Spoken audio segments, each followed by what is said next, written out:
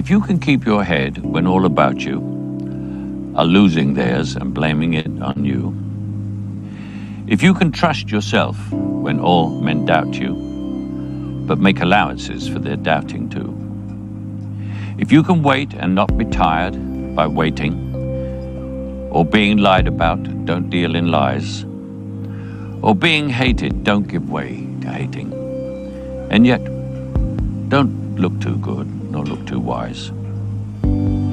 If you can dream and not make dreams your master, if you can think and not make thoughts your aim, if you can meet with triumph and disaster and treat those two impostors just the same, if you can hear the truth you've spoken twisted by knaves to make a trap for fools, or watch the things you gave your life for broken, and stoop and build them up with worn-out tools. If you can make one heap of all your winnings and risk it on one turn of pitch and toss, and lose and start again at the beginning, and never breathe a word about your loss. If you can force your heart and nerve and sinew to serve your turn long after they are done, and so hold on when there is nothing in you except the will which says to them, hold on. If you can talk with crowds and keep your virtue, or walk with kings nor lose the common touch, if neither foes nor loving friends can hurt you, if all men count with you, but none too much, if you can fill the unforgiving minute with 40 seconds worth of distance run, yours is the earth and everything that's in it, and which is more, you'll be a man, my son.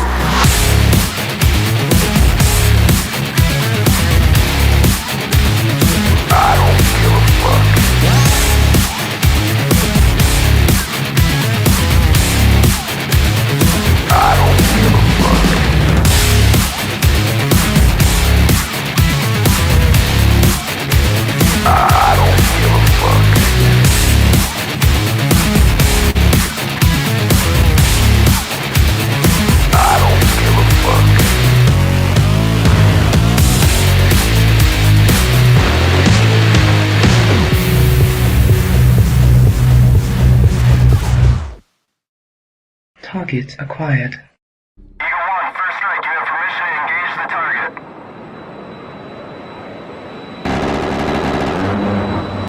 Warning: the following video contains explicit language which may be offensive to some viewers or inappropriate for children. The content within this video is intended for mature audiences only.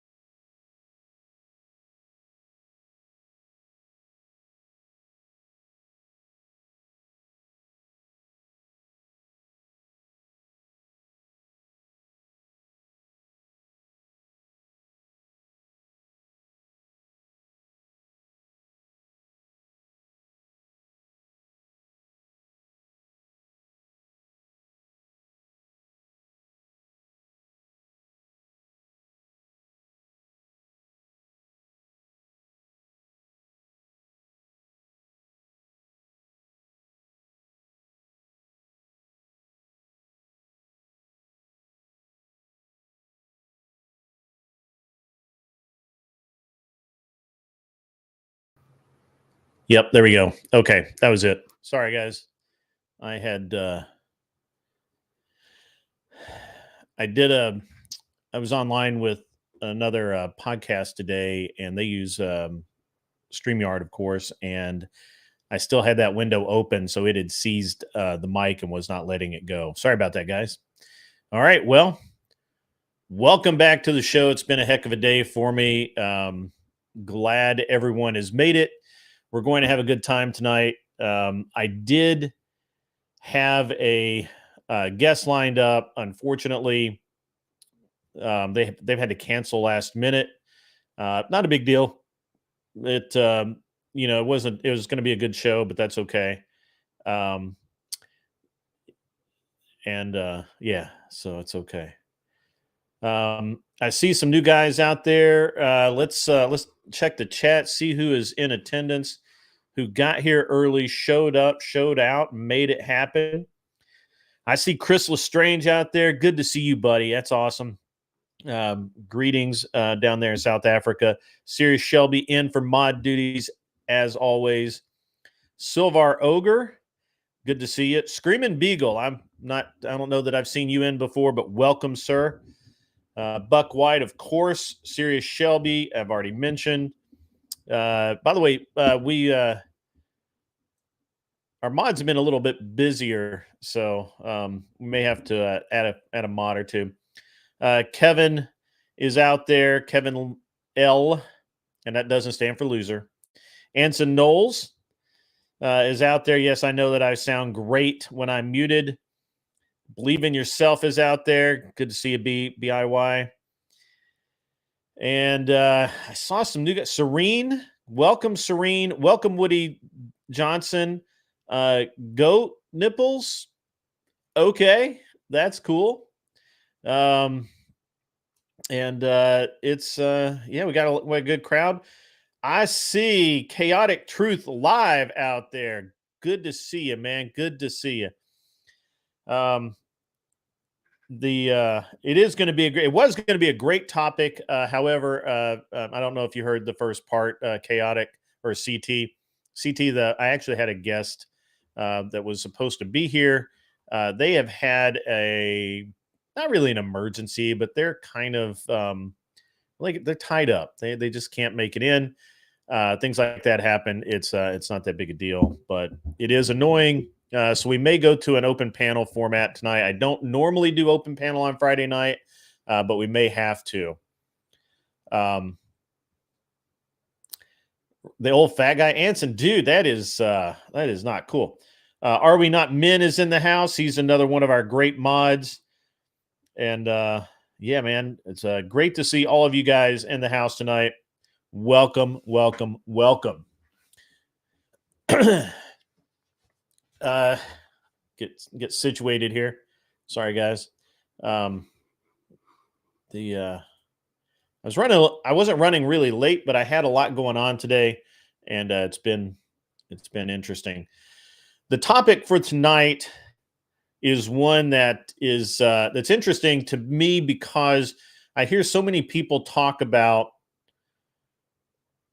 what a relationship is or means to them or whatever, but they really don't talk about whether they want the health of the relationship or their mental health, and in some cases it's mutually exclusive. My buddy Anson knows what I'm talking about. He kind of inspired this topic. We've all been watching Anson in the late stages of his current divorce. Apologies for that, Anson. I know it's tough on you, but we've all been watching this kind of as he's interacted with us. And even though he's very even keeled and is a great commenter, Anson's always a great asset when he comes up and talks on a panel or whatever. He's a very intelligent man. You can still see that it wears on him having the divorce and of course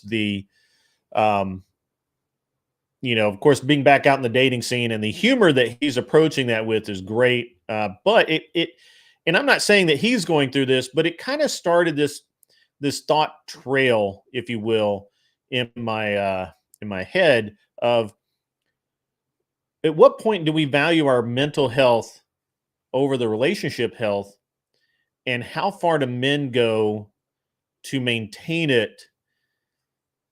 Because as we all know, we've all seen the crazy hot matrix. We understand that, right? So yeah, it's good stuff, man. It's good stuff. So let me, and Anson, I'm not picking on you, brother. I am really not. It's just listening to you the other night talk about the date, and you were doing it with a lot of humor. I am going to give you full credit that you were just dealing with it in a very, very even keeled and humorous way. But that inspired me to kind of look at it from a different point of view.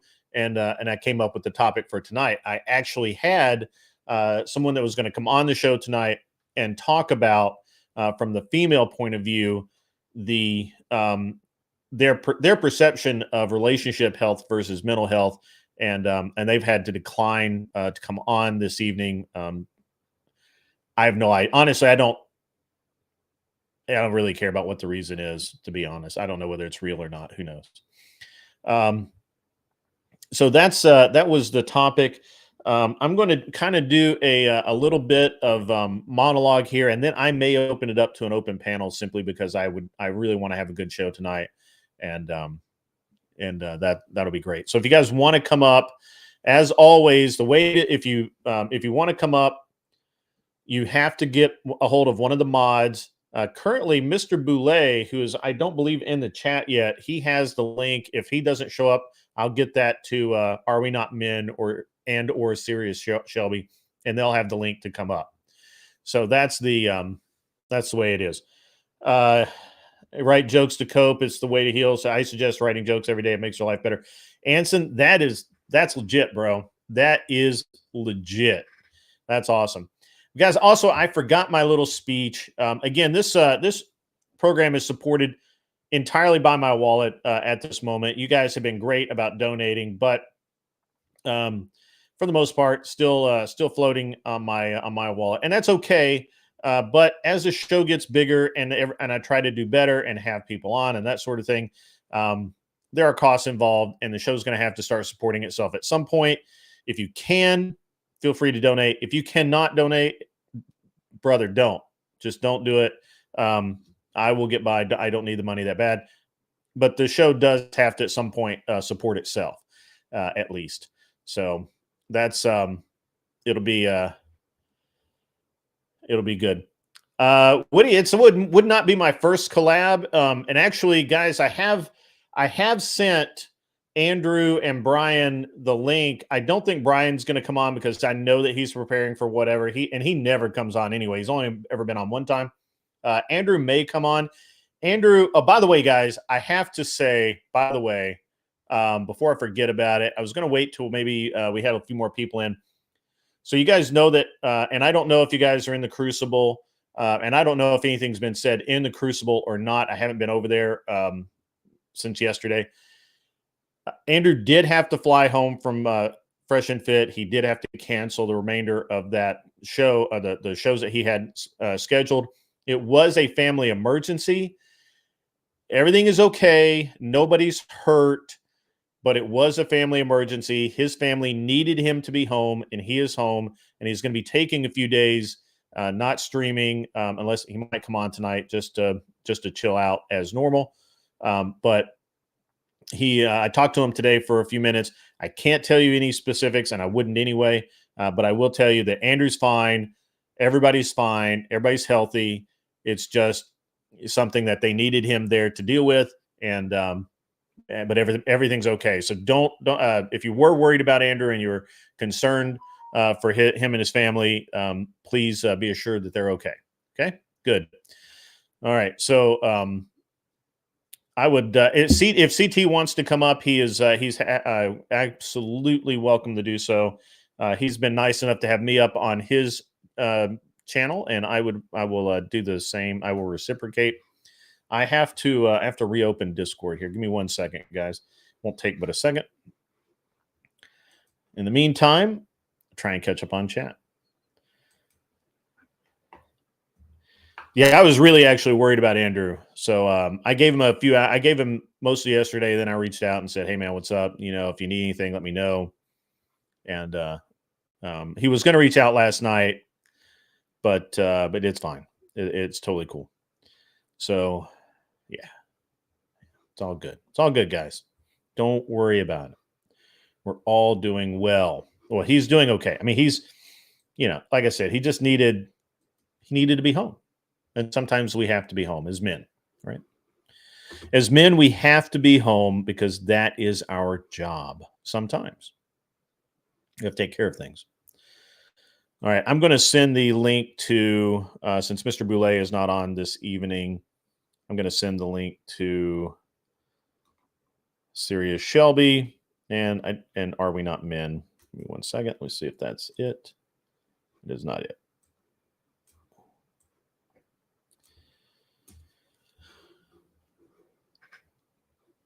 Greetings, John Dunning.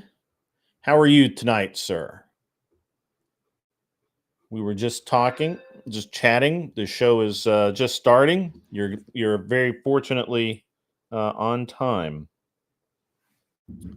As I mute my phone, because I never do. Does anybody have any input on tonight's subject that they would like to share?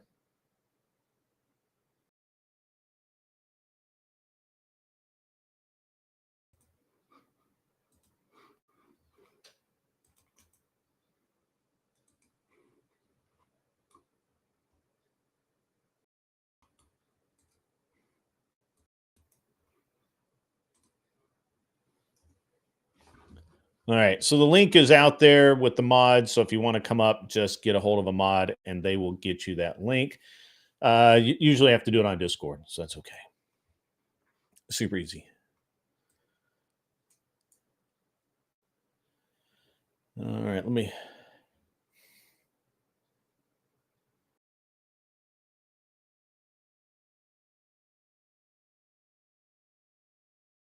Yeah. I bet, Chaotic Truth, that, I don't know if he's still in the chat, but that is he does a great show.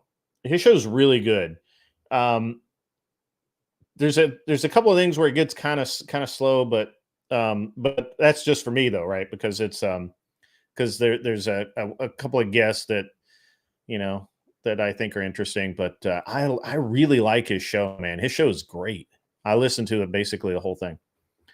Matter of fact, I did listen to the whole thing. It's better with contract soap. That's funny. Ghost 1978, welcome back, sir. Good to see you. Good to see you. Hey, so on another note, guys, now you guys know that I don't tolerate a lot of things. Like not that I'm intolerant. I'm just, what's the right word here? I don't allow people to annoy me very much. And one of the things I seem to be fairly decent at is kind of cutting out the negative people, the people that are just out to, for lack of a better term, just be annoying, right? And so you guys that have been here for a while know that at one point in time, early on, I went on a stream by a fellow named Based Oracle, and then Based Oracle had a problem with Andrew, and Andrew exposed Based Oracle for being a charlatan and a backbiter and all, just not a very good person. And I have said repeatedly that I wasn't choosing sides until all the dust settled, and I actually never did choose a side per se. But the dude's actions were such that he just can't stop talking about me, I guess. I got sent a clip today where he's still going on about me, and I don't know why. I never talk about him. I'm only speaking about it now because it's interesting to me that someone that is literally meaningless, and I'm meaningless in his life. Why does he need to talk about me? I have nothing to do with him. I am not in his circle. We do not communicate together at all. So it's very interesting to me, and I can't get over it. It's very, very interesting. All right, guys. So let's get into this. So relationship health or mental health, can you have both at the same time or not?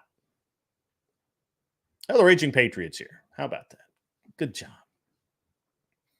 Also, hey, guys, please spam Chaotic Truth's channel, please. Please do that.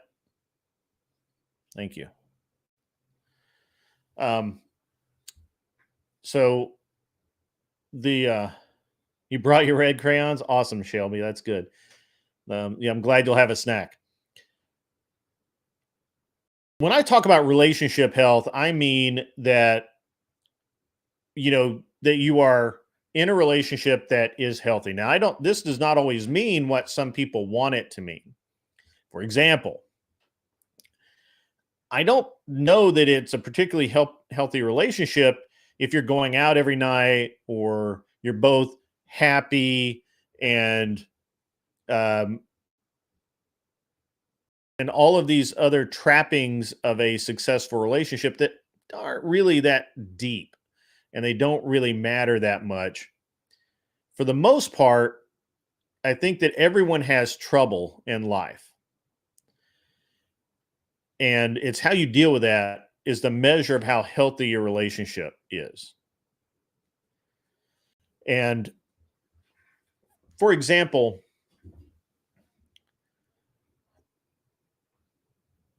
and I'm going to pick on myself for a minute. So my wife and I are not the same person. My wife, for example, is we have completely different opinions on many things. I don't particularly like to do some of the things that she likes to do. She thinks a lot of what I want to do is absolutely boring. And she just does not care. And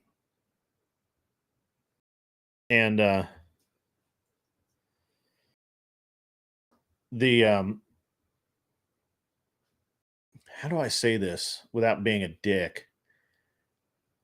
It's like, for my wife and I, we've been married 19 years. Our first 5, and this is something I think that most couples should do if they can. Camera again. I don't know what's going on with that thing. Most of the time, I think that most couples, that don't marry early should, like my wife and I got married. I was later in life. She was younger, but not a teenager. So the first 5 years, we traveled, we did all of the things couples do. And we kind of had that period of life where it was like idyllic, I guess. And we had kids and we settled down, and then life slaps you around a little bit and things work out. And there's no reason at all for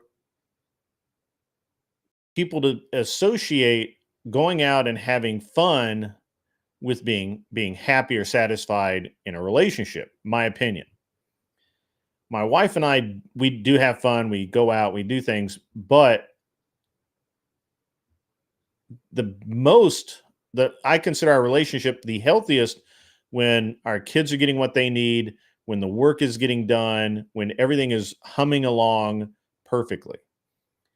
And I've heard other people say that, they'll say, well, you have to be happy in a relationship, and happiness is different things to different people. And of course, the health of a relationship is different things to different people, right? So when we're sitting here talking about happiness, man, I really wish that girl would come on. It would just be so much better with someone to bounce this off of. When we're talking about relationship health, mental health, that sort of thing, your mental health, we are stronger mentally than most people tend to think we are. And I find it really interesting that there's so much nonsense out there. If you're, that people just get wrapped around the axle about. And it's just so bad. It's just so bad.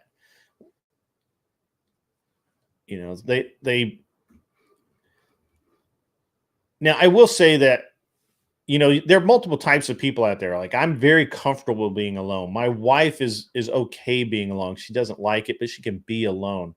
So if I'm not around for a couple of days, it's okay. If she's not around for a couple of days, I'm okay. When I had to travel all the time, that was really hard on both of us, but we were strong people, and the relationship never suffered really. But if you listen to modern experts, massive air quotes there, if you listen to modern experts, this is all wrong. and I don't know what makes them experts, but I have an idea that for the most part, they're full of shit. They're just full of shit. Anson Knowles says, some women need the man to make them happy. There's an unreasonable ask because it's not a man's job to be responsible for their wife's emotional state. I agree with that. I think that that's accurate. I think that a man's job is to provide for his family to the best of his ability in the best way that he can. And there's no I like the way Dennis Leary said it, right? Dennis Leary said it best.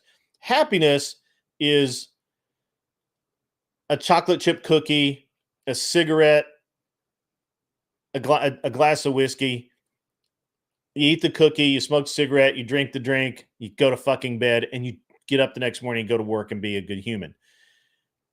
That's happiness comes in small doses. And I don't know that it's a I don't know that it gets any better than that, folks. I just don't. I mean, now I don't drink, so that I don't drink or smoke, so that eliminates two of them, but I do occasionally enjoy a nice chocolate chip cookie for sure. But the idea of an idyllic lifestyle seems crazy. And I don't know. I really don't know I don't know how better to put it. It just seems nuts. John Dunning says the media has screwed up the minds of generations. You know, you're not wrong about that. I agree with you on that. I think that the media, and I mean TV, magazines, newspapers, Women's Home Journal, Vogue, what the fuck ever, I don't even know. They've told people what happiness is without any of it actually being happiness. And I really, really wish I had this young lady here tonight, and so that we could talk. Hey guys, if you could spam Glenn's his I'm going to do this because Glenn's not cammed up. Let me know when you're going to cam up, Glenn. He might be asleep. He might have gone to sleep.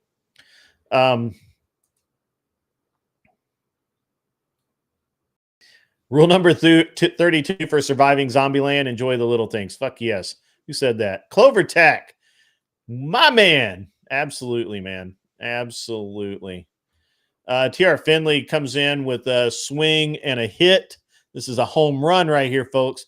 Too many people associate excitement with being happy in a relationship, being comfortable, and being okay with that is far more important in his opinion. And I think he's right. I think that that's a home run. I think that that's exactly correct.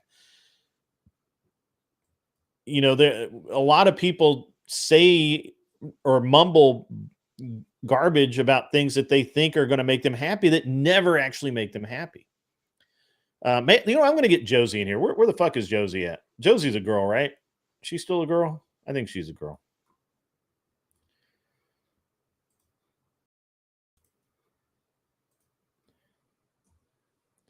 We'll see if Josie pops on. That way I have a girl here and we can talk to her because she's mostly sane, I guess. Yeah, so is Chaotic still in the house? What does he think about this? Don't torture you. I'll keep her in line. Don't you worry. Glenn, are you awake? Sorry, I'm here. My bad. I was just in the middle of a call. You're cool, man. You're cool. I just want to make sure you were awake, man. I know it's. Oh yeah, no. I was awake. Relationship health and mental health. Is it possible? Yeah. You should. You're an expert on this too. Clover Tack, for the record, my wife enjoys the little things. Obviously, I saw this really interesting clip today that somebody sent me, and it was this. There's two little boys arguing, and the little one of them was standing next to his parents, And the one kid says, your dick's the size of a Tic Tac. And the other little boy says, that's why your breath smells so good. I thought that was fucking funny. That is pretty funny. It's the little things, right? The Tic Tacs of the world. You know, is Josie in the chat yet? Paging crazy Josie. You're not crazy. She's not. So she's not actually the question is it possible? The answer is yes, it's possible. But it requires intentional discipline. You can't be reactive. You have to be proactive in maintaining your mental health as well as your relationship health. And I'm one to blame, but far too often we tend to be more reactive than proactive. We tend to address things once they come at us, not so much prepare for things as if it might come. Yeah, okay. I agree with that. It's like, hey, Michelle. Michelle would know too. Women don't get Michelle a link. Michelle, come on up. Women wait till the problem is already present rather than avoiding the problem to begin with. It's not just women, men do too. Mm-hmm. Yeah, I mean, but Glenn, let me ask you something, because I know that you've been divorced. I know that you've had so does everybody else know. No, I'm kidding. now everybody else does. So I know that you've been divorced, and I know that one of those, because you and I've talked about it, without putting your business out in the street, it just wasn't as friendly as it could have been. Would you say that the health of that relationship was in better shape than your mental health when it all happened? Yeah, like it came to a point, I think everybody kind of experiences this, when they value the relationship over the individual. And I'm not saying that you shouldn't. Let me clarify, because once you get married, there's no more me, it's we, right? So if something is not working for me, guess what? It's not working for we. Right. But people are selfish. We're selfish by nature. And because we're selfish by nature, we don't think about the we think about the me and the me only. And in doing so, we make decisions on how is this going to affect me, not so much of how does it affect we. Now, if we really cared about our mental health and our relationship health, we would be proactive in making sure that we are not going to be putting ourselves intentionally in scenarios that are going to be unnecessary added stressors to our mental health. Because if something affects your mental health, it also affects your relationship health. Sure. I don't think the two are necessarily entirely separate. Oh no, definitely they're definitely not separate at all. I think and I think that you really have to, and you said something really important there, right? Like mental health, your mental health is directly related to how healthy the relationship is. So if your mental health is suffering, the relationship will suffer. But here's the thing though, if one person is basically destroying the relationship, right? Or out of balance. But it's never one person that destroys the relationship. That's the problem. That's true. But it's one person that can definitely have an effect on the health of that relationship, right? On either side, right? Like if the and you see this all the time where women say that that you're not communicative, right? Like the man has all of a sudden just shut down. They're not available. They're emotionally not there. What are some of the other things that women say that you are emotionally dead. yeah, okay. Yeah, it's not there. You're not there. You're not willing to You're not talk. present. You're not present. Present. Thank you. Yeah, that's good. You're disconnected. I'm like, bitch, I'm right here. I'm present. Where men, when men are in that frame of mind, oftentimes they're trying to work through something, or they've got a problem at work that they need to deal with, or they've there's a problem with the household in some way, something that they've taken on a burden, right? And for a lot of men, they take on that burden without actually saying, "Hey, I'm taking on this burden." They don't put it out there in the streets, right?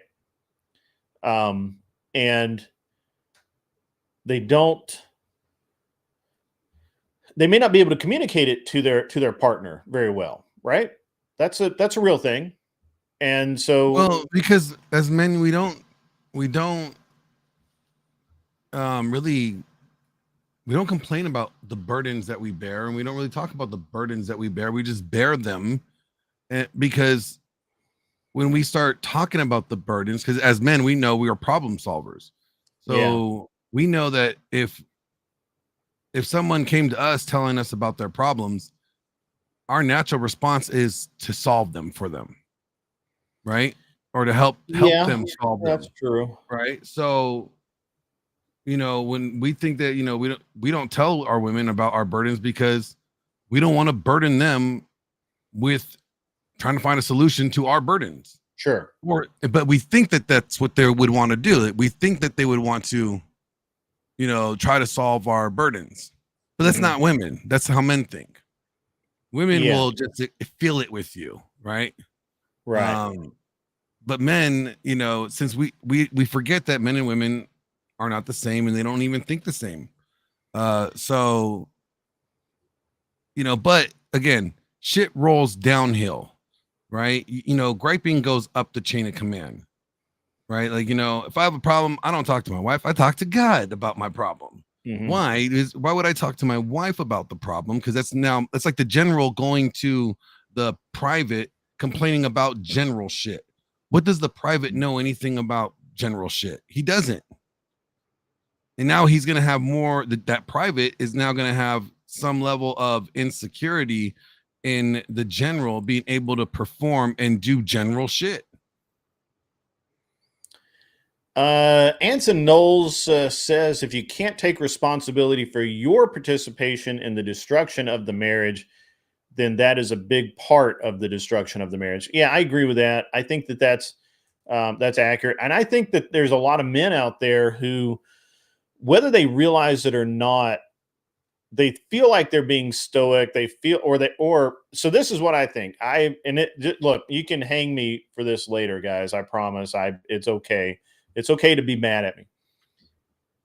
I think, based on my experience over time, the more I've tried to communicate and appease women, the worse my relationships have gotten overall. Now, sitting down and communicating when they were ready to listen and they were ready to talk and they were ready to actually work towards a solution, that works. When they're firing off at you and just being angry, I don't know that engaging in that is productive. And worse, it's really bad for the man's mental health. But let's look at the woman's mental health for a second. Michelle was saying that, and I like this comment. This is a really good comment. I have to get over to the right screen to put it up on the screen. Hang on one sec. And this is a really great comment. I think that men, as men, we often forget that women are different, and so we have to treat them differently than men. This is our fault. This is not a woman's fault. Although to some degree, I think I think women need to remind men sometimes that, hey, I'm not the dudes that you work with. I'm your wife, and you need to speak to me differently. Actually, my wife does that occasionally. She'll literally tell me, "Hey, I'm not a dude.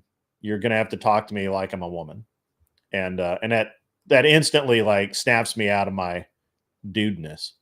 Michelle says, "I will say I have had relationships really improve my mental health.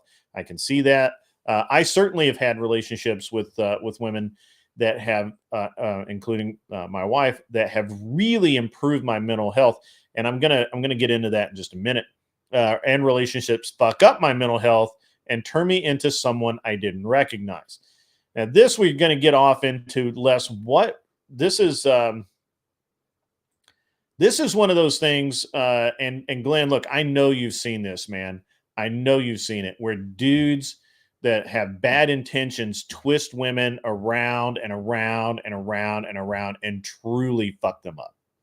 Oh yeah, no, those guys really pissed me off. I mean, they suck, dude. They absolutely suck. Josie, you have to behave yourself and focus your camera.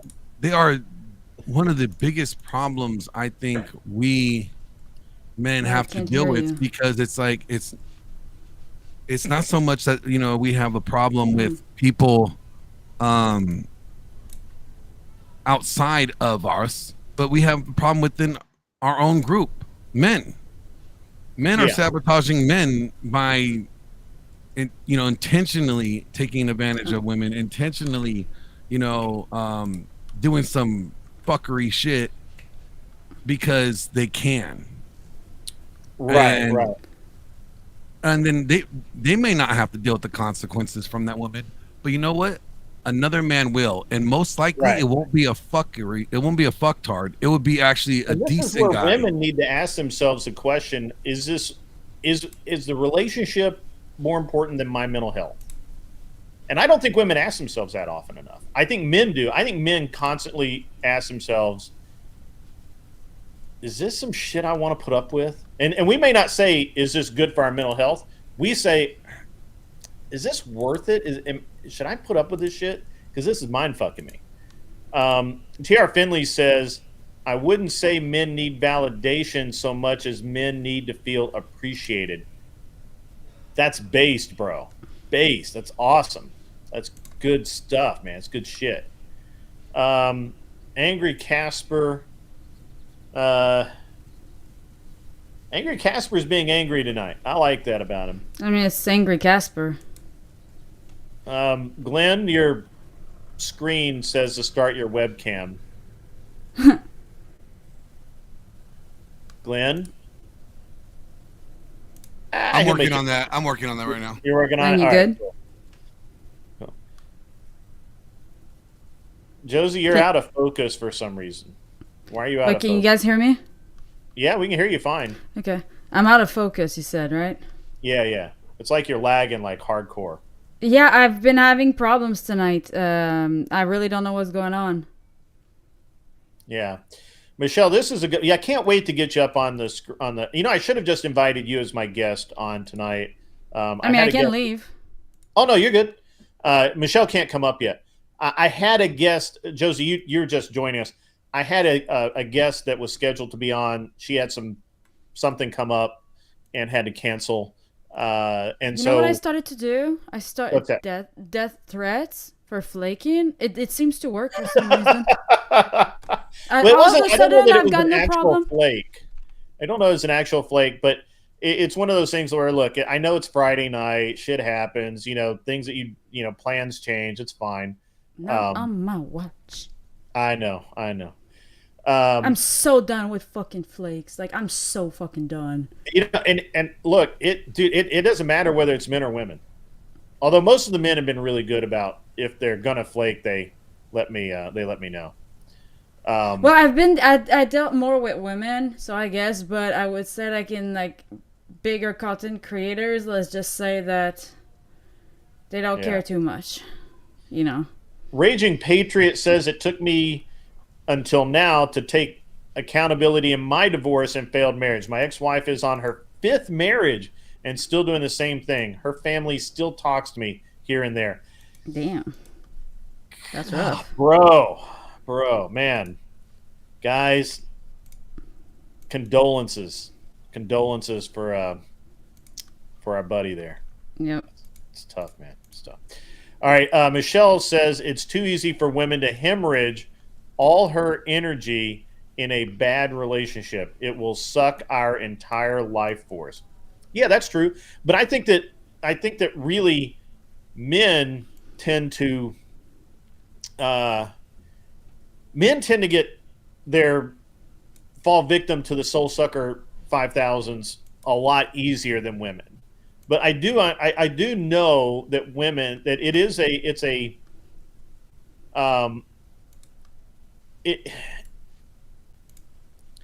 is not unusual, I think, for women or men to be in bad relationships. So those happen every day. We can't get away from it.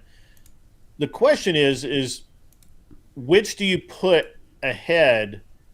Is it the relationship, the health of the relationship, or your mental health? So if you're going to have good mental health, right?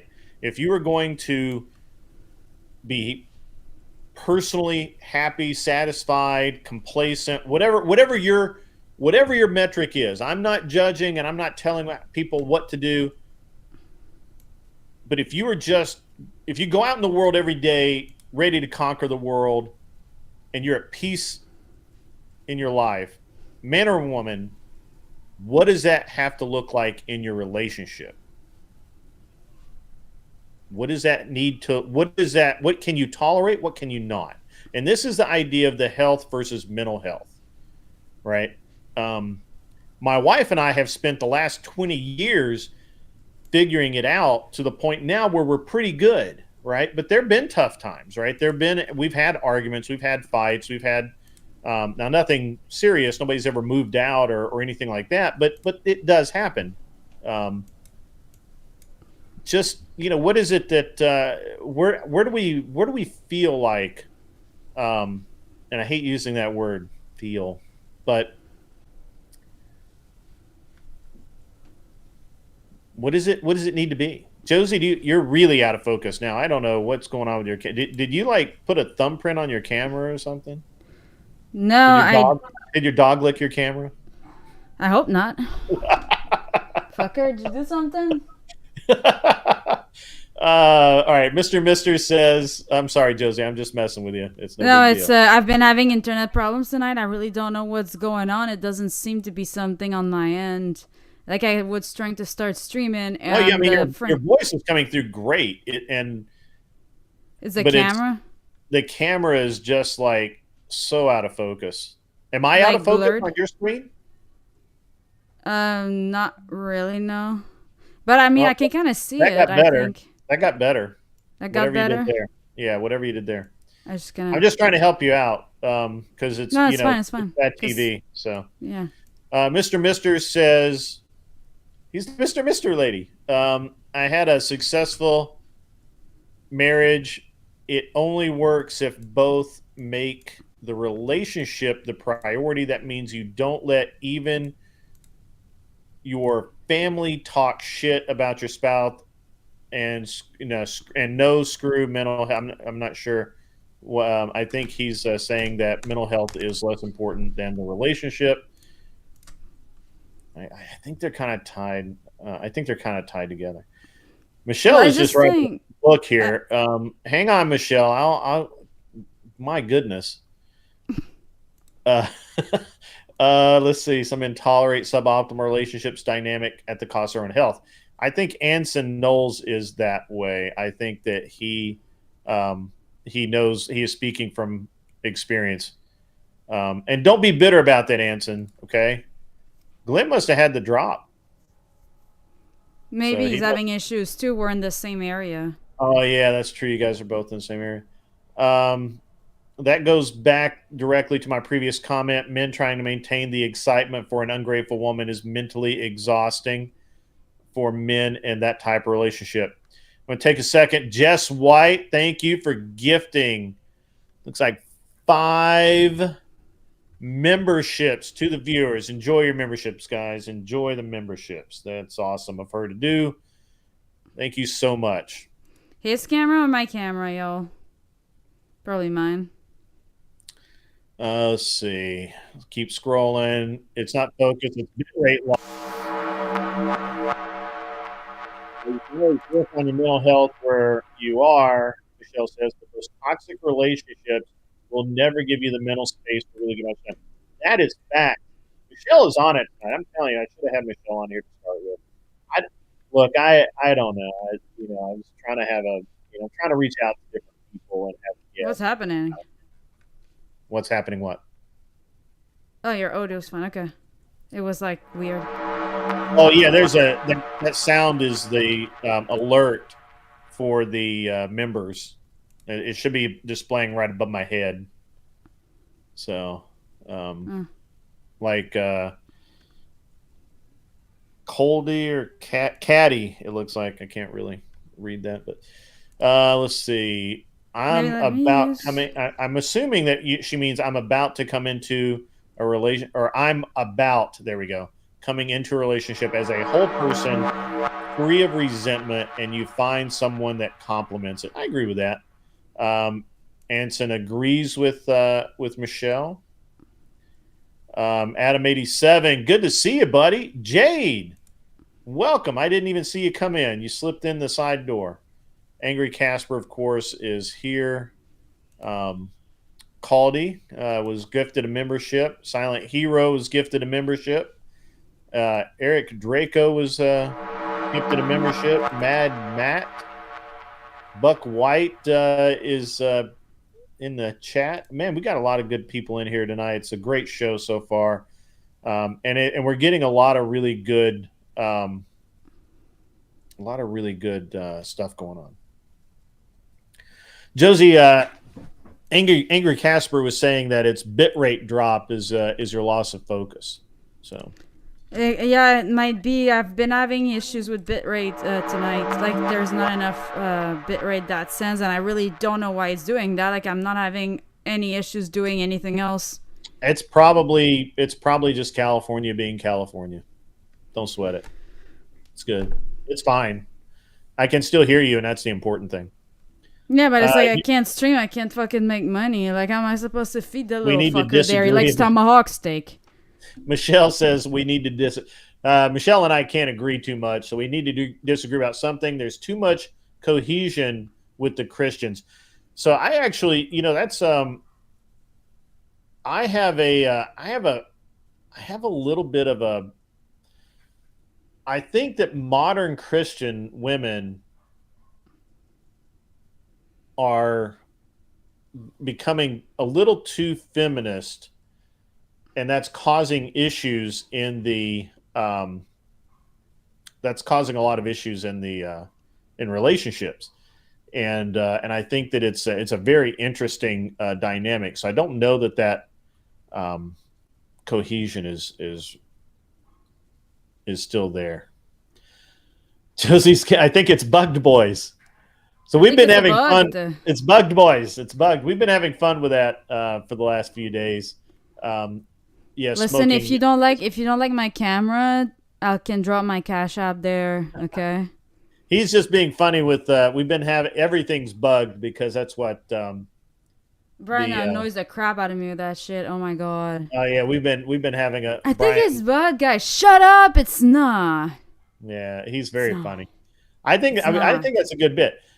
Michelle, I know that you're playing, but it brings up a solid point that I think that there's a lot of feminism in the Christian marriages these days that is not helping that mental dynamic in you know who owns most of the mega churches, right?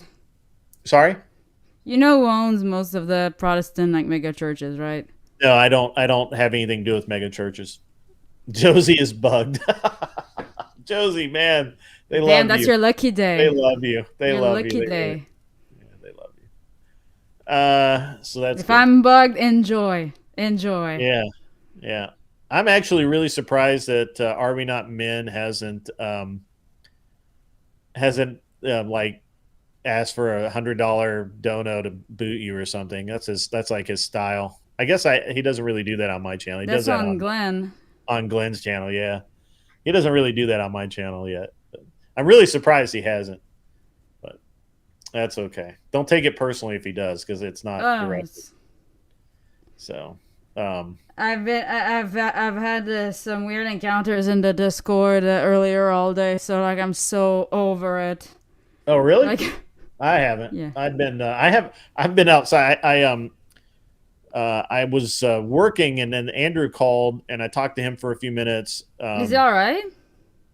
Yeah, he's fine. Oh, you didn't hear? Yeah, he. So the whole thing with Fresh and Fit was that he's supposed to be out there. We all knew that, and he still had 2 or 3 shows to do, but he had a family emergency. He had to fly back like right then, and Yeah, no, I was wondering about the family emergency, but yeah, no, I mean, I won't get into it, but everything's fine. Everybody's safe. Everybody's healthy. It's just, it was an emergency and he needed to be home, and he is. It's going to take him a couple of days to get everything kind of settled back down, and then he'll be back streaming. I sent him the link to see if he wanted to come on tonight and just kind of chill out, which he does from time to time, but he hasn't. He's not made it in. So where's Garrus at? I saw him make a comment way up there. I want to grab that.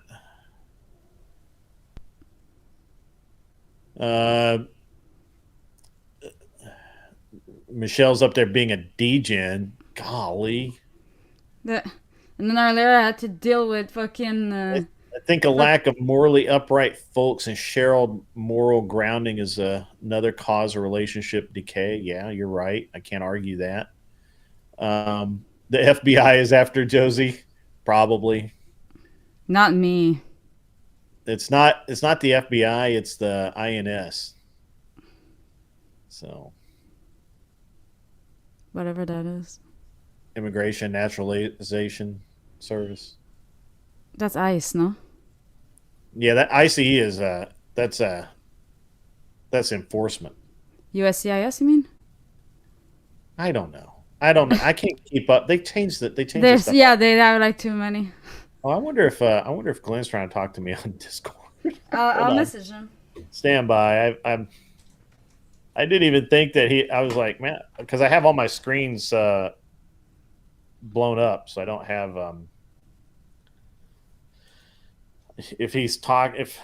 Oh yeah, there we go. Nope, that's not him. All right, he's cool. You okay? Let me ask him if he's okay. You okay? He might be having serious internet issues as well. So, because he was saying he was trying to fix his camera, which usually is not that big a deal. You probably pulled a wire. Yeah, A cable, I mean. Coomer's got a coom. Michelle says that she sucks way too much dick to be a feminist. Okay. I guess. I don't know how to take that. Deport Josie? No, we can't deport Josie. We can't wish that on any. I would imagine that any country we sent her to, that they would consider that an act of war. So I mean, I don't think that any ICE agent is paid enough to take on that task, so. Yeah, that's fine. Yeah, okay, so that's good. Sir, that shit's above my pay grade. That's funny. That's funny. We're gonna deport you and your little dog too. It's not even my dog. Is that even your dog? That's not even my dog. Oh, my dog's hilarious. I'm actually surprised she hasn't been thumping on the door. You should have seen him with Glenn the other day downtown Huntington. Oh yeah, I heard about that. He was trying to act like the big alpha dog in front of Glenn, and he was like barking, like growling at him with like the tail waggling. It was like, I'm tough guy. Then there's a bunch of chicks that walk by. He's trying to follow the chicks inside the club. You're like, the fucker. There's a channel called Old TV Time, goes over general life and relationships in the 40s through 60s. Pretty cool channel. That's cool. I like that. Here's the main thing that I wonder, like, we tried to go like one size fits all cookie cutter type of relationship and ideal sort of prescription or directions for your relationship. However, is there such thing as a one size fit all? Couldn't we agree that like it's more about perspective and that everybody's different? Like I've kind of just noticed that, because what I've noticed is it's always about perspective. You know, you say, well, the man has to be like this and the woman be like this. And we always kind of we always find a way to rationalize the relationship fitting this mold or not fitting it. Josie, we're getting a lot of echo from you. There's no echo. Well, somewhere we were getting echo. Somehow we were getting echo. So, whatever. Was it me? Oh, it's probably you. Yeah. What's up, Glenn? You're back. Oh, dude, your voice, your audio is way better. Is your internet fucked up too? I don't know. My audio's better? Yeah, your audio is way better. Oh, good. That's probably why your mic is, your sensitivity probably came back up, and that's why you were getting Josie's Is it still echoey? No, you're good. Well, only when Josie was speaking was it echoey. Josie, speak. Hello. Yep. Is that working right now? Good now. Yeah, seems good now. It's all good? Cool. Yeah, awesome. Cool. So, where are we at? I'm sorry. Actually, I mean, we were kind of still talking about the relationship thing and how, well, actually we were just kind of rolling along with it, man. They were talking about, I think the last thing we were talking about is how feminism, or pardon me. What I just asked. Yeah, there's the feminism in churches is causing some decay in Christian marriages and happiness. So. And then I was about to read that. Who would have thought? Right. Yeah, who would have thought that? Michelle says, I actually like Josie. I heard her say she doesn't like hanging out with women, and I share that sentiment. That's right. The measure of intelligence is how much you agree with me. The sad thing is like, you know, the sad thing is like, women don't even like women. You know what I mean? Like, y'all don't even like each other. I mean, it depends. Like, if you gotta deal with the y'all issues hate I gotta us deal men. with, you would hate women too. But it's like y'all hate us men, and y'all say we the problem, but y'all don't even like each other. At least men, we could actually get along with each other, even if we don't like each other. I mean, that's facts. I mean, don't ask me. I mean, men will absolutely hate each other, and they can But still you would work not be able together. to tell. Yeah, you can still work. Well, you could at 5 minutes after work. Yeah, 5 minutes after work, exactly. But you know, during the day, you would think some of us are best friends. No, we just know that the mission is more important than our feelings at the moment. Our feelings, we could deal with how we feel about the individual later. But right now, this mission, this goal, this task, that is more important than how we feel. I think this is a great line. This is from Married with Children. Al Bundy said this. Women understand women and they hate each other, and you kind of have to hear it in his voice. But the greatest, but he left off the greatest portion of this, and it was actually saying that's why men don't really try to understand women. Why because there's nothing to understand. Why would you do that? There's nothing to understand. Literally. Why would you try and understand women? It's about rationalizing instead of reasoning. It's easier to like them when you don't understand them. So, well, yeah, because once you understand them, you're like, I mean, Then can you you got even guys going understand MGTOW. them? Can you even understand them? Like, there's nothing to understand. There's no logic. It's all rationalizing their way out of something all the time. oh, this is a great one. Sylvar Ogre. It's a great name, by the way. Sylvar Ogre. It's like very World of Warcraft. Is that a World of Warcraft thing? Probably. Why do women always say, I don't get along with other women and I'm not like all the other girls? Why do they say Well, because they constantly want to set themselves apart. They want to be a special snowflake. Nothing actions speak louder than the words, which I did not say that, first of all. Second, see me around other girls and see it for yourself. Okay? Just see it for yourself. I don't need to tell you. Y'all don't believe her. I mean, That's your if I prerogative. get along, I get along with some, but most of the time, I just get really annoyed by the entitlement that I deal with coming from women, the solipsism and lack of reliability. Again, that's also my area, and that's the type of women that I have to deal with. So maybe if you're in the middle of Idaho, okay, maybe my experience of a woman would be a bit different, perhaps better. Okay, I'm Women in are like women. I'm in Southern Anson Knowles, California you're not supposed here. to say this. Anson, you are not supposed to say this out loud, bro. This is you say this silently in your head. The worst part of watching whatever and following the manosphere, I now understand women way more, and I get the ick just watching them be themselves. Good women are rare. I'm supposed to say Well, that. I mean, out if loud. anything, you should say that about people in general. Yes, You I mean, know, you could say that about people in general, but like you're not supposed to like- say that out loud, though. I would say, as much as the manosphere may International man expose, mystery stuff. as much as the manosphere may expose the worst about women, right? Or we're aware of female nature or whatever. It also exposes the worst about men. I was about to say, and I was literally about to say that we haven't even talked about the manosphere and its effects on relationships. We And can just talk about the man within the debate relationship sphere health on anyway. YouTube. Ugh. They're so emotional. So in theory, if you're part of the manosphere, in theory you should be very stoic. And Glenn, Or Fanaby.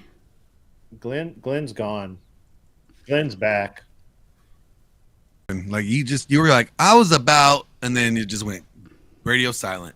Yeah, we were here and you were gone, and then you were back. Oh well, there goes the Matrix trying to get rid of me.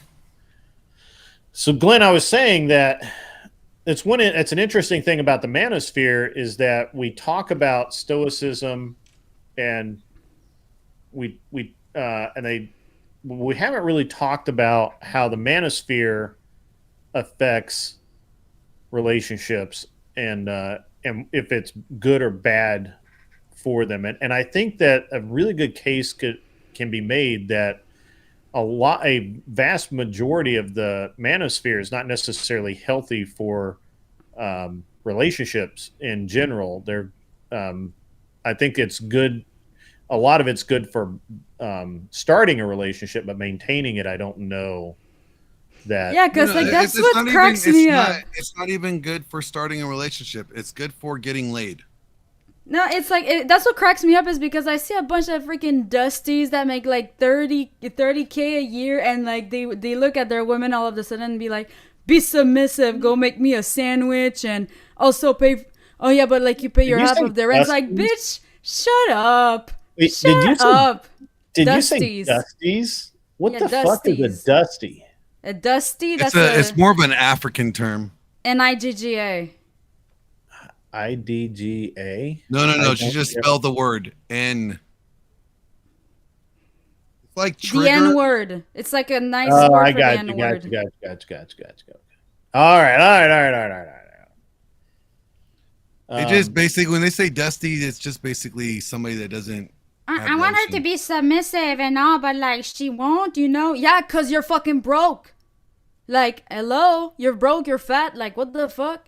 Well, I don't think like- that money has anything to do with the woman being submissive. I think that By I think that's a red pill thing that I disagree with.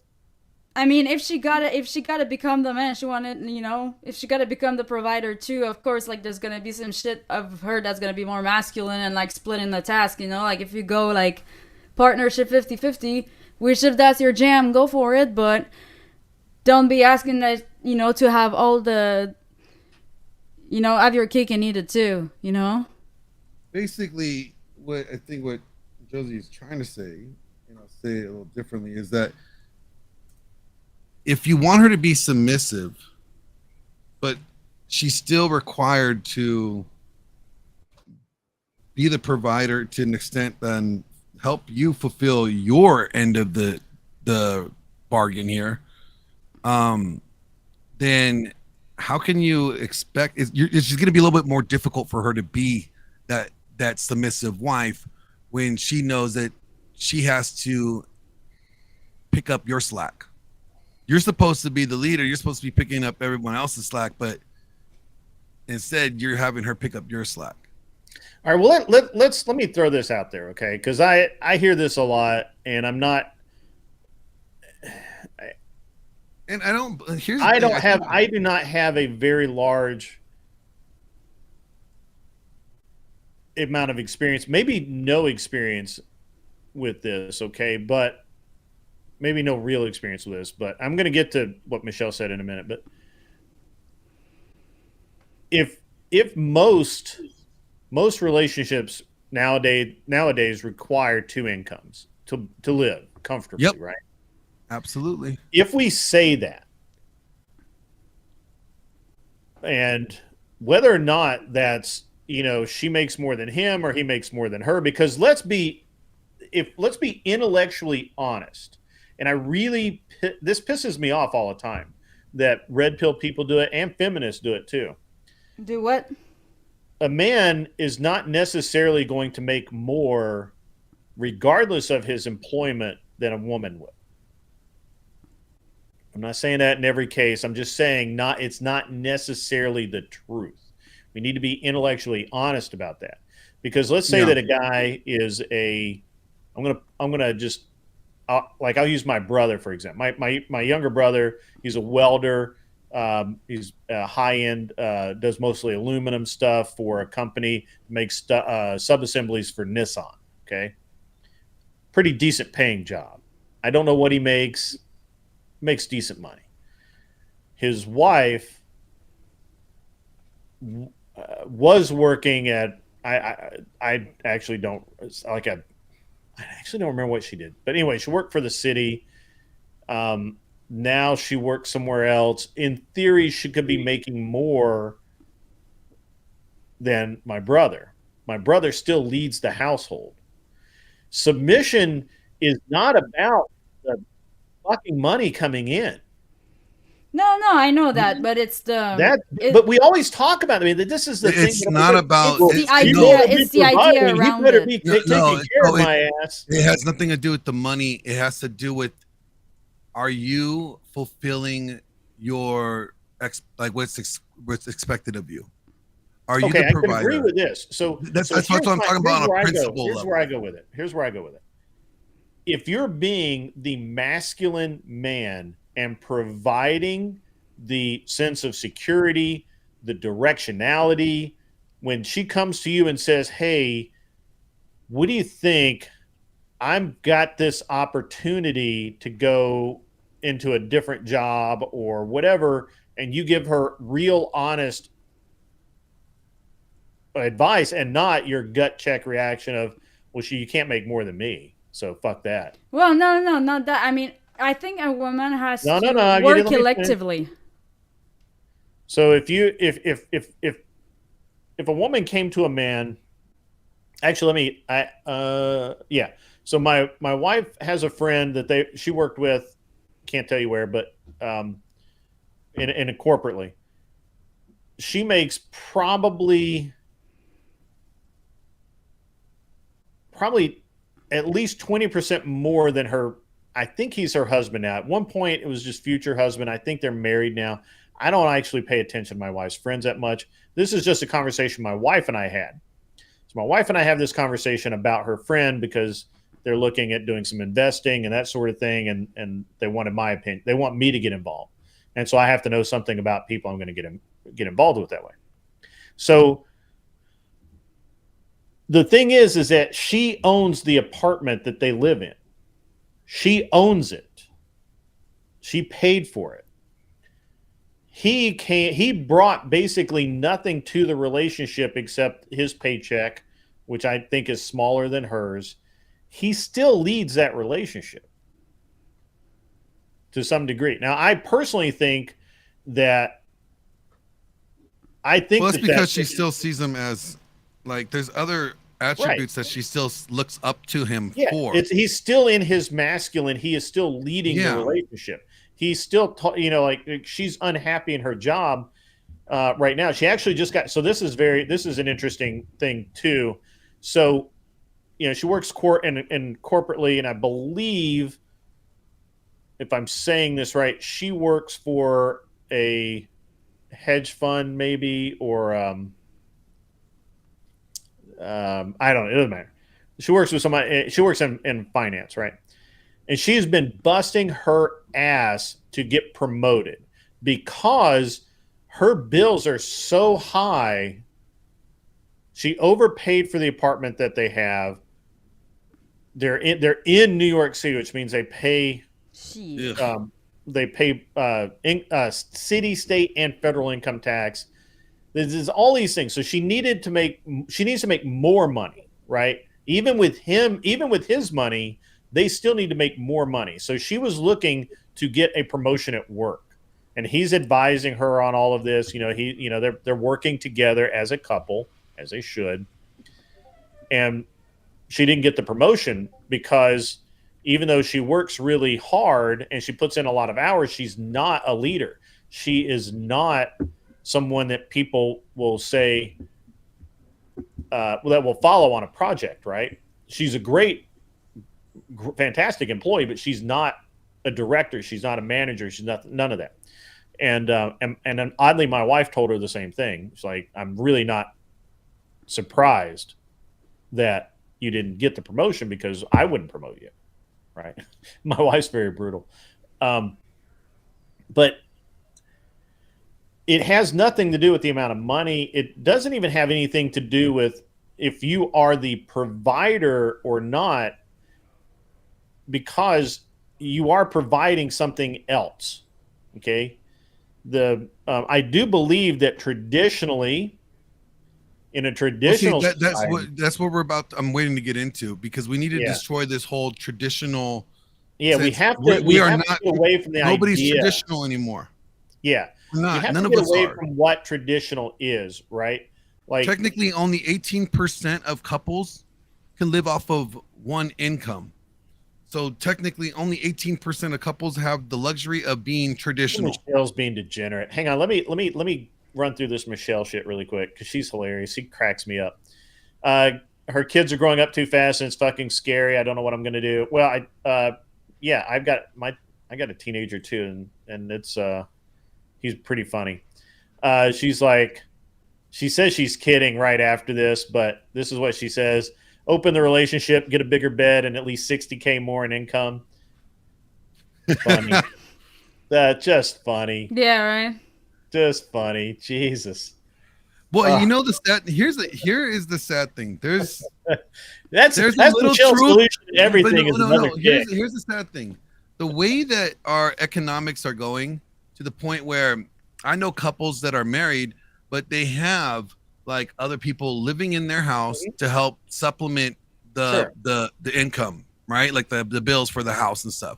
You got husband and wife working, they got 2 kids, and then they have another adult or a couple living with them to help pay the mortgage and pay the bills. Yeah.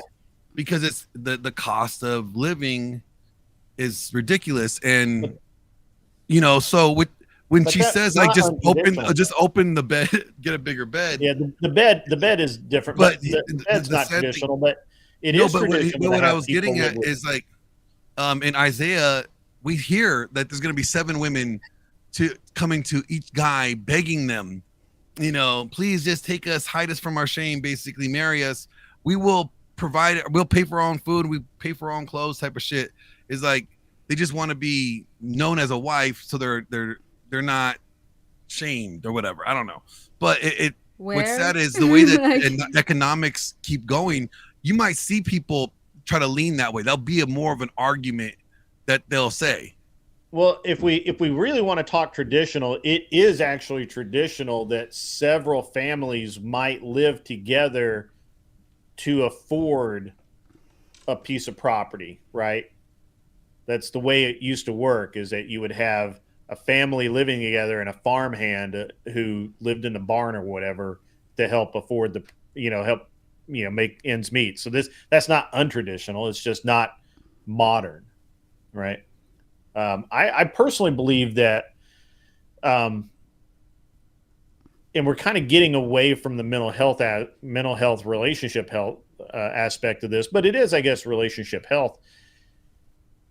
If you can't rationalize the idea that you may make less than the woman you're with, or you may make more than her, but even together it's not enough, then as a man, if you're red pill, you can't live that. I mean, that literally you will become a narcissist overnight, because you cannot make that puzzle work, right?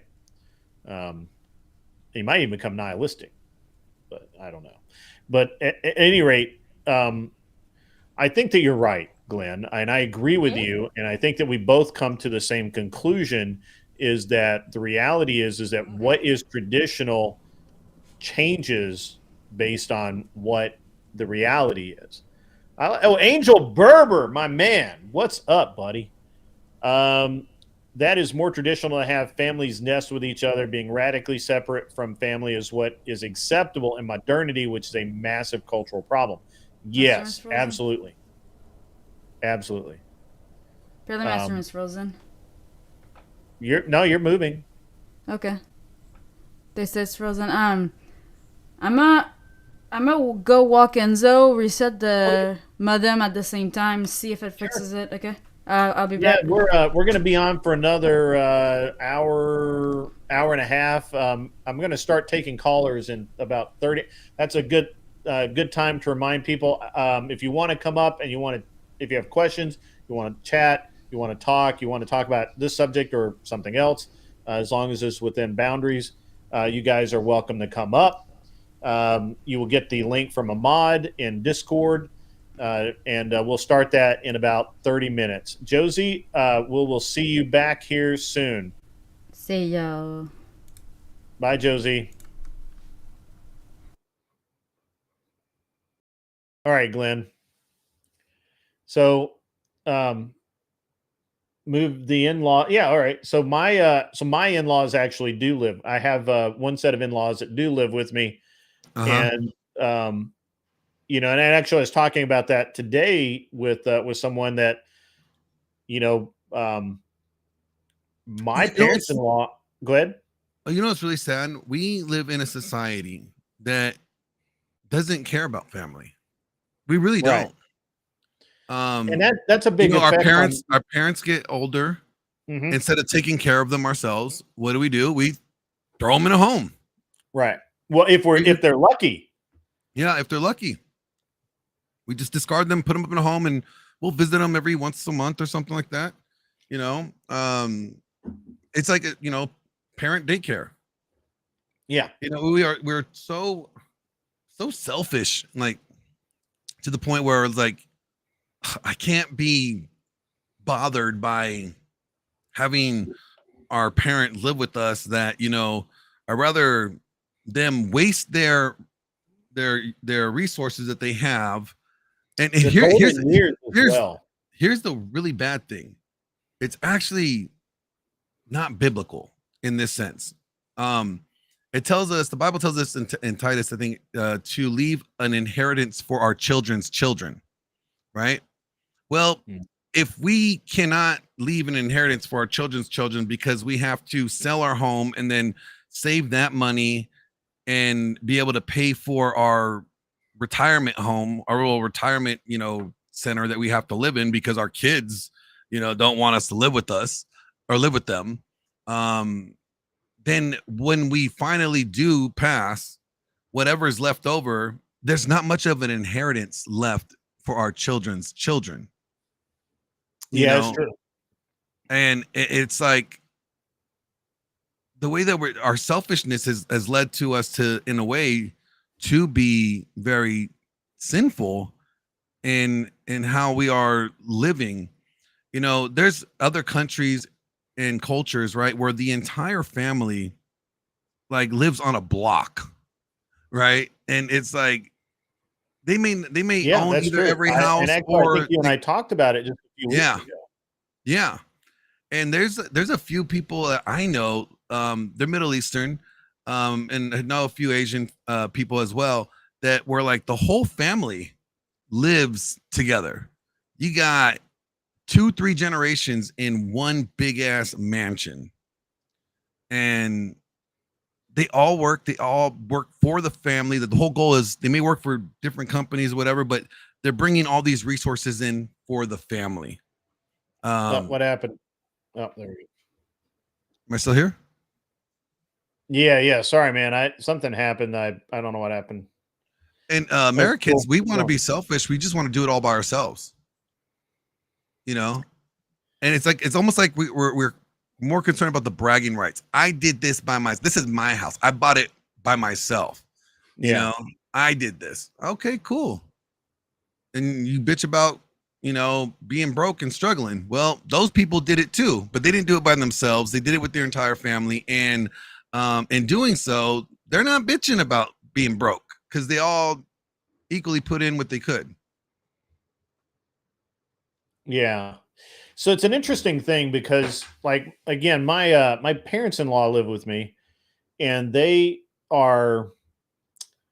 older and they require some care. And one of the things is that my wife actually takes care of them to the point where she takes them to the doctor visits. She runs them wherever they need to go.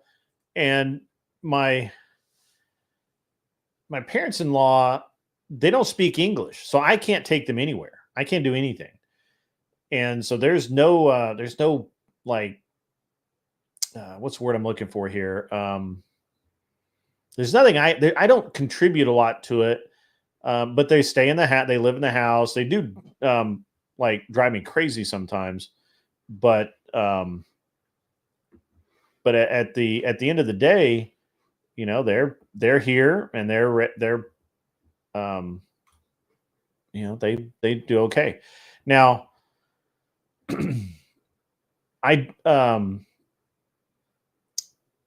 my mom lives by herself still. She's very independent. She doesn't want to live with anybody else. We gave her that opportunity. She doesn't want that. So she has a house, and she's going to stay living by herself for some time, and that's okay. But going to the subject of mental health and relationship health, can you imagine what a slap in the face it is for say your wife, if you basically said that you didn't want your in-laws living with them, right? That would be terrible. I think.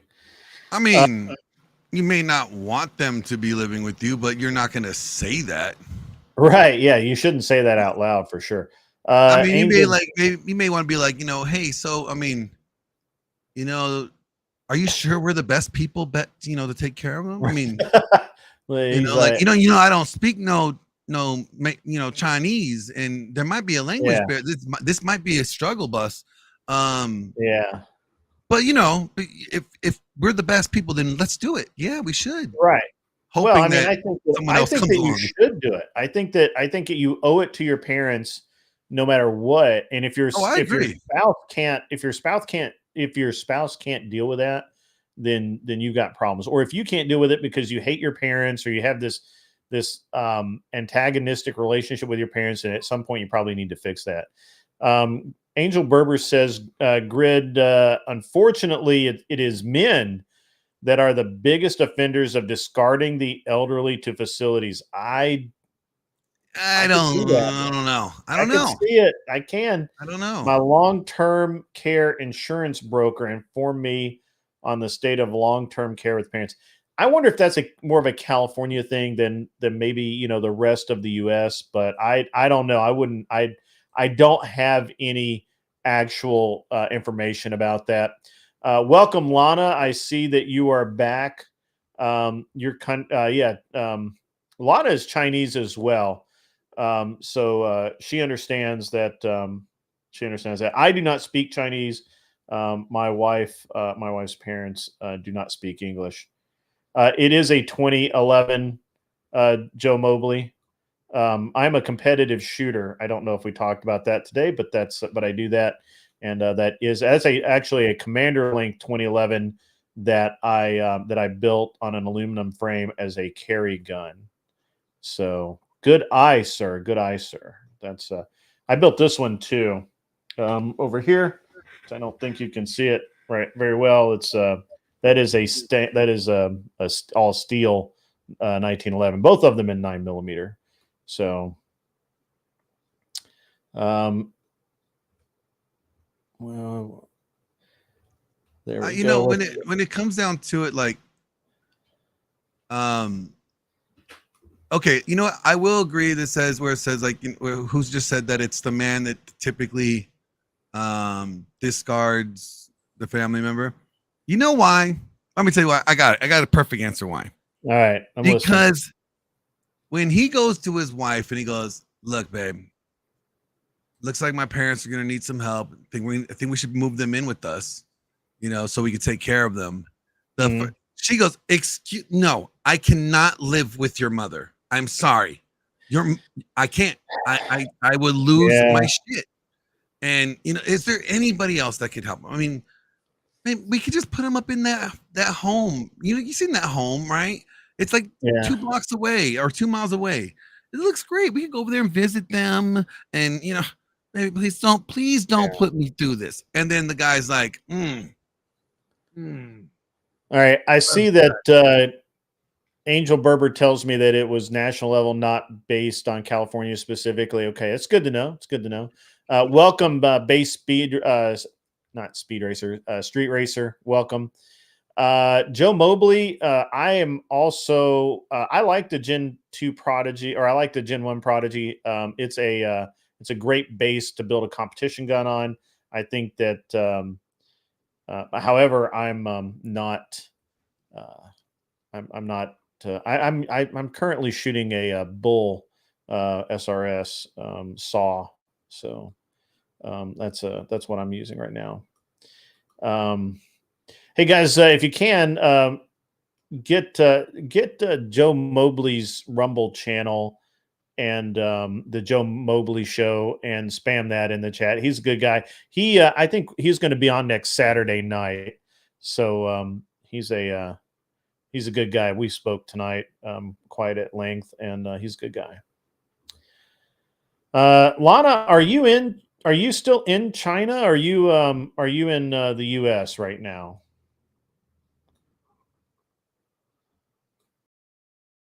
And if you are, which part of China are you in?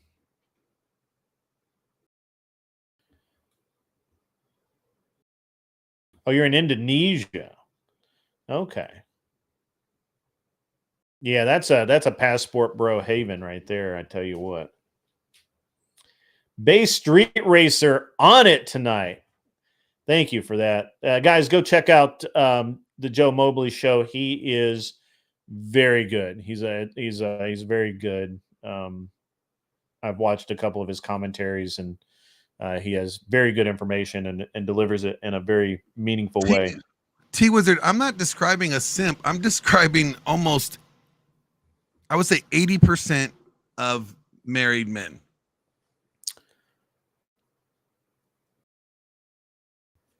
What? I'm sorry. Did I miss something? I didn't think that you described a simp. No. Angel says, Glenn, that further proves the failure of men. Yeah, well, it is true. Yeah, it is. It is. You're deferring to your woman's authority rather than doing what's right. You're doing what she wants. And just so you guys know, what women want doesn't necessarily make it right. Hint, Eve wanted the apple from the garden. Not a good idea. We saw where that led us. Lana, the Anson Knowles is referencing a line from King of the Hill, which is an animated series here in the U.S. It was very funny. It is actually really funny. I think you can catch the reruns. It is Khan, who is Laotian, and when he meets the Texas white boys in the cartoon, he says, "I'm Laotian." So they ask him, "So are you Chinese or are you Japanese?" And he says, "Well, I'm Laotian." And they said, "Ocean? Which ocean?" He's like, "I come from Laos. It's a landlocked country in Southeast Asia." And they're like, "Okay, so are you Chinese or are you Japanese?" It's very funny. It's very, very funny. So who has the authority, Twizzard would like to know, Glenn? That's a good question, and I know that you can answer it. What was the question? Twizzard says, so who has the authority, Glenn? Realistically? Yeah. Or you mean who should have the authority?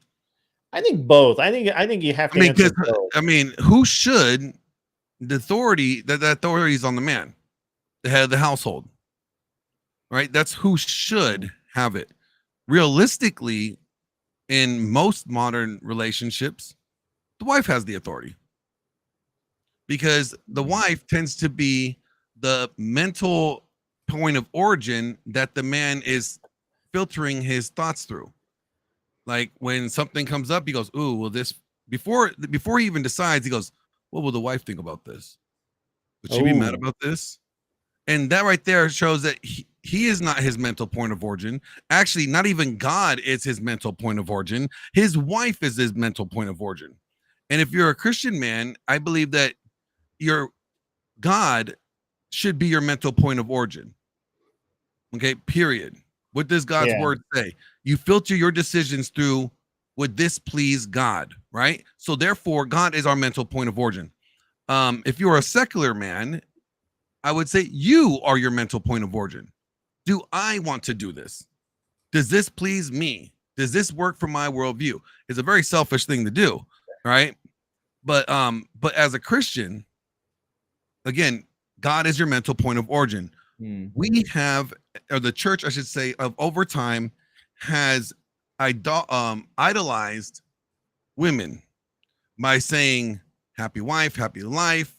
You're supposed to be a servant leader. You're supposed to serve your wife." I've heard it in churches. So I know, but it's and many churches at that. So they have adopted the saying. I mean, they adopted, servant leader, which was never a Christian leadership model.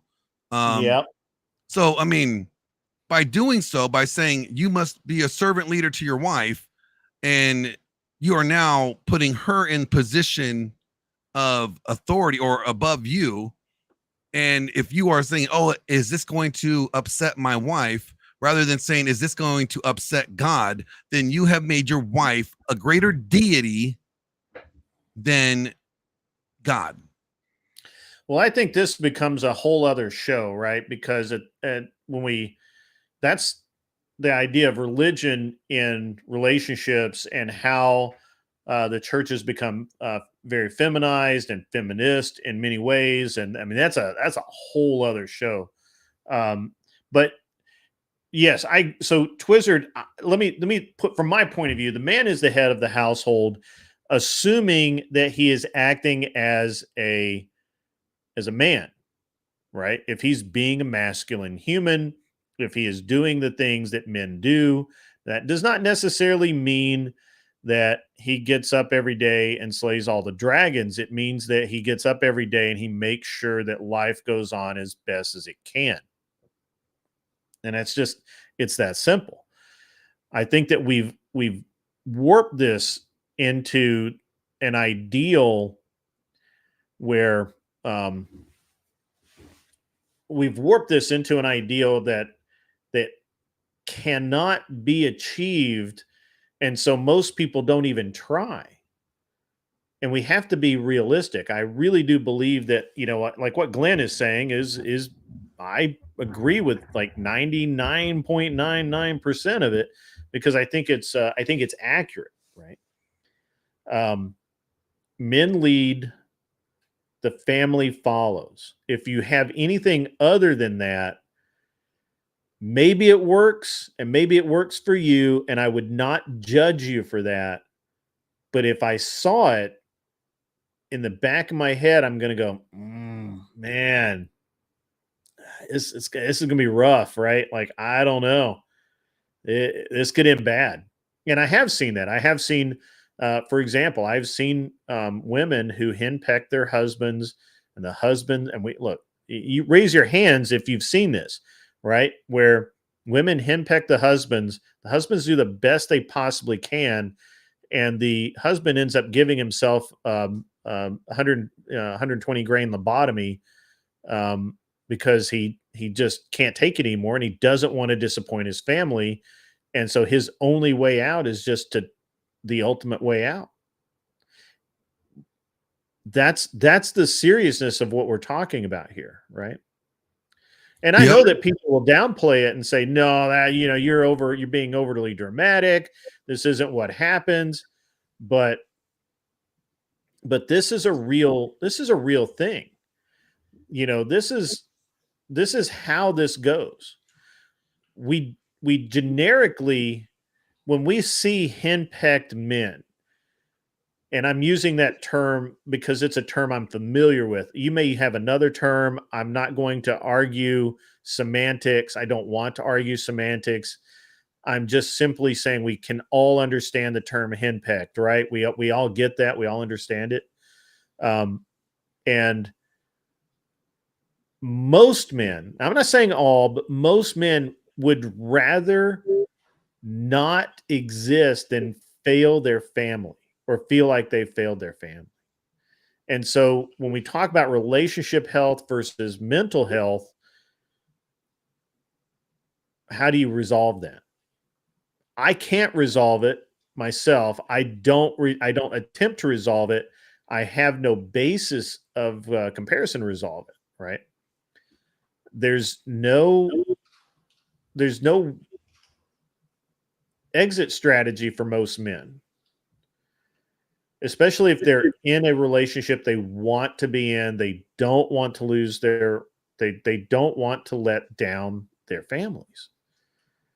And a lot of men, a growing number, I believe, somebody feel free to fact check me on that. I could be wrong. A growing number of men, I believe, choose that full frontal lobotomy rather than fail their family and have to live with that failure. Now, it's not they're obviously, by doing that, they're failing their family, and that, in my opinion, it's not a noble thing at all. However, I also consider it the ultimate failure, and I would believe that most men do too. Glenn, you got any position on that? I've kind of spoken for a while there. I don't mean to kind of drone on. No. I agree with what you're saying. So, and I'm not saying that this happens in every case. I'm not even saying it happens in most cases. I'm saying that I know henpecked men. I know and have seen henpecked men doing the best they can, and there's no appreciation, there's no sense of worth, there's no sense of accomplishment. There's just nothing except more and more demand, more beration, more dissatisfaction from the very people that he's trying to please. And I think it's really bad. So the I don't know.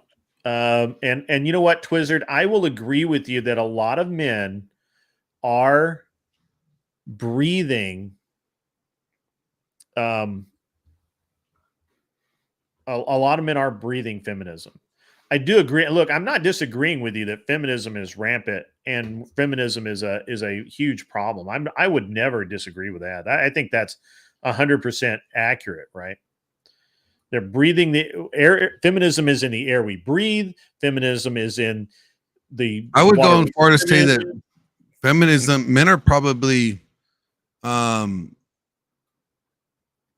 pushing feminism in many regards more than women. Yeah, well, I don't know if I go with that. Mr. Like I warned them while I'm working, no water, no pools or ocean. One almost drowned when I snapped and they ganged up on me and almost fist fought two of the simp husbands. I'm not sure. I don't get that reference, but okay. All right.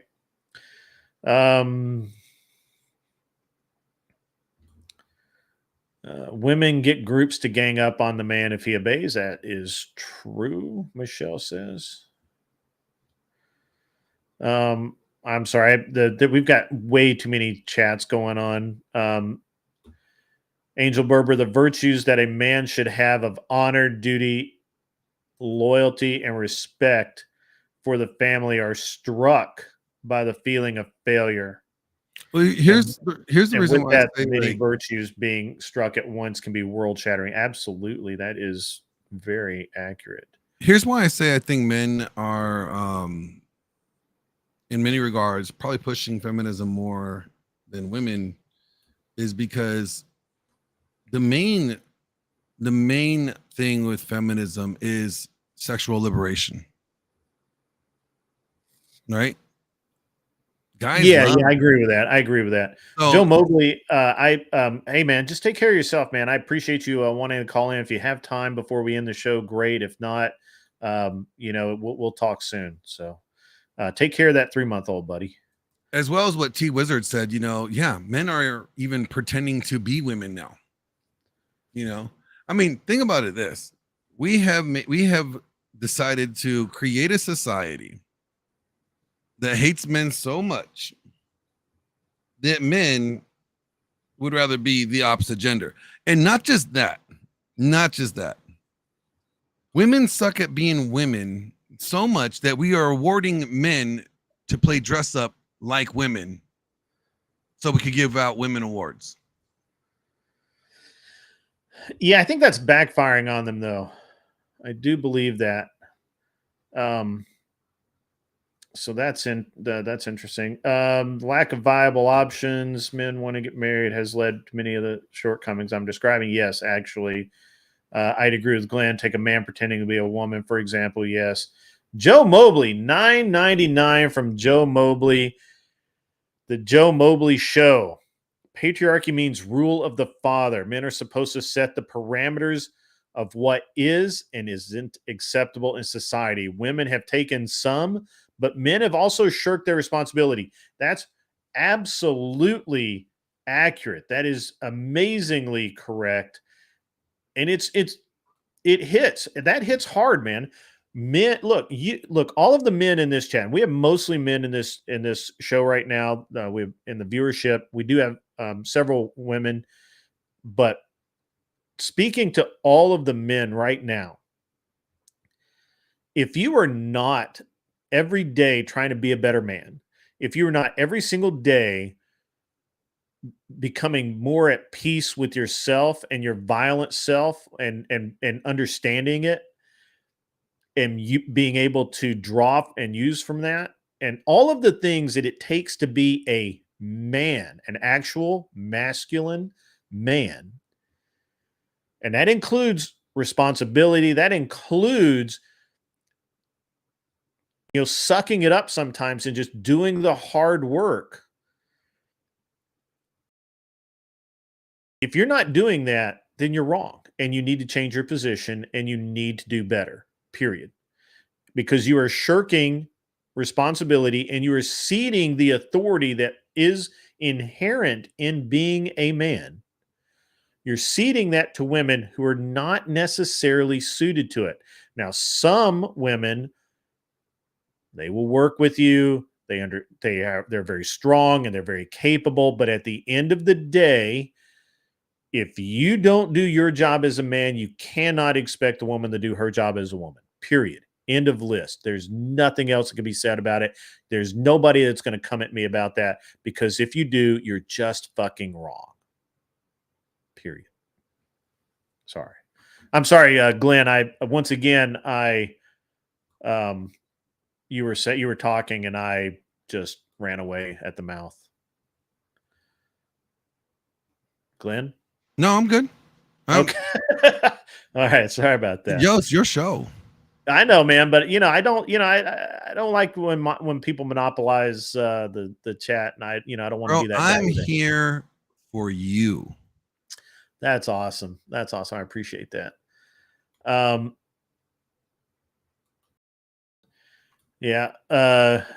Once again, thanks for the support, Joe. That really is that was a great insightful comment. Angry Casper, you do not need to go back to ghost mode. I actually, as annoying as your comments can be sometimes, there is a lot of truth in them. What are you talking about? Angry Casper is like the greatest. Like, I love his like crazy rants. Yeah, I like his crazy rants. I just, I live for them just because he offends everybody else. Doesn't bother me. Deep end. When I say he goes off the deep end, he goes all the way off the deep end, which I like that. I mean, that's good. It's better than sitting there keeping his mouth shut, not saying anything, right? Like, I live for him to like piss people off. Yeah. Okay. Like, do it again. Do it some more. Yeah. If you're not saying enough triggering stuff, I can't react to it. TR Finley, this hits hard, man, because you are right. It is a real thing that even the term patriarchy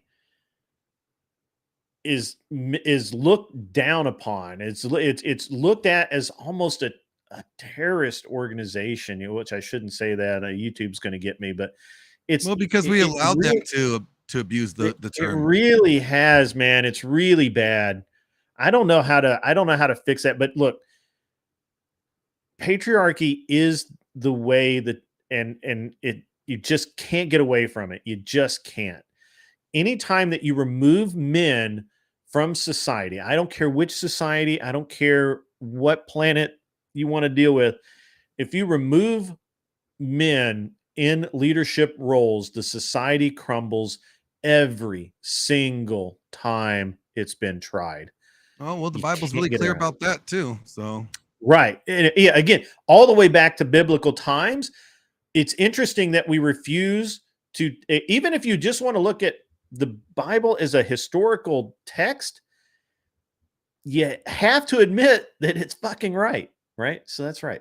All right. Lana says the gender studies is the reason why I watched what Red Pill is. Okay. All right. That at least something has that. Joe Mobley, salute to us all.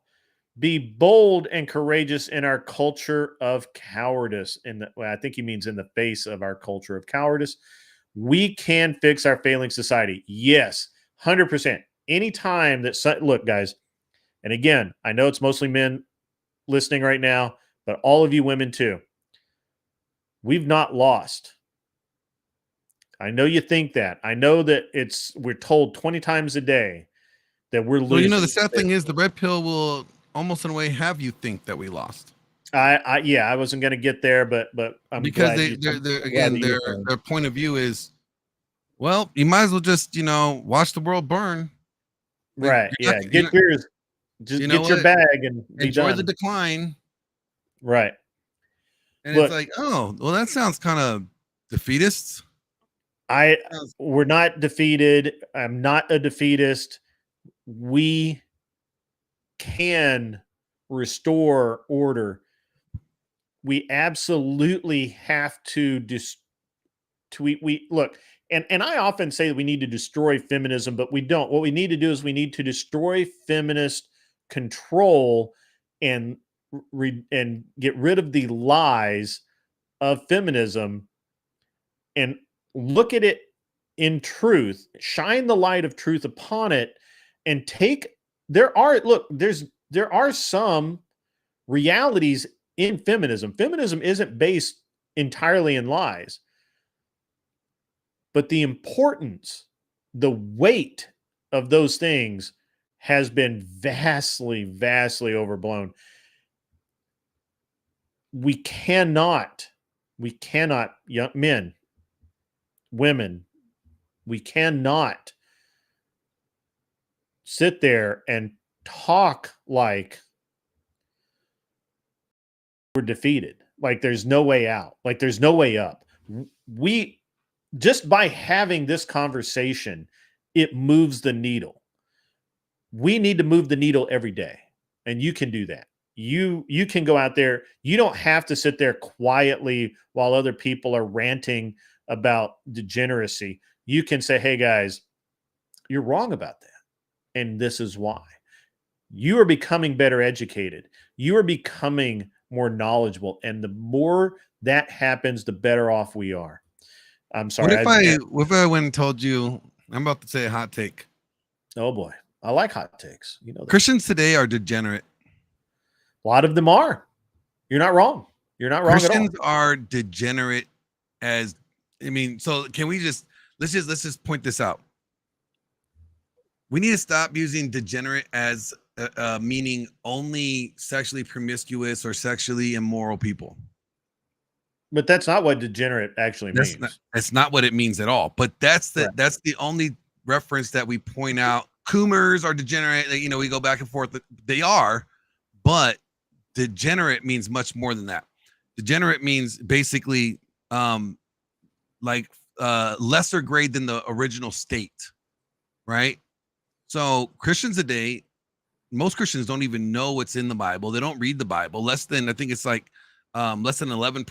or something like that, or 14% read the Bible at least once a week. Less than that. So when you ask people, when you press them about their faith, they don't even know it. I mean, I know atheists that know more biblical understanding, biblical, information than Christians do. The average Christian just tends to go to church on Sunday. They don't even open up a Bible. They get the scripture put up to them on the projector for them, and then the pastor, tells them what they should think about that scripture and what that scripture means. They don't do any work themselves. So their form of Christianity, the average Christian, the form of Christianity today is degenerate than from its original state. So guess what, Christians? You're degenerate, just like those degenerates that are sexually promiscuous are degenerate. When are we going to stop being degens? This is accurate. This is accurate on a really high level of accuracy. And we see that and look, the mega churches, right? Like there was never meant to be mega church. The churches are your community, right? They should be in your community. You should not be, you shouldn't even be considering to be part of a mega church. That's just dumb, first of all. A lot of people LARP as Christians, right? Like they're, again, and that's exactly what Glenn's talking about is they just, they carry the Bible in, but a Bible they've never opened, the Bible that the pages are not smudged. There's not a single wrinkle in it.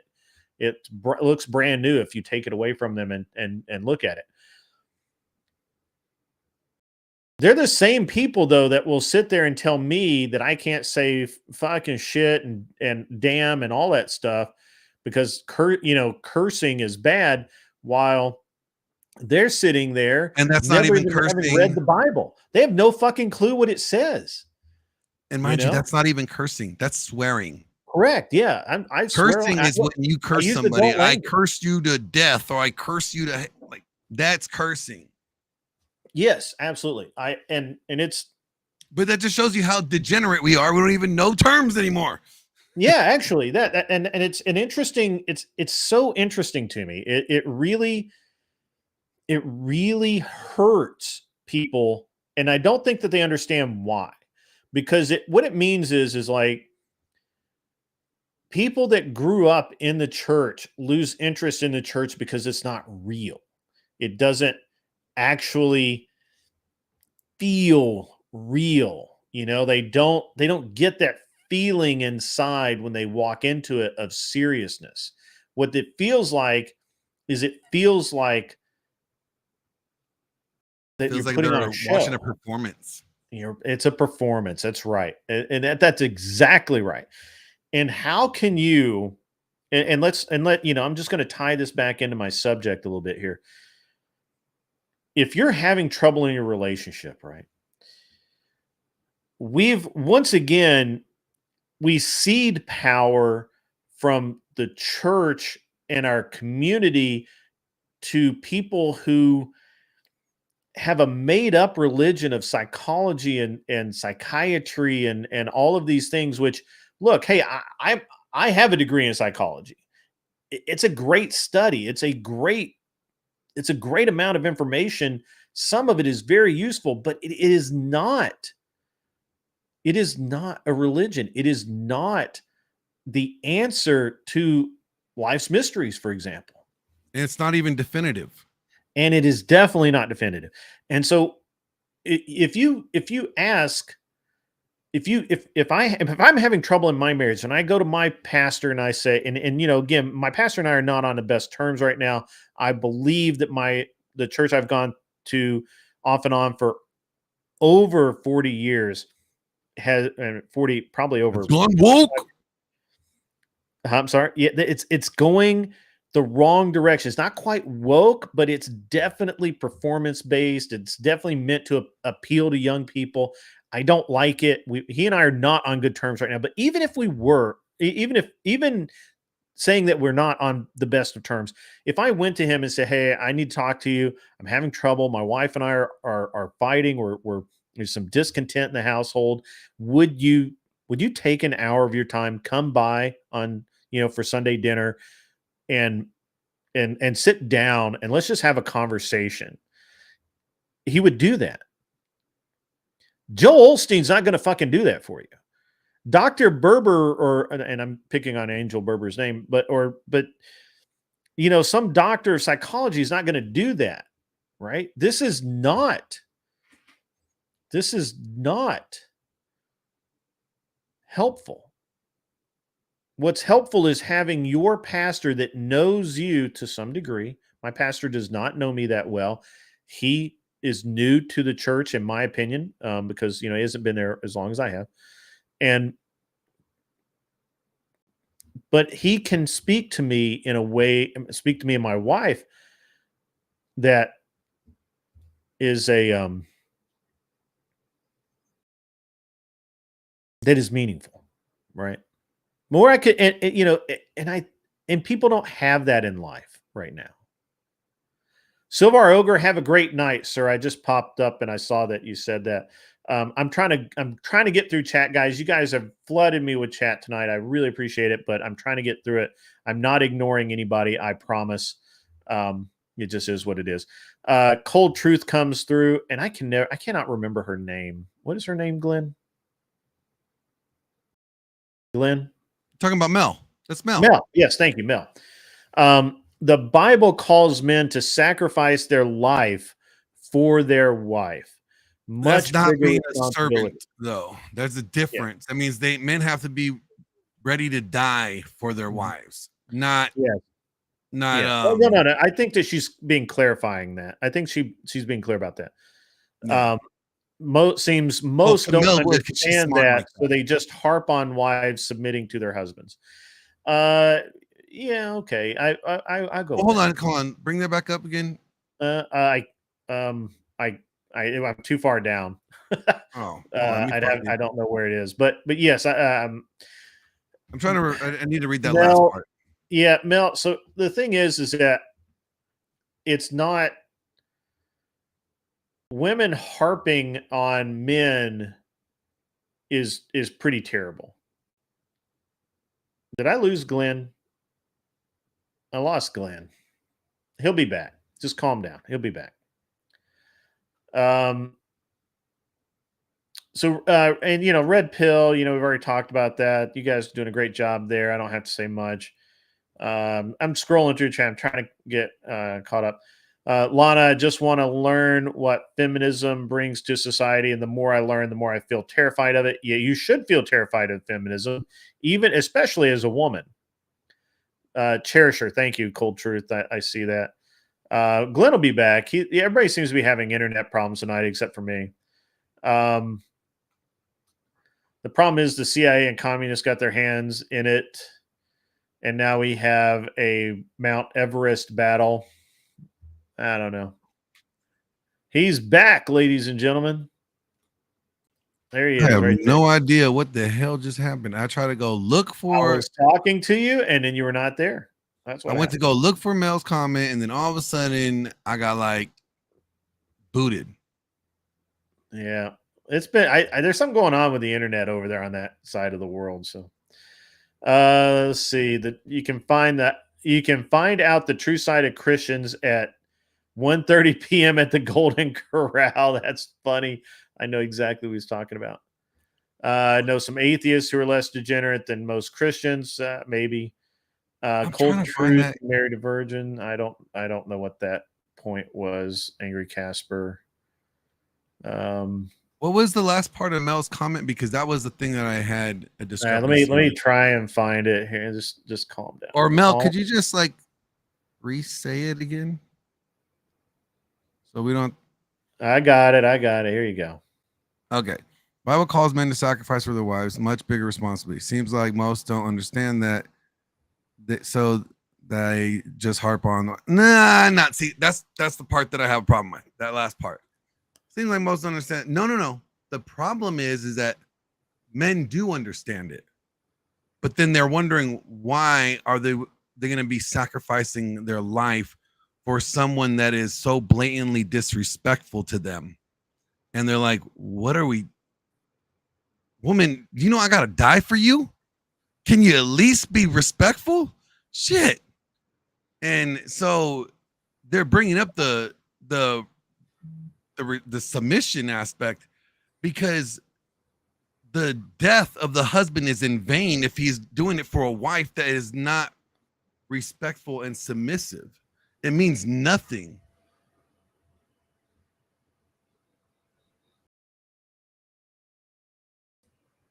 Mic drop. Are you all right? I'm all right. Did you hear everything I said? No, it like went quiet for a minute. So you didn't get the part where I said that like the males have to the husband has to lay down his life for his wife. And the reason why men are harping about the submission aspect, because it now questions, why are we going to die for a woman that is disrespectful and not submissive? Why am I going to die for this woman that doesn't care enough? It's like almost like they would be dying in vain. Their death would be meaningless because the woman didn't even care while they were here. Right. I won't drop the mic this time. I'll hold it just in case I need to use it again. But here's the other thing. And this is the part that only men seem to be worried about the submission part. Pastors don't talk about it. I have not heard a sermon recently and I say within the last 10 years, where they are honestly being blunt about submission, respect, and loving the wife like Christ loves the church.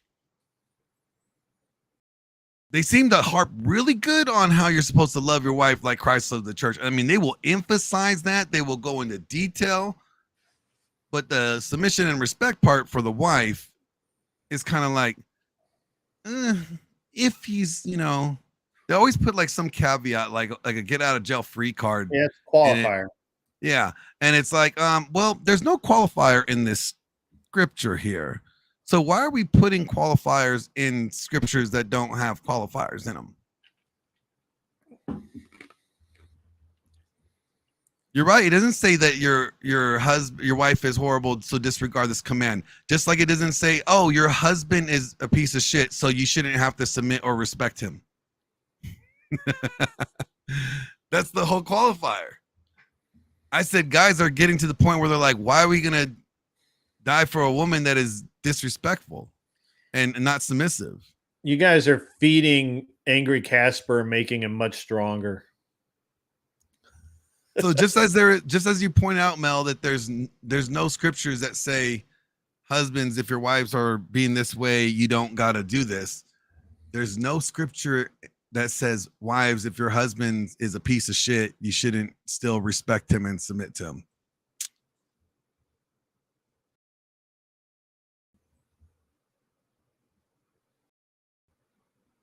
I rest my case. Yeah, look, I get a I find this really interesting because I believe that women know that they should submit to their husband. The problem is I don't think they want to. I think they want to eat their cake and have it too. Does that make sense? You know, that they're basically, they want to have the man that makes the money, that does the protection and all of that. But they don't want to give up any of their own personal freedom. They don't want to give up. They don't want to actually be married. No, they want the wedding, but they don't want the marriage. Hey, JC Garcia, good to see you in the chat. Come on by, man, and you're welcome to hang out. And we're gonna. I was hoping to get some callers up. I don't know if Michelle's gonna make it back in time. She's got a lot going on. Yeah, we've got some time. Guys, I actually have a question. We have a pretty good group in here tonight. What do you guys think of the format that I've gone to, where I don't do like 5 and 8 hour streams anymore, and I just do 3 hour compressed streams where I just keep the conversation moving and keep rolling, and that way I don't I try and stay not relevant. That's a bad word, but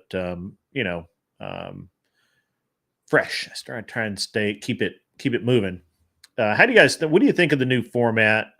And do you guys feel like I should lengthen it back out? Should we start going back like 4 or 5 hour shows, or is a 3 to 3.5 hour show like where I need to be? I don't mind extending a show for having a great conversation. I just was supposed to, or I just feel like that I needed to define the show and have an actual format. Yeah, I don't want to be whatever and run 8 and 9 hours. So that's I did do that, but I'm not doing that anymore. So I'm just looking for a feel Raging Patriot. I'm just trying to get an idea what everyone. So long one once in a while. That's cool. That's cool. I like that. You enjoy both. Okay. I like that. Stay fresh. I like fresh. Social media, Anson, does have a lot to do with relationship issues. Women have an endless supply of external validation, correct, and an inventory of deserved needs exhibited to them by other women, absolutely. No woman realized that they needed a $1,200 purse until a lot of women said that they had one, and then they needed it. JC Garcia says it's 11:14 his time. It is currently, what is it, 10:14 my time, I think. So, yes, it is 10 o'clock, 10:14 my time. So you're winding down. Yep. I'm pretty wise. Hey, thank you for the compliment, man. I don't know that I'm wise. I just like to talk a lot.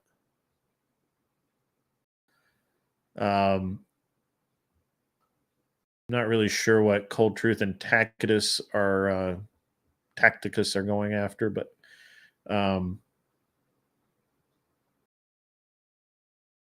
Cold Truth, I did not know that you'd been married before. You look awfully young to have been married before. Yeah. It looks like most people seem to like the new format. That's good.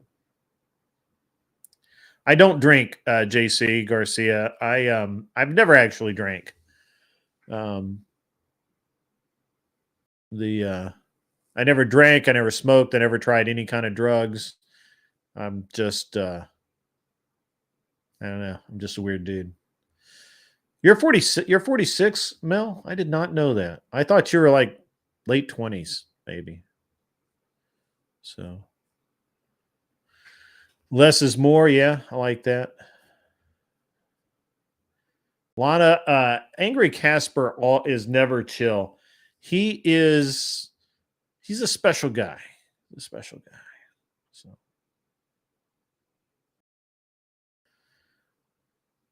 if he was chill, then he would just have to go by Casper, and that's boring. Right. Yeah, he's got to be Angry Casper because that's way better.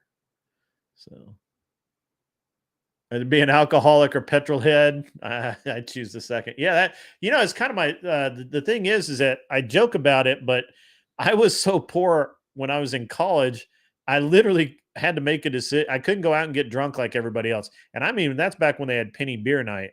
And I was like, nah, I never even tried drinking. I never started, so I never had to stop. Same with smoking. Never tried it. Never started. Never had to stop. Never did drugs. I don't gamble. I'm a really boring dude, guys. So that's it. I guess that's weird. I don't know why I hadn't discussed that before. Yes, Buck White, we understand that you are a borderline alcoholic. We understand that. We've seen that. Hopefully you can slow down a little bit. It ages you fast, I think. Borderline grid is base grid. That's funny. Borderline alcoholic? That's Buck charitable. White. That's Buck charitable. I think he's an alcoholic. Yeah, well, he says he's full-blown alcoholic. I'm trying to give him the benefit of the doubt. Oh, no. Let's not give him no benefit. Let's be accurate with him. Be accurate. Okay. I think that tough man love. Is it tough love? I think that man lives, wakes up drinking beer. I think he got a beer IV. Yeah. Every time I've seen him on stream, I've never seen him drink water. I've only seen him drink a beer. That's actually true. I remember that. I remember the only time I've seen him live on stream. He was doing he had a beer in his hand. I think both times he's had a beer in his hand. Nah, we're not going to roast you, buddy. We're not going to roast you. It's a minor intervention. It's minor intervention. That's all. Just maybe. When did speaking the truth become roasting? Yeah, it's not really roast. No. Like you're 30. That's been a new thing too, and it's not like he just brought it up, and it just reminded me. This is something I was going to bring up before.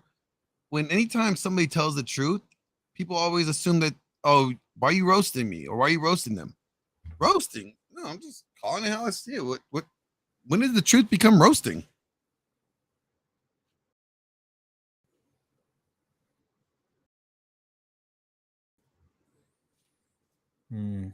Yeah, I don't know. I don't know that we're really roasting him at all. We can though. We can start if you want me to start roasting. I can do it right now. That's funny. That's funny. I don't know if Michelle's going to make it back in time. We'll see. Well, with all those She's busy. boyfriends and husbands and kids, I'm Got a lot surprised going she on. has any time. She's got for a lot herself. going on. I am about 40 minutes from shutdown, so I do need somewhere to redirect the stream to when I do shut down, which I may not. And obviously, I may not shut down on time. We'll go as long as we go, but I do need somebody to redirect to. So if anybody knows of anybody online, please get that to a mod so that I can consider letting him in on it. So yeah. All right. Well, Grid, I am going to let you. You sound go. tired. Are you okay? I had some cortisone injections done today, Oh, okay. so I'm kind of feeling. I don't like the feeling of them. Oh, gotcha. Okay. So I'm kind of not really out of it, but just kind of like there. Okay. I get you. I understand. So I'm just chilling. But yeah, because I was just asked not too long ago if I was gonna stream tonight, and if I stream, I'll come back tomorrow.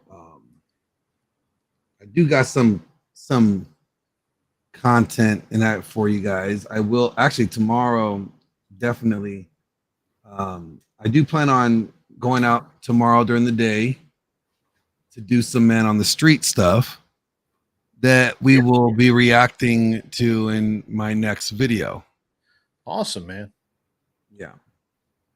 Yeah. Okay. That's cool. I'm hoping to do a lot more interviews, that kind of thing. So that's my next step. Did you ever call Donovan? I have not. I've been busy the last couple of days. I honestly, to be quite honest, I have not called anybody. I've barely been able to. I had someone call me today, and I talked to them for a while, and that worked out pretty good. But other than that, I have not. Just being honest, I haven't done anything cool like that at all. I've been very boring lately. Mostly just working in my garage, doing man stuff. Just being that guy. Just being that guy. So I hear you. Yeah, I try, man. I try to. So I hear you. So, Glenn, what's next for your channel? When are you going to be back on, and what's your? I know that you're doing man on the street stuff, but are you going to do? Well, I plan on it. I this week I had to stop the rest of this week just because I think I came back too soon after the accident. Too much too soon. Yeah, just a lot. I just have a lot that I'm trying to balance out. I have a lot of medical stuff I got to do, medical appointments, and which has really. What sucks is I would gonna be flying out in 2 weeks to the DR to do some site locations for the film that I was been working on since I don't know May or early as April, but because of everything I can't. So kind of liaising for the film now, not so much attached to it because my basically my health is not where I need it to be. Sure. So yeah, I have doctor's appointments and stuff. I need to be able to be here to get to them. I can't be in another country, and or rearranging the film's production schedule with what my personal life is. So and so I just had to let them know that recently, and that kind of sucks. That takes it's a big blow. But I rather miss this opportunity and get everything dialed in within the next couple weeks, because I'm pretty much there. I just was doing too much too soon after the accident. I do have a couple appointments in the next couple weeks that I have to go to. So I know that one of them will be taking place while I was overseas or while I would have been out of town. So I don't want to miss them and having them try to reschedule me, and then it ends up being like 3-4 weeks out. I'd rather get all the things that I need done. Sure. Yeah, it makes sense. Makes total sense. I will be coming back next week streaming, but don't expect the whole 8-hour streams anymore. I just physically can't do it. Like the sitting down the entire time is just way too taxing, on top of the fact that I sit down when I'm editing.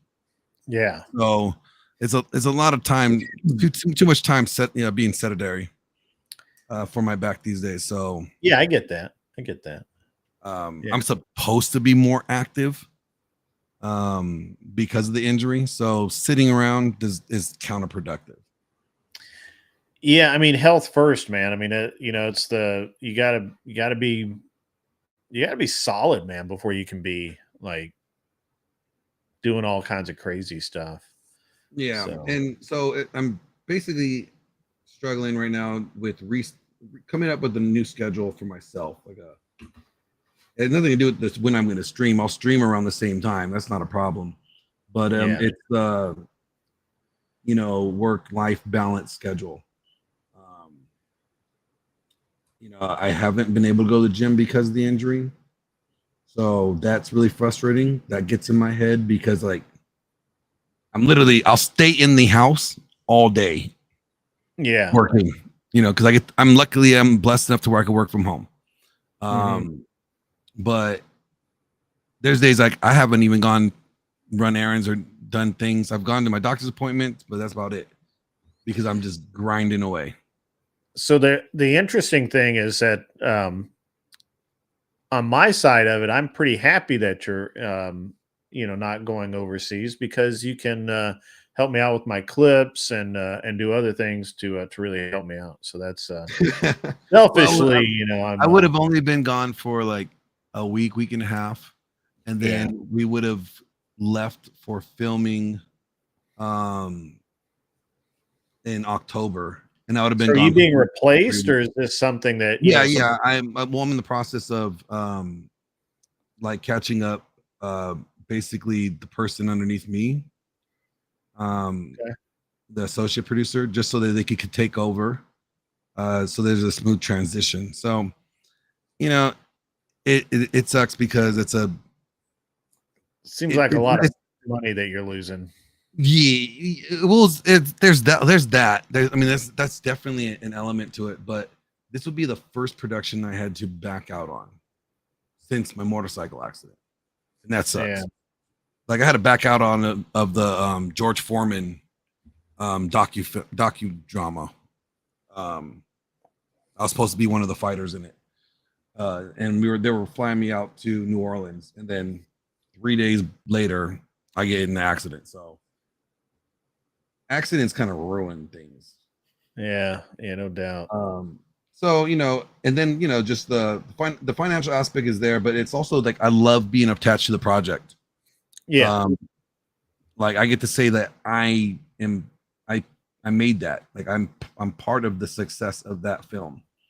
That's for me. That's more than the money. It's like bragging rights. I don't know. Yeah. Call me vain, whatever. Lana says Glenn talking for 8 hours is wild. I actually used to do 8 and 9 hour shows myself, and I just decided that actually I was counseled by someone wiser than myself that that was not the way. So I still do long shows sometimes. I just that super long format just doesn't seem to be as rewarding. What sucks is it seems like it seems like I'll be like, okay, you know what? I'm like, Unreasonable Man, I'm only doing 3 hours. Mm-hmm. only doing 3 hours a day. He's like, yeah, right. Like, I'm telling you, damn it, I'm only doing 3 hours. 5 hours later. So how about them 3 hours? Shut up. Yeah. Well, and I've had that happen too. I just, I just basically have a format that I follow, and as long as I follow it, I'm pretty good. Arthur Dye, as far as being disciplined to go to the gym, I find, because I can break discipline really easily going to the gym. I find that the best thing for me is I just make it literally part of my routine where I get up, I eat at the same. Well, of course, I'm a creature of habit, so I get up, I eat at the same time every day. I go to the gym every time at the same time every day. I come back. I have a period of time where I work. I have a period, the only thing that I'm really bad about doing is eating on time, because I would a lot of times I'll just blow through the lunch period or whatever. So that's what happens. So I don't know how to help you there. So, then let's see. You don't know, Lonnie, you don't know what to talk about after 1 hour. It's easy, actually. It's just, Well, half the time I don't talk for 8 hours straight. For one, I present questions and I do like my own little spiel for about maybe an hour, hour and a half, and then I bring people up to either share their point of view, disagree with me, to present their opinion. And so we have a bunch of people talking, and then half the time I just turn off my mic and just watch you guys fight. yeah. And then I'll chime in and then referee a little bit. But the whole point is to have these uncomfortable conversations that it seems like we have decided it's better to avoid them. Well, no, it's not better to avoid these conversations. We need to address them, especially if we're men. We need to stop acting like children and stop being very avoidant and risk avoidant, and start being more risk taking and speaking our mind and speaking and standing up for what is true and calling the bullshit out. Why are you so concerned if people like you? Too many people are concerned being liked, or Yeah, that's true. and the other thing is too many people are concerned at being canceled. Some of us, let's just be real, some of us, we're never going to be big enough to be concerned with being canceled. This is the reality of it. The majority of us are not going to be popular or well known enough to really worried about being canceled. Yeah, that's true. So when I hear people say like, "Oh, I'm worried about being canceled," from what? Nobody even knows you. You have like all 25 people on Instagram. Oh, Glenn, dude, you missed it. I had somebody send me a link today, and your buddy, Based Oracle, is still talking about me. About you? Yeah, he was on his show and he's talking about. He sent me a clip. It was about a 30-second clip of him talking about me, and I don't know. Basically, he just said that one of his first times going live was with me, and of course that was back when I had like 50 subscribers or something. It was the show was really, really small, and and then he was. Man, I don't know. He's still full of cope and seethe, bro. Like, why? I hadn't actually even thought about him until I got that link today, and I was like, "What? Did you expect anything different? I'm sorry. Did you expect anything different? Yeah, I kind of did. I kind of expected. Why would you set yourself up for failure like that? I kind of expected him to move on with his damn life, but he seems like he just can't. He can't um, get over it. I'm being informed. Apparently, someone wants to remain nameless. I'm being informed that Based Oracle said that. Oh, that I only got big because I basically was a poster boy for Andrew and Brian at whatever, and I something about balls that I it was a ball hanger or whatever the fuck Based Oracle says, and Like a ball washer or whatever for. it just says something about balls. The base said Well, that's pretty something gay. about It's a balls. pretty gay comment to talk about your balls like that. Cold truth, he was shirtless today. Yeah, actually, I did see in the clip that I was sent. He was shirtless. Let me see. I probably still have. I'm not going to show the link. Actually, I'm not going to do that. So I was sent like Is it? I mean, what he didn't say anything. Well, the out of the clip that I was ordinary from sent, what he didn't say normally does. anything about me except that he had been on this show and he called me a bitch. He's Oh, okay. like, yeah. People, I'm like, a lot of people I would think be they bothered. You know that I'm not watching, right? Like, people always seem to try to act tough on the internet. I mean, half the Yeah. people that say the shit that they say would never say it to your face. Yeah. So it's just like, It was really weird, man. It was really weird. Yeah, what he did not have a shirt on in the clip I had. Was he I don't know if he was shirtless the whole show. well, you know, Yes, Lana, he was the one who got sex sells, spit right? Sex roasted sells. by Andrew Wilson. So Sex does sell, right? I mean, yeah. Cold truth, you cannot do a shirtless show. That's not. I mean, she could. I mean, you just better go on OnlyFans and then No. explain a lot. OnlyFans, yeah. No shirtless. I wouldn't show. advise it for you. People would get the wrong The idea. wrong about you. idea is what they would get. So. Well, no, actually, they'll get the right idea, but you will take it wrong. Says pussy mods can't handle a different opinion. Who's What? mod? I'm not really sure. Who's the pussy mods? Can you elaborate on the pussies? Mute me. That's your only argument. I don't know. I don't know who you are. I don't know what you're talking about. Well, I mean, you're being really suspicious. I see what you did there.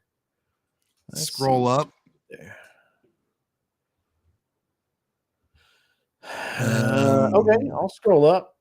How about you just Bay Street Racer deleted your message. BSR, let's see. I don't. BSR, what did we delete? I didn't see it. Wait, I can actually see it. Hang on. View deleted. Well, if you deleted something, they deleted something because it may violate TOS. Oh, that's all he did was delete pussy mods can't handle a different opinion.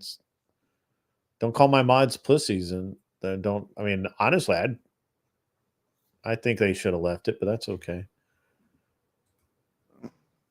Angry Casper, are you a high value man? You could have left that one, BSR. That would have been okay. Why am I not scrolling? Oh, it only lets me go so far, I guess.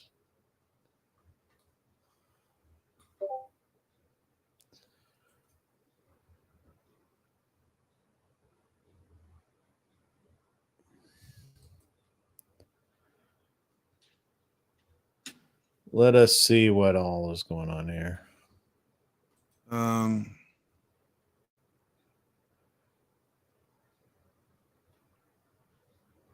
Yeah, I don't honestly see. I don't see anything where that probably should have been, I wouldn't have hidden those BSR, but that's okay, whatever. I know that he I don't think it's Jack, seriously, Shelby. Jack has like 1,000,000,001 different. He does, but this guy claims he's from Oregon and whatever. So I don't think that's Jack. But he does spurg out like Jack, for sure. Arthur Dyer, you're right. That is probably one of the most funniest clips is when Andrew, during the debate, tells everybody to go over and send And give her super money. Yeah. That was would pretty feel hilarious. His look on his face was just, man, it was priceless. It was funny. And then he had to turn off his camera because he couldn't tolerate it. Do you ever notice that when BO is losing, he turns his camera off? There's somebody else that does that too. Somebody mentioned that to me before. I never like noticed it or pointed like connected the dots. And I'm not really sure like that's what he's doing. It just seems coincidental that it is happening, but again, nothing is coincidence, I guess. Or if you hold that belief that nothing is coincidence. Yeah.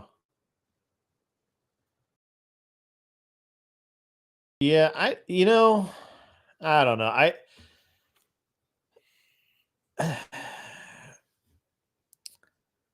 I don't know. I mean, that debate, that's like, we're talking about old, unnecessary bullshit. Like, I do hope all those people the very best. Truly, I do. And I think sometimes that very best might be my fist in their face, but who knows? But no, really, I don't see the point of wasting time talking about people that don't matter. Yeah. To me or my future anymore. All it does is it makes me lower myself to their level where we're just shit talking and gossiping and sounding like a bunch of prattling women. Sound like a bunch of kids. That's true. And we at the Production of Men are here to produce men, not man bitches. Yeah. I think it's really interesting because guys like BO, man, he seems so angry that he's not successful, but he doesn't do any of the things to be successful. And he takes shots at people who simply do things to be successful. Like, look, I will freely admit, and I always have freely admitted, that Andrew has helped me when he had no reason to. Yep. I've never really given Andrew a ton of money. I've super chat to him when he's on live, just like I expect people to super chat to me, man. It's like I can't expect people to do it for me if I'm not going to do it for other people. And he kind of had this thing where he was talking about how I had given whatever so much money, like why the fuck does that matter? Like, it's my fucking money. So shut the fuck up. And, it's very interesting that because he did not have any success, he goes after people that have had success. And I don't know, man. I feel bad for him, to be honest. I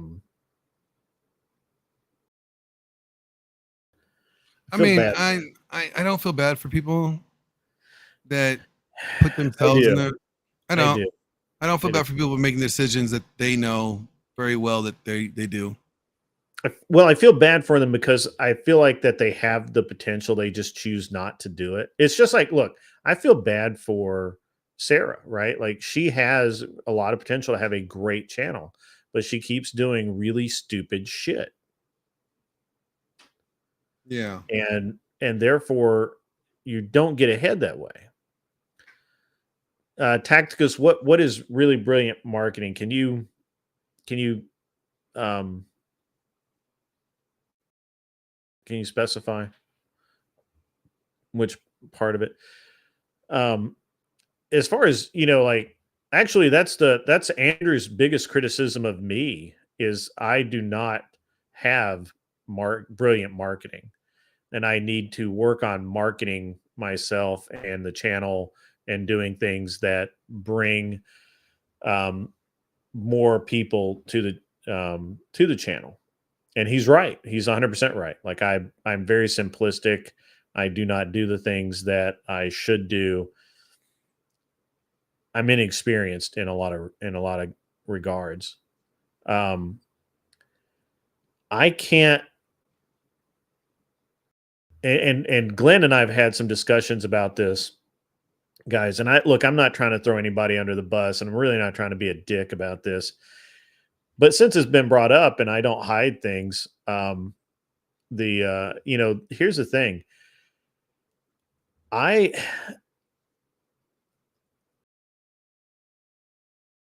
think that I think I've come across several different types of content creators, and I think that if you're going to be in this space and you want to succeed, you have to you have to provide good content. You have to do original stuff. You know what annoys me more than anything right now is there's two specific content creators. One of them literally copies what I do the week after I do it. Like literally. And I think it's very funny. And if you want to grow, if you want to be a bigger channel, you have to create your own content. And if you can't create content, if you are not a content creator, then you're just not going to do very well. So,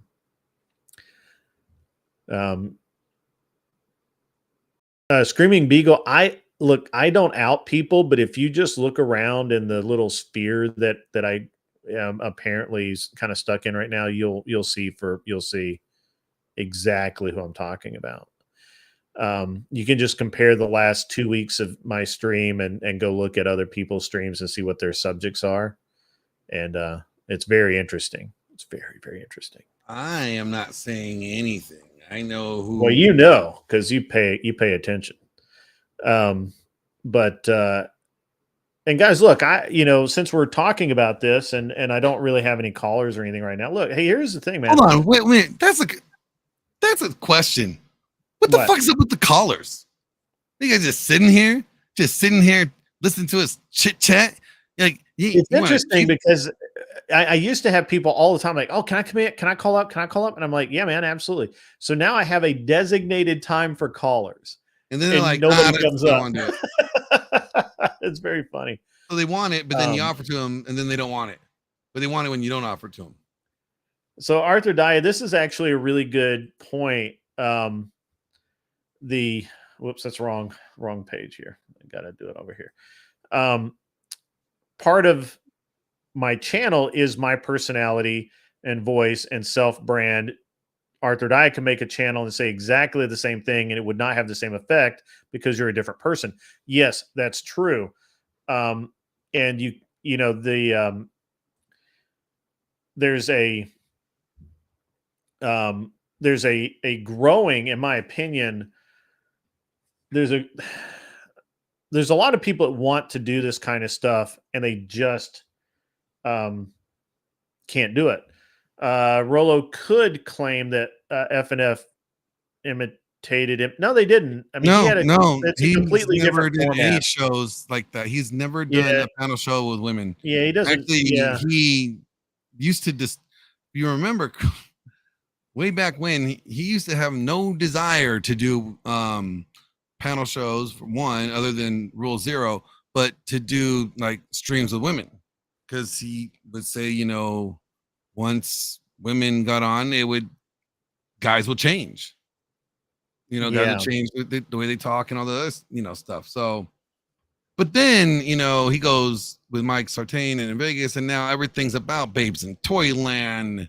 It's about titties, that last video, man, was and biddies. Did you see I'm like, it? which one? The last video with Rolo and Sartain, and they had like, it literally looked like the set of F and F. And I was no, I haven't seen it. The only thing that the most recent thing that I seen was Rolo and Myron Gaines one-on-one. Yeah. Fresh and Fit could claim Brian imitated them.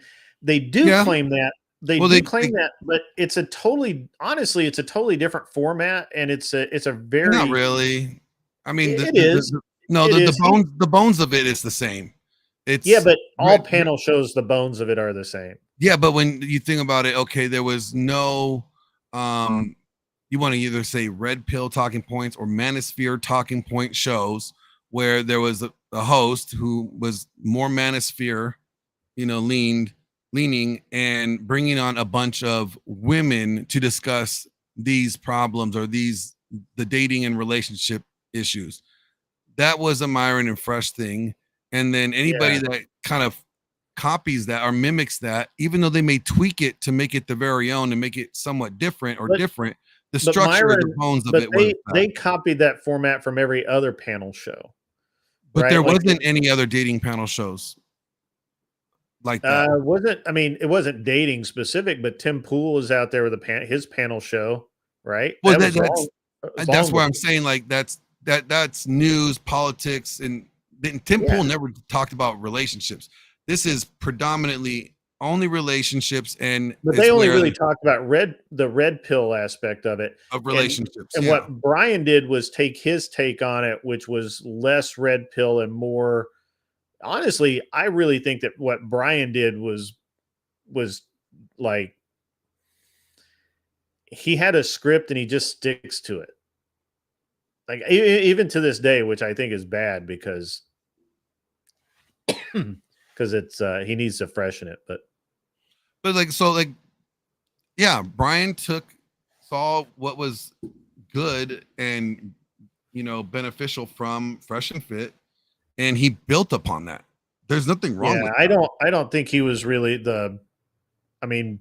you could argue that point, but I don't know that Brian did, because the difference is I can't watch Fresh and Fit. Especially their newer stuff is getting a little more refined and a little better, but it's still horrible to me to watch. Like, it's horrible. Like, I cannot watch. To me, it's some of the takes that bother me the most. It's like, it's the attitude, it's the takes, it's the and some of the stuff they cover, it's like everything about it is horrible. It's just the set is horrible. The red fucking set is very Miami. Are we in fucking college or what the fuck, man? Well, he did that intentionally because he didn't want to market other people, like other products, companies' products. You know, without them giving them like some form of, like, you know, sponsorship deal or affiliate deal. Screaming Beagle, I could go with Kevin Samuels being probably the first dating podcast kind of guy, but I don't know that he was the first dating podcast kind of guy. But if you're going to talk about like a guy talking to women about dating in relationships in like the red pills ish, I would think in a panel. I would say, what about, you know, Patrice O'Neal? Yeah, know, like I think he did the radio show. Accurate to say. Yeah, I think it's more accurate to say that Brian patterned his entire show after Patrice O'Neal. No, I don't think so. I think I would say it's a large chunk of it. I would say elements of it. Of Patrice O'Neal. He used to have a picture of Patrice O'Neal on the, like, behind his chair. I would definitely say that he took a lot of inspiration from whatever. He saw that the format was successful. It was something that it can be replicated, and he utilize that, and he made it different. He improved it in areas where he thought it lacked, and he made it his own. There's nothing wrong with that. I think that's what we all do. Yeah, so Michael Sartain came along, and he was doing more the escorts and Vegas lifestyle kind of deal. I guess maybe you could say that if you really wanted to boil it down, you'd have to say that the format that Fresh and Fit uses is the format that Adam 22 originated, except instead of having corn stars, they just took women off the street and kind of put them in and asked them the same kinds of questions. But Adam 22 did more one-on-one interviews, not so much like big. No, he didn't do as many panels. But when he did do a panel, they were. But he's dealing with corn stars. I mean, you can't have more than like two of them in the same space. I don't think there's nothing wrong with saying Fresh and Fit were the innovators of these dating panels, these red pill dating panels, and red pill for sure. And anybody any other type of panel show, if they were talking about dating, they weren't talking about it from the red pill perspective. Right. So when you look at it that way, yeah, they were the first to do it. Yeah. Give them the credit to being the first to do it. I don't think Andrew. I know that Brian had no interest in being seen as red pill at all. Like it's not good to be branded with what the FBI has put on a watch list. Oh, is it on a watch list now? That's hilarious. Yeah, no, it's been on a watch list since for about a year now. Oh yeah, well, Brian's been around longer than that. I mean, Brian just never. But that's what I'm saying. I wouldn't want to go around telling everybody, "Hey, I'm red pill" either, if I knew it was going to end up putting me on a watch list. Well, even when he started, long before there was long before his year ago, I didn't come in on his very first show, but even when he started, it was never red pillish. It was red pill adjacent. I don't know. I don't think that he took as much from Fresh and Fit as they like to say that he did. And he doesn't do the whole backroom deal or. Oh no, he's much more organized in the sense of the questions, and like, it's almost like each girl gets about 45 minutes to an hour of time where you can figure on that. Mm-hmm. And that's not how Fresh and Fit do it. They have a list of questions and then they all go around, but they don't really dive into the individual as much as Brian does. Like, Brian will look in their social media, he'll look at their Twitter posts, and then he'll come up with questions around that. He has them submit a questionnaire. They have to fill that out. Yeah, I mean, so I think he's a little bit more organized in that sense. Well, he came up with he basically came up with a, how would you say that? It's just he just came up with a format that he could do the same show every single time, and it would be okay. Now, I know that people think that Andrew. I think what he really did is he improved the original model of the dating panel shows, and he was smart enough to evolve by adding Andrew to the mix. Well, see, I don't think he intended that. I don't think that's what is intended, but I think he realized that he needed it.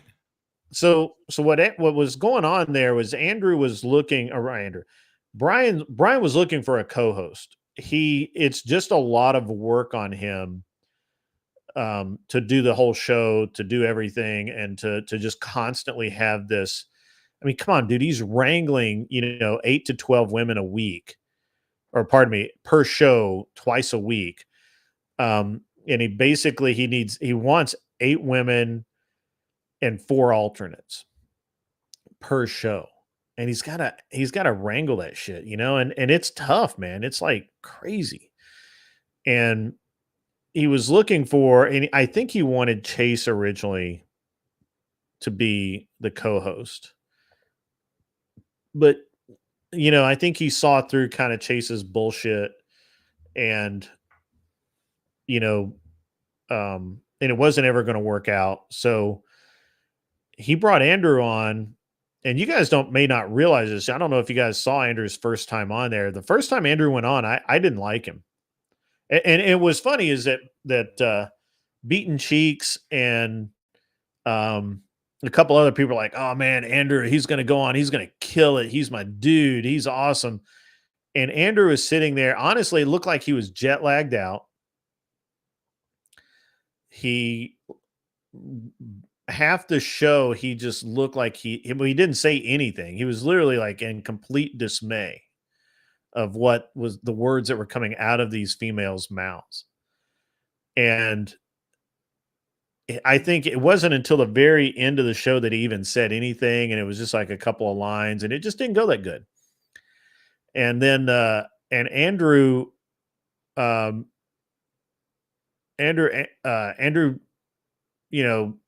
back on the show. I don't know. And I do have information. I'm just not going to get into it. Andrew got back on the show, and he did way better. And I think one of the things that he realized is he probably needed to be half drunk to be on the show and deal with those poor women because they're fucking psycho. Michelle, if you have the link, go ahead and pop up. Go ahead. And but so and then Andrew had like 4 or 5 good shows in a row. And it was, and even I became a fan. Like I was like, dude, he's pretty good, right? He really started to kind of like, I started kind of liking him. Originally, I was like, this guy's dumb. I don't like him at all. Like he doesn't need to be on this show. He's not adding any value. But then he really got into it. And once he was rolling, once he understood how the show needed to work and that he needed to involve alcohol, he was off to the races. And he's it's basically his he's the co-host for all intent and purposes. I think the show is I don't know that the show's really like always better with Andrew on. I think that it doesn't suffer when he's on, which is good. But I don't think the shows with just Brian are that bad. I do think that Brian takes too long to get things set up, where Andrew is much more direct. Does that make sense? Andrew's like a knife through butter, where Brian is like, tiptoeing. So, yeah. So that's that. Yeah. No, Michelle, Michelle, are you making it up, or what's going on? Yeah, and Brian's mode is that's accurate. Arthur Dye. He's like ready, aim, steady, steady, steady, steady, steady, and then fire. Whereas Andrew's like fire, fire, fire. He doesn't even really aim. He's just like ding, ding, ding. Just make shit happen. Okay, cool, Michelle. Thanks. I did see the clips from where Andrew and went up and got Rachel out of bed to bring her down and destroy that fat, truly horrible person. Just a waste of a human life at this point. She needs to get her shit together, I guess, is the right way to put that. So, Rachel is awesome. And a matter of fact, I should get Rachel on the show again. She's been on once, and it was fun. It was so much fun, but I should really get her on again and have a great time. So,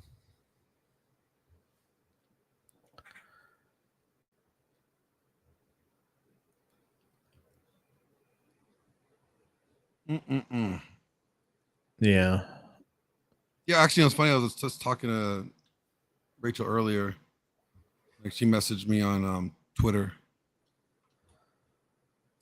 catching up. She's just seen how I was doing. How are you feeling, Glenn? Sore, Yeah. uncomfortable. I bet. Where is my AVI? I hate Streamlabs. Good. Why do you do this to me?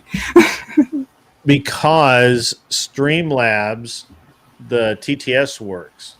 Oh, wow. And StreamYard is a pain in the dick to make anything work with it. It just doesn't want to work with anything.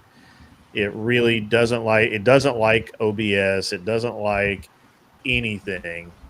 Mhm. It's basically Zoom with a couple extra features, which is there's nothing wrong with that. I see you. You took your mic off that boom. Good. No, it's still on the boom. Oh, okay. I see. Then you're messing with it. I just moved it so that it's not in the picture. Oh, okay. Not in Gotcha. frame. I thought you took it off. I was like, he did not take it off after that conversation we had. Well, I mean, I still have. So I have on my desk, if you will, my workspace. I still have the mic arm that I normally use, which is the same Elgato one that everybody uses. Mm-hmm. And then I have two other mic stands, which are the more, that they're very similar to this mic arm, to the boom that I have. I don't use them very often, and I don't like them because they make noise. They're spring loaded. They make noise when you move them, and I don't know. I'm always fucking with them, so I don't like them. I do need a golden EIB microphone, Arthur Dia. That would be great. I should get one of those. And I kind of want that Shure one. I think Andrew has it. I think the M7B. Mm-hmm. I have one. I like it okay. I prefer the Rode podcast or the Rode Pod mic. Mm-hmm. It has excellent performance, but most importantly is you don't need all of the XLR stuff to go with it. Mm-hmm. So I'm running mine straight from a USB-C to USB-C in.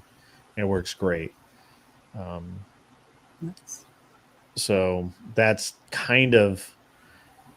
kind of enjoy it because I don't have to use a mixer. I'm gonna have to upgrade mixers, and I'm gonna have to do some more stuff. I just haven't decided. I haven't decided which way I'm gonna go yet. But I do like this microphone. The microphone's really good. It sounds great, low noise, all of the things. I do like the Shure though. The Shure also has a little bit different sound. I'm not sure I like it, but that could just be because it's XLR only. Yeah, it has really nice rounded low tones, which I like. Yeah, I can round my own low tones, so. Yeah. Yep. But you guys were talking about Rachel and like her appearance on whatever podcast, and Yes, actually I was kind of hoping like we could crack that open, and this is even better because like I actually wanted this to be on like a very Rachel friendly, channel. Mm-hmm. If I were to go over this, because I want to be like super clear that I'm like not making any sort of judgment or assessment on her personally, but only what she said in the video. Sure. So actually, if we could pull it up and go over it, that would just Glenn, make do you have my the video night. by chance? Do I have it like queued up, ready to go? No. No, but do you have it? I could get it. Okay, I don't have it. I mean, it's just like in a whatever short, right? Let me see what is it a whatever short? I don't know. I think it is. Hold on. I'm gonna mute myself and look for it. Give me a second. Okay. Michelle has muted herself. on a Rachel friendly channel. Angry Casper, I'm gonna. Can you like be smiling Casper for a little while? I like angry Casper too, but smiling Casper would be cool. What about that? Can you do that? Angel Berber, yeah, I'm not sure where this is going either. I think if I had to guess, I'm gonna if I have to guess, I'm gonna say that it's gonna be related to the comments about weight and not wanting kids. Just Really? You think that about me? I don't know. Really? I wasn't. See, I'm smart enough to not even guess.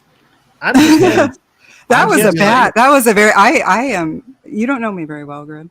You don't know her that very is well, Grid. accurate. You That is just accurate. exposed That's a yourself, very accurate Grid. statement. That's probably the most accurate statement of this entire show is that Yeah. I do not know you very well. You don't. We hang out, but you do not know me very well. That is absolutely nothing. Like, trust me, I think that those women on whatever podcast are just as obnoxious as everybody else. Okay, like they really just need it served to them. So don't get me wrong. They deserved every bit of what Rachel gave to them. Okay. 100%.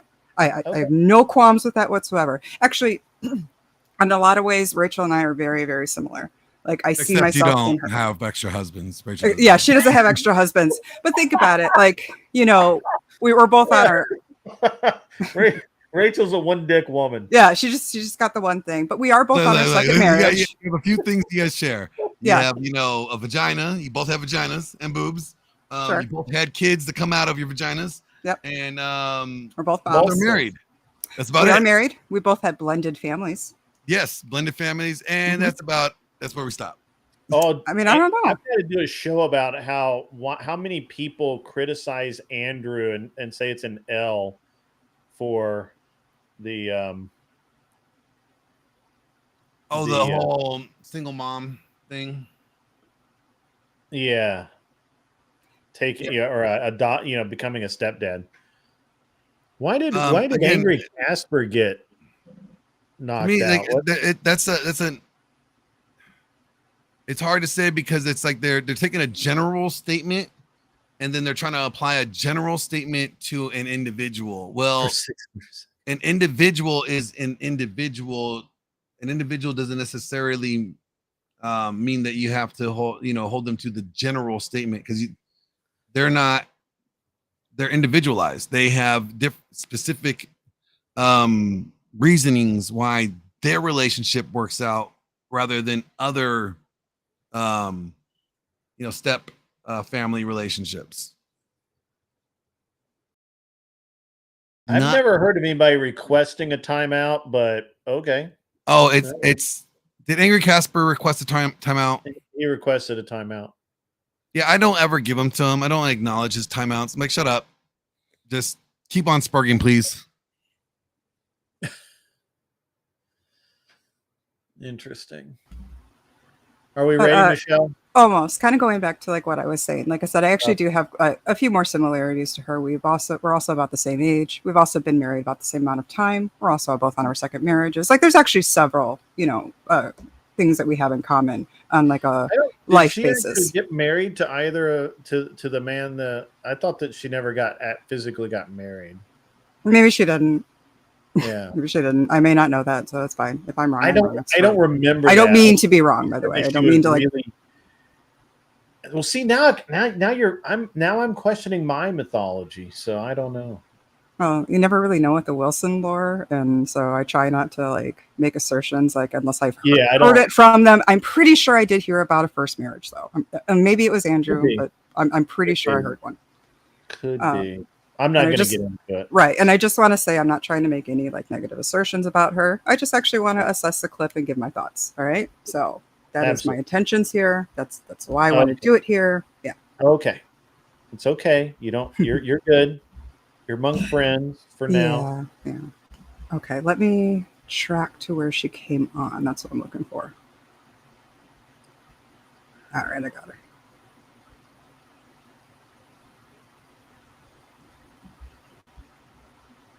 All right. And then I assume the share screen works the same like on everything else, Grid? I'm sorry? Yeah, The just share and everything? just, Okay. yeah, just share it, and then it'll pop up on my screen, and I'll, Okay. put it on the screen, and then you have to hit play. Just so you know, Michelle does have a history of pulling up or requesting you to pull up transgender pictures. Okay.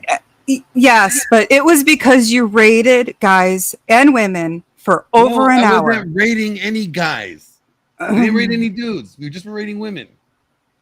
And you were the first one. You're the one that made them rate guys. Technically. Was I? Okay. Yeah, you brought the only dude to the screen. I can only tolerate so many face ratings before I blow it up, and you got what you deserved. I didn't deserve it. Hey, you didn't have to rate her. You knew it was up. I spared you. I didn't rate her. I didn't rate her at all. I was like, I have to be honest. This is, this is not a safe space. Sorry. So I know. It's less if safe. you bring up those subjects, it could get really bad. So, just so you know, Michelle makes it even less safe when she can pull up tranny pictures. Yeah, I am dangerous. You don't want none of this. Okay, so I think she's putting in her earpieces now. We should be catching it like right as she comes in, I think. Yeah. All right. Since Rachel also came down, she wanted to address, I guess, your criticisms. You said, Andrew, he has animosity towards women and that he hates women. Yes, and so does she. And Captain donated $69. Found someone just I definitely take a bullet for the girl in the white crop top. This girl is based and hot. The world needs more of that. She'd be a great woman for any man. Or girl. I want to address the gal with the pink hair real quick because I did hear her say that. It is not hatred to criticize women. It is in no way hateful to notice when women are acting like entitled narcissists and to call them out on that. Like I said, all the women at this table could tell me all night long about what they think they deserve and what their rights are and what they should have and what they ought be able to do. But none of you can tell me what duties, responsibilities, or obligations you have outside of yourself to society, to the people around you. You would say things like, I'm smart and I'm funny and I'm just a really great person and I'm a good friend and all these worthless platitudes. But there's no sacrifice. You don't ever feel you need to sacrifice anything for anyone outside yourself. You're not willing to have sleepless nights so that you can raise babies and produce human beings that are gonna go out into the world and have a legacy and have an effect, right? You're not really willing to do much of anything unless it benefits you. And then if someone questions, if Andrew comes on here and says, let me poke around and see why you think these things. Let me see if there's any logic behind your beliefs. Let me see if you even understand why you believe the things you believe. You think that's hateful. You think that's misogynistic. You think he's mean. No, it's just that you're used to being treated like a child princess and being carried around on a cushy little pillow in life with absolutely no opposition, with nobody ever going, hey, wait, what are you doing? Okay, I need to get to where so if you're walking alone in the woods, would you rather come across a bear or a man? No, stop. Stop. Yeah, how would you? Okay, sorry. I need to get to where she talks about marriage, because that was actually what I wanted to comment on. Like I said, everything that she gave to these girls, they 100% deserved it. I absolutely cannot stand when these women act like the men need to be what fucking. What are you providing in life? What are you doing for anyone else? Sorry. They act like they need to be fucking paying out the nose just to be graced with some woman's presence. Like, I think it's just absolute crap.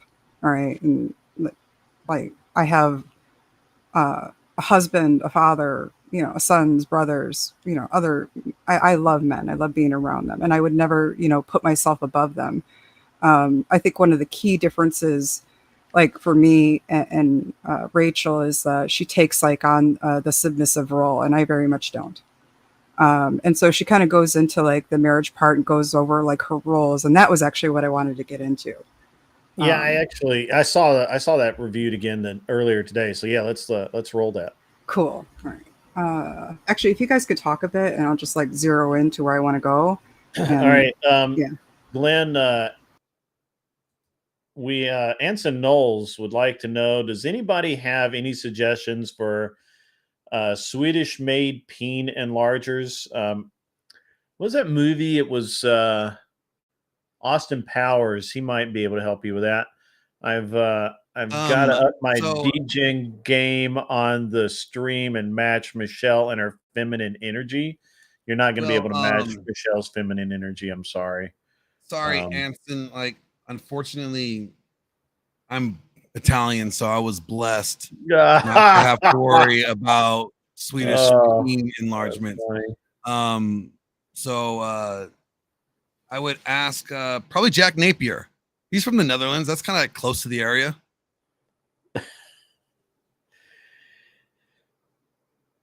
Okay. All right.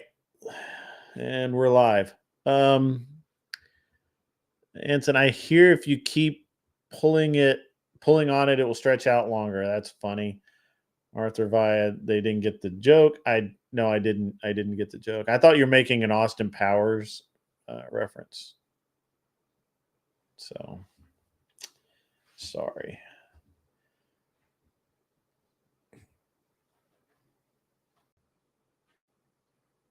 All right, so everyone's being very quiet.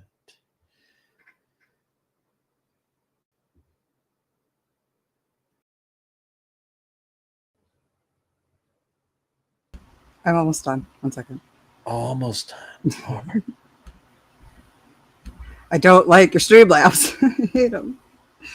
But I love Streamlabs. Oh, it does so many cool things.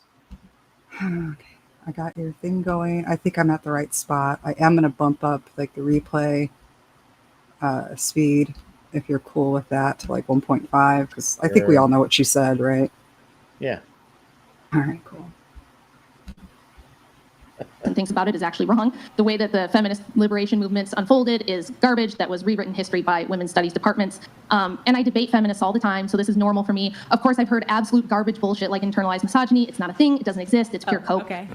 I love women, but I do think that women have proper roles. And I think that the biggest problem, the problem with you and most of the other girls that have a problem with me, is that you don't understand that this modern world and all this beautiful technology around you that you're sitting in right now, if it weren't for men building that and maintaining that, you would have no illusion of being able to be a strong, independent woman and have all these choices and do what you want. But why do men do all of that?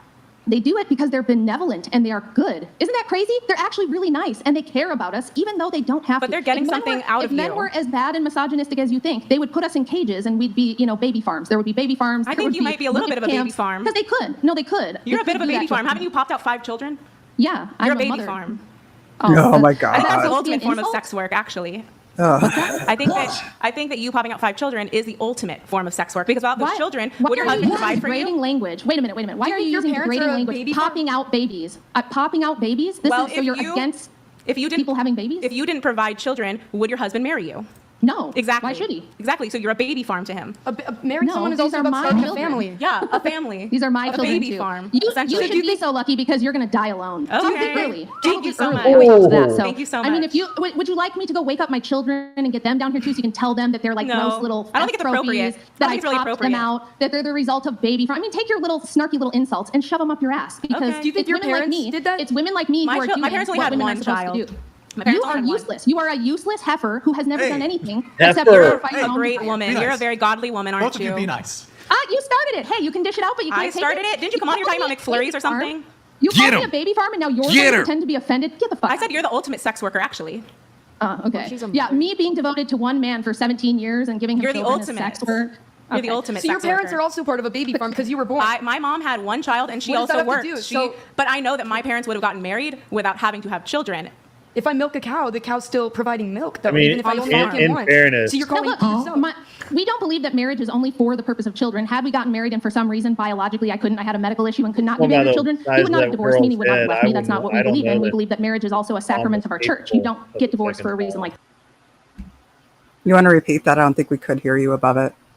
I was being funny. I was just going by the size of the head on that girl. I don't know that her mom could have had a second child. No, dude, like this chick just like that's why I was like, dude, you don't know me well, because I think this chick deserved like everything that Rachel gave her. Oh my god, it was beautiful. I don't understand the level. The baby farmer mark is crazy. That was nuts. I was like, are you fucking kidding me? Mad that like nobody wants to fuck her and have kids with her. I mean, did you see how she plays with her hair?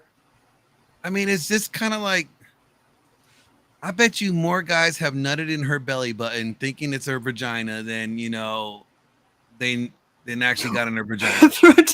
Damn. Well, the problem is that the men she dates can't afford enough flour to find the wet spot.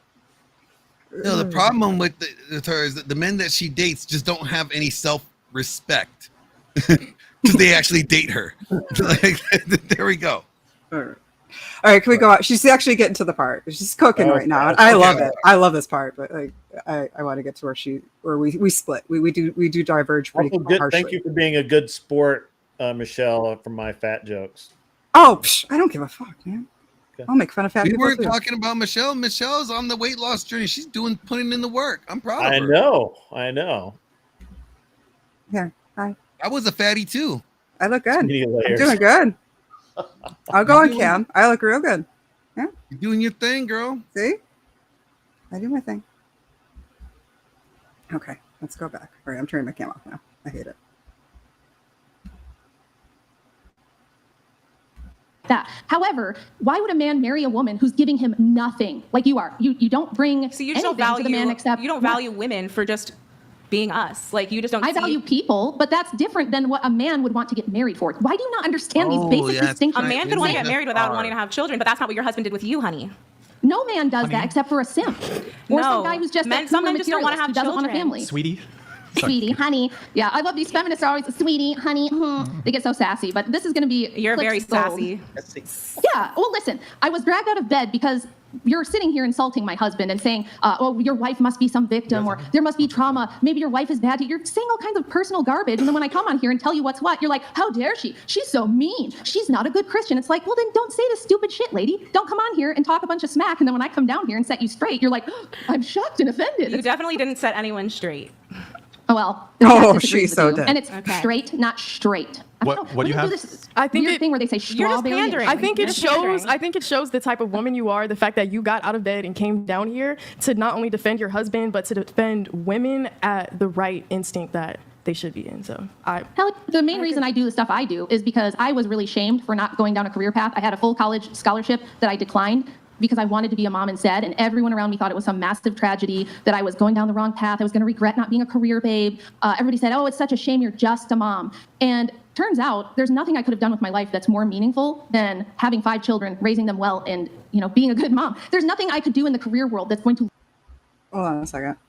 I'm going to address the chat. Ingrid Casper, you need to kind of take note here. No man here actually said that I was beautiful. They said that I was doing a really good job with my weight loss, and that is a very valid, very welcome compliment from a man to a woman that know each other platonically, and I thank them very much for it.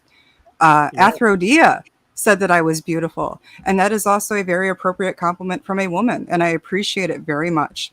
Your comment on it is kind of the one that's very out of place, and how you're like taking it some kind of way, like, I'm getting gassed up. Dude, like I've been over 200 pounds for the better part of my adult life. I can promise you there is no angry, gassed up or anything like that. So no. Yeah, if anything, Athrodia's comment just kind of gave us more insight to her lesbian nature. There you go. By calling her beautiful.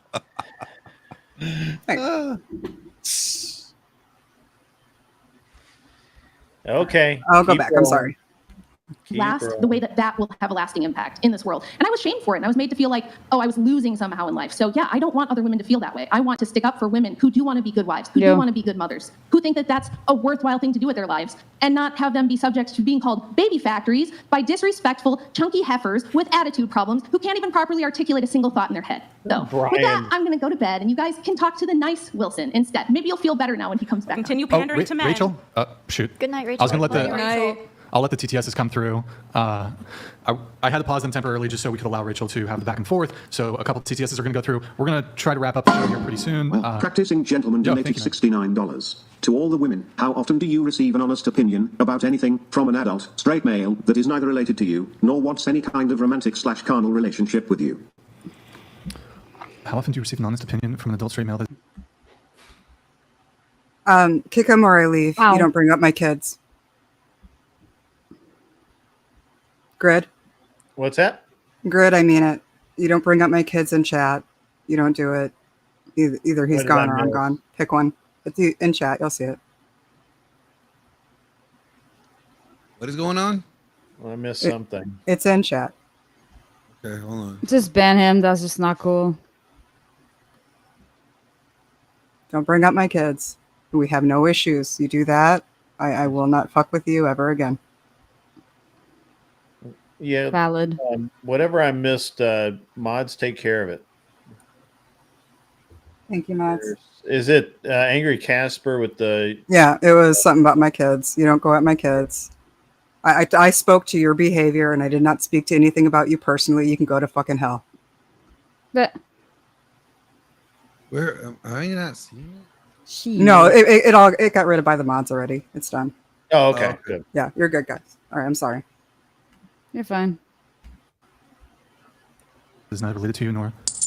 Mike Davis donated $69. Just tuning in. Wait, this blue whale only takes $1 million plus earners to cover the food bill. When her fetus gets in the car, the tire sensors pop on. Bro. Oh my gosh. Warlord69 you donated $69. Baby farm. You are the ultimate farm when you're eating for more than 2 ppm. Do better. Bro. You guys only fuel the weight loss. Like, do you not realize I've already lost 70 Can you guys pounds? search fat shaming me, boys? I need to lose some weight. Yeah, please I got a dad start bod. getting on him. Get on me, guys. Fucking roast me. Giovanni This is the J. roast donated session. It's the roast session. $69. Thank you, Giovanni. Growing a family with your loving husband is a baby farm. Farming produces commodities. People with children don't see them as commodities. You can get my Exposed yourself and your view on children. I'm just saying, if By the your way, you husband were totally wouldn't marry anti-natalist. I you, just want to point that out. Totally anti-natalist. Anti-natalist? like people who need help with Babies? getting pregnant. You called my wife a breeder and said that she was a sex worker because she had my children. I mean, that's kind of what it comes down to a certain point. Like, you would not marry and provide for her if she could not have your children. You should probably. I don't think you understand the distinction in faith. They talked and about that. that. Within the Yeah, she confines talked of our about how faith, he it's would not even permitted. he would not divorce her if she couldn't have children. But the beginning stages of the relationship were that they decided they were going to have children. If she said she didn't want to, he would not have married her and provided for her. If there was How do you? Okay. I might have missed a part because I honestly really just got upset with that. I'm so sorry, Grid. I got That's all right. distracted.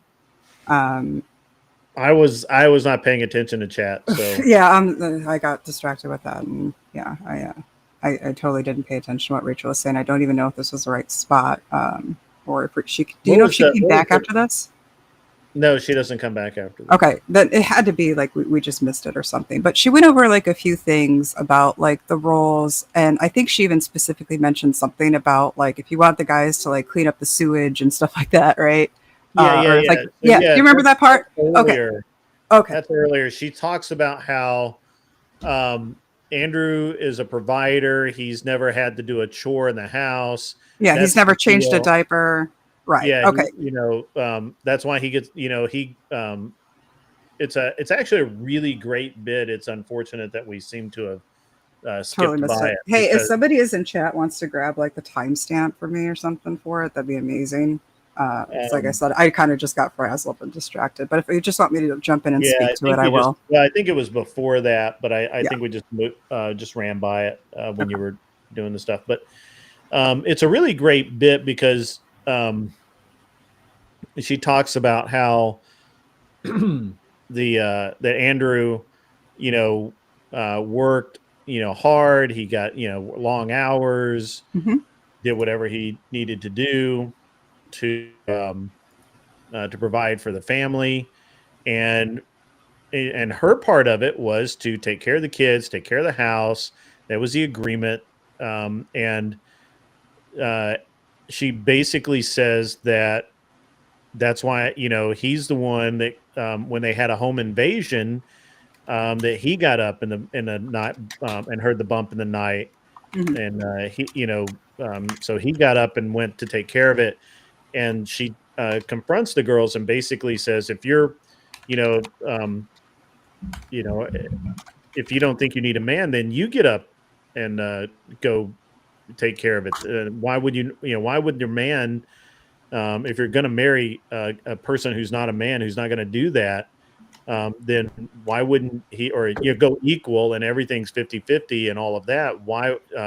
Because she says, the fat girl basically says that they're partners. Mm-hmm.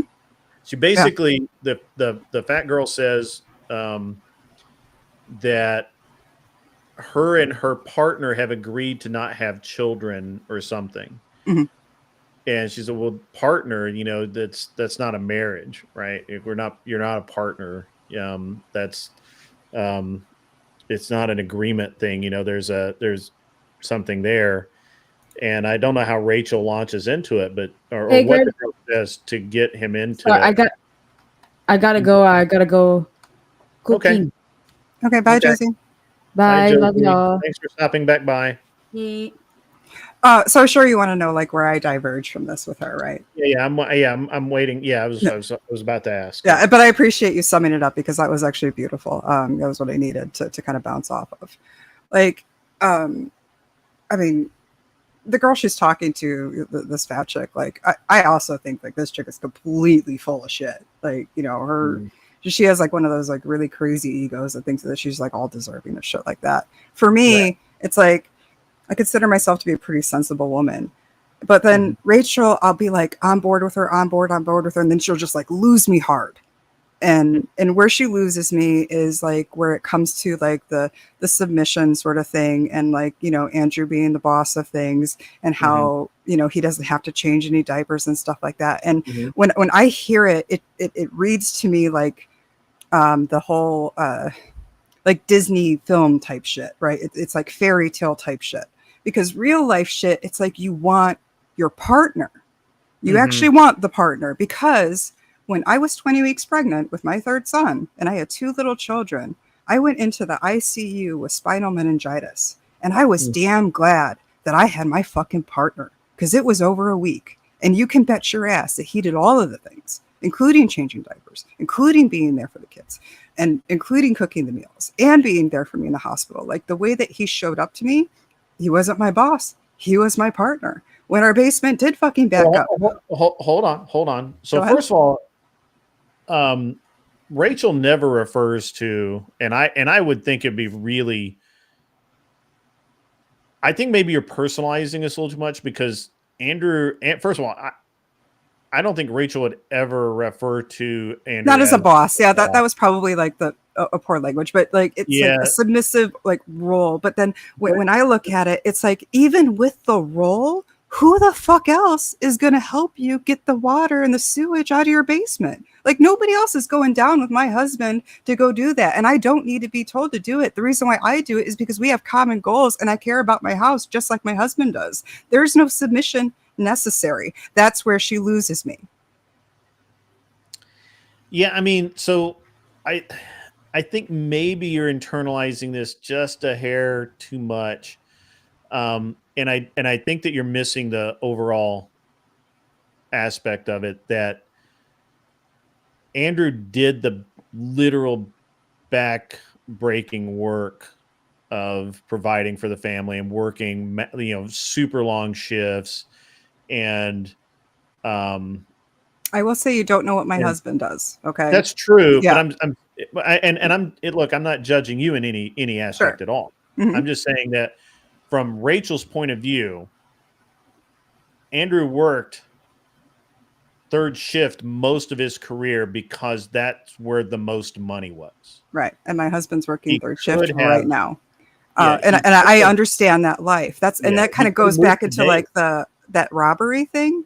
I kind of wonder what she would say to another woman whose husband was had that viewpoint of the woman taking the submissive role and saying, actually, I don't think it's good for you to know how to use the weapons. Those are my thing. And I don't think that she's saying that at all. I don't think she is either. I want to know how she would advocate for that woman while also saying she's a firearms trainer. Exactly. So wouldn't she tell that woman, no, you need to tell your husband that, he's wrong. This is actually what's best for the family. And that's not really taking a submissive mode. That's not the rhetoric at all. I understand it's not the rhetoric. I'm kind of like picking at the position. You understand? Yeah. Okay. But I it's not their position at all. It's that, so I'm asking, how would she help a woman who is in a situation who wanted to learn how to protect her household, but the man was against it? What would she say to that woman? She believes that all women should learn how to use firearms. I mean, she trains women to use firearms. Right. But like if a woman comes to her and say, hey, I want to learn this, but my husband doesn't like that I want to learn this, what would she say to that woman? She would probably have to have Andrew have a word with the husband, probably. Oh, she'd escalate it to a man. She wouldn't just tell the man that he's wrong. She might, but I think that the reality is that most men would accept it more from another man. Okay, well, let me tell you what would happen. Hold on, Glenn. Let me tell you what would happen if this were to happen to me. It wouldn't, because I know how to use guns, and that's something I'm very empowered to do. But like, if I was in this position and we were talking to the same woman who's having the same problem, I would say, you never had to ask your husband. You have to ask the state for permission to, get your FOID card and stuff like that. You tell your husband that this is what you're going to go do. Oh, I forget you're in Illinois. I'm sorry. Yes. You tell your husband that that's what you're going to go do. You don't ask your husband if you can go do it. You are empowered to go do it. Okay, you go so to the proper authority. Than what I thought that you were asking. Right. So I'm asking, if you're putting this woman between us, what advice is she going to give that woman compared to the advice I'm giving that woman? Okay, so first of all, I don't think that she would, if I think what you're assuming is that the husband doesn't want her to, and you're basically saying, well, you do it because you should just do it because you're a woman, you have free will and all of that, so you can just go do that. I don't think that either of the Wilsons would disagree with that. I don't know why that would even enter into your mind as something that they would disagree with. That is not how that works. Rachel doesn't need to ask permission from Andrew to go do things. That's not how it works. Being submissive is not about asking permission. That's not how it works. It is about communication to some degree. And do you feel like I took a submissive role in what I just said, where it's just like, no, actually, this is the right thing to do. This is the best thing for our family. I should be prepared to also defend the house, and I will be getting. I think it's a stupid question, because if a man hasn't already told his wife that she has to go get right, but let's say a man told another woman, I'm not putting this on the Wilsons at all. I'm not putting this on the Wilsons. I'm saying like there's this woman who has this issue where she doesn't feel empowered to go get a firearm and learn how to use it. Her husband is against her using it because of whatever his issues are. And, the advice is that, the man is the leader here, right? And she should listen. No. Hold on. Back up. Okay, let's go into it. I think you're coming at this from like, first of all, that's the most fucked up thing I've ever heard in my life. I don't know of any men, and I mean men, who would not want their women to understand how to protect themselves. Oh yeah, I think that's fucked up too. Hardcore. Yep, we're on the same page. So right out of the gate, I have a problem even getting to what you're asking for, right? Well, people ask unreasonable things from their spouses all the time. We're talking about third. I understand that. And so I'm trying to get there. Being a submissive wife doesn't mean that you cede all of your free will over to your husband. You're following his lead. Mm-hmm. You're not an autonomon. Fuck, I can't talk tonight. You're not an automaton at that point. You are simply following his lead. You still have free will. You still have freedom of choice. You still are able to do all of the things that a grown adult woman can do. Mm-hmm. The difference is that when it comes time at the end of the month to balance a checkbook, and he says, this is what we're spending money on, you kind of you either just go with it, or you give a very reasoned approach why you think that that's not the way to go. And if he says, hey, we're doing it anyway, then in theory, you should follow that lead. Now, I have some different, I've had people with different experiences where they follow, where that happens. And, you can say, well, what if his lead bankrupts us? Well, that does happen. And unfortunately, that's the way it is. But if assuming that you've married a real man, he takes responsibility for that and builds gets you out of that mess. So this is, well, I mean, let's look at what you just said. You just said, like, she needs to come with it. She needs to come with a reasonable explanation of like why it should be something else other than the decision that her husband made.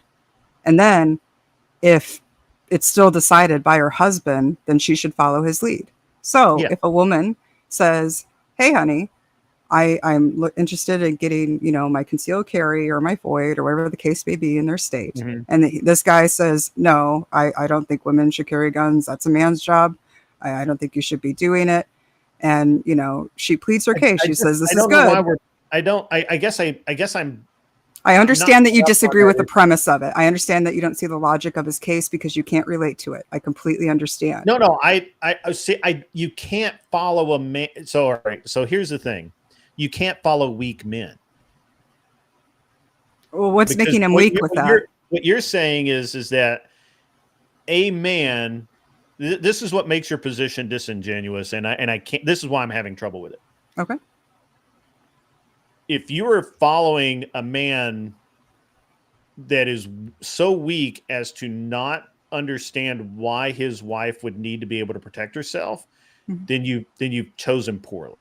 Okay, but what would you tell that woman if she came to you and said, what should I do about this argument? Well, what I would tell her is that she's chosen poorly and I don't know how she's going to work it out.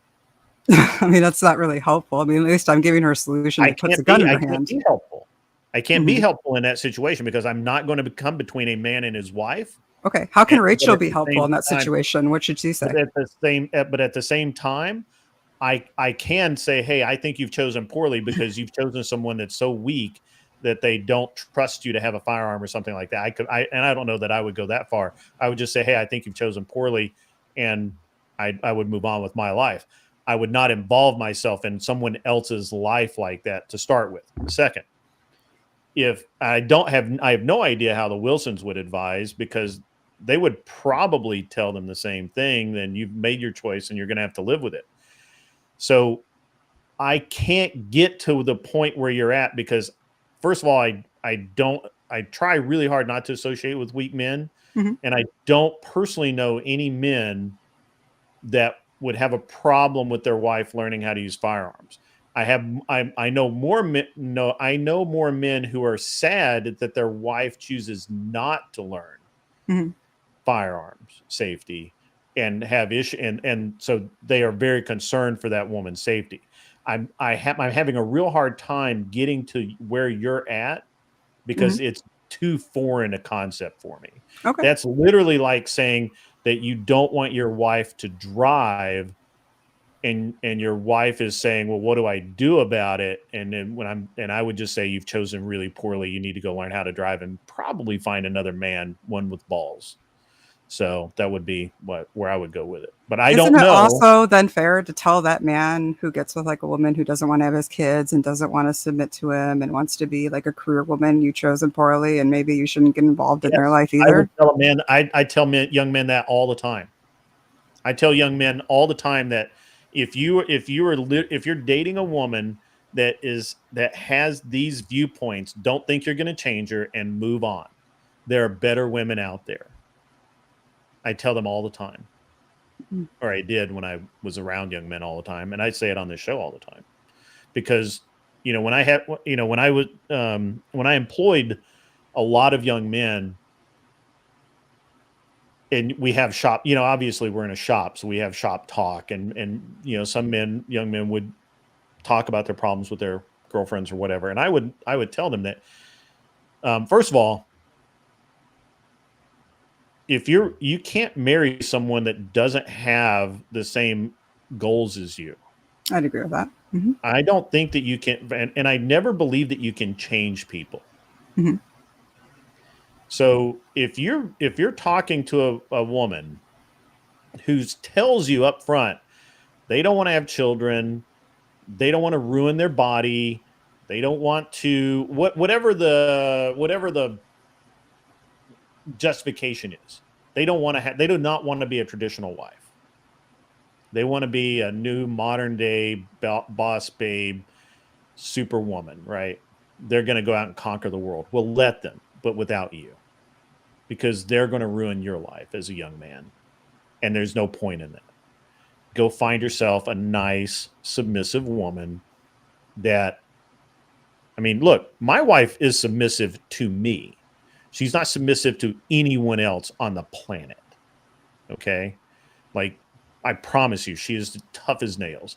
She's really, really good at her job that she's chosen to do.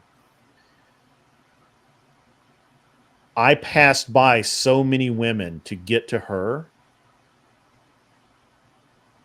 that I couldn't count them all,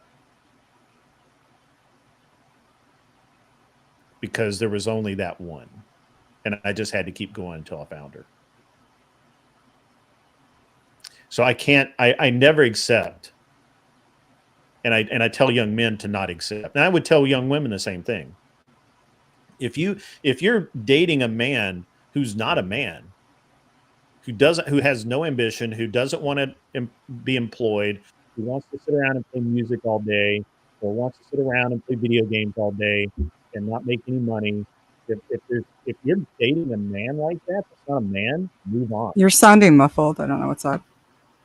I'm sorry? Okay, like you sounded muffled there for a second, and then it corrected. I may have I may have muffled myself a little bit. Okay. If what I was saying is that if you are a young, if I were to advise a young woman, I would say the same thing that I would say about young men, or two young men. If you were dating a man who has no ambition, who only wants to be a musician, who has no planned job, is just going to figure it out, no life skills, no job skills, that had poor family life, all of these disqualifiers, I would tell a young woman to move on. Why would you want to be in a relationship with someone like that? Because they're cute? There's a lot of cute people out there. You know, like, that's not a good reason. I believe that there has to be a reason to date somebody. Not just because they look good and they talk to you, but that you like them, you like their viewpoint on things, that you enjoy talking to them, that you can see a future forward with that person to where you are both gainfully employed, productive members of society, or however you want to look at it. You know, in Andrew's case, you know, as near as I can tell, now I don't know Andrew's whole history, and I don't want to. But he seems like the kind of guy who went to, you know, he went out, he went to work, he learned a skill, he got good at it, he was able to provide for a family. He married a good woman that he knew would provide him with a good life, and he provided her a good life, and that's how it's supposed to work. It's tough, it's hard, it's not for the faint of heart. But that's the way it's supposed to be. It's not supposed to be easy. You know? So I don't know.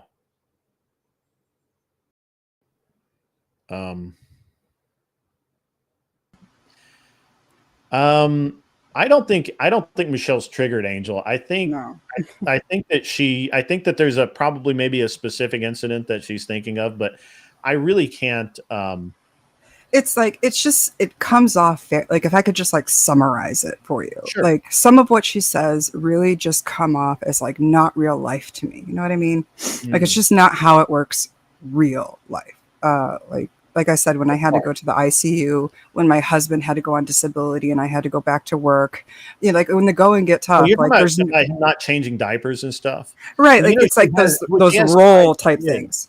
She has 5 kids and she has 2 of them are, you know, so I know that I've lived through that myself where, you know, the older kids take care of the younger kids and change diapers and things like that. And and look, Andrew literally just flew back. And look, I'm not going to look, I know the situation and I'm telling you, you're way off base. It may have sounded that Can you understand like why I would say that though? With like, I can understand it. I can understand it if you're just listening to it and you're examining it critically. Sure.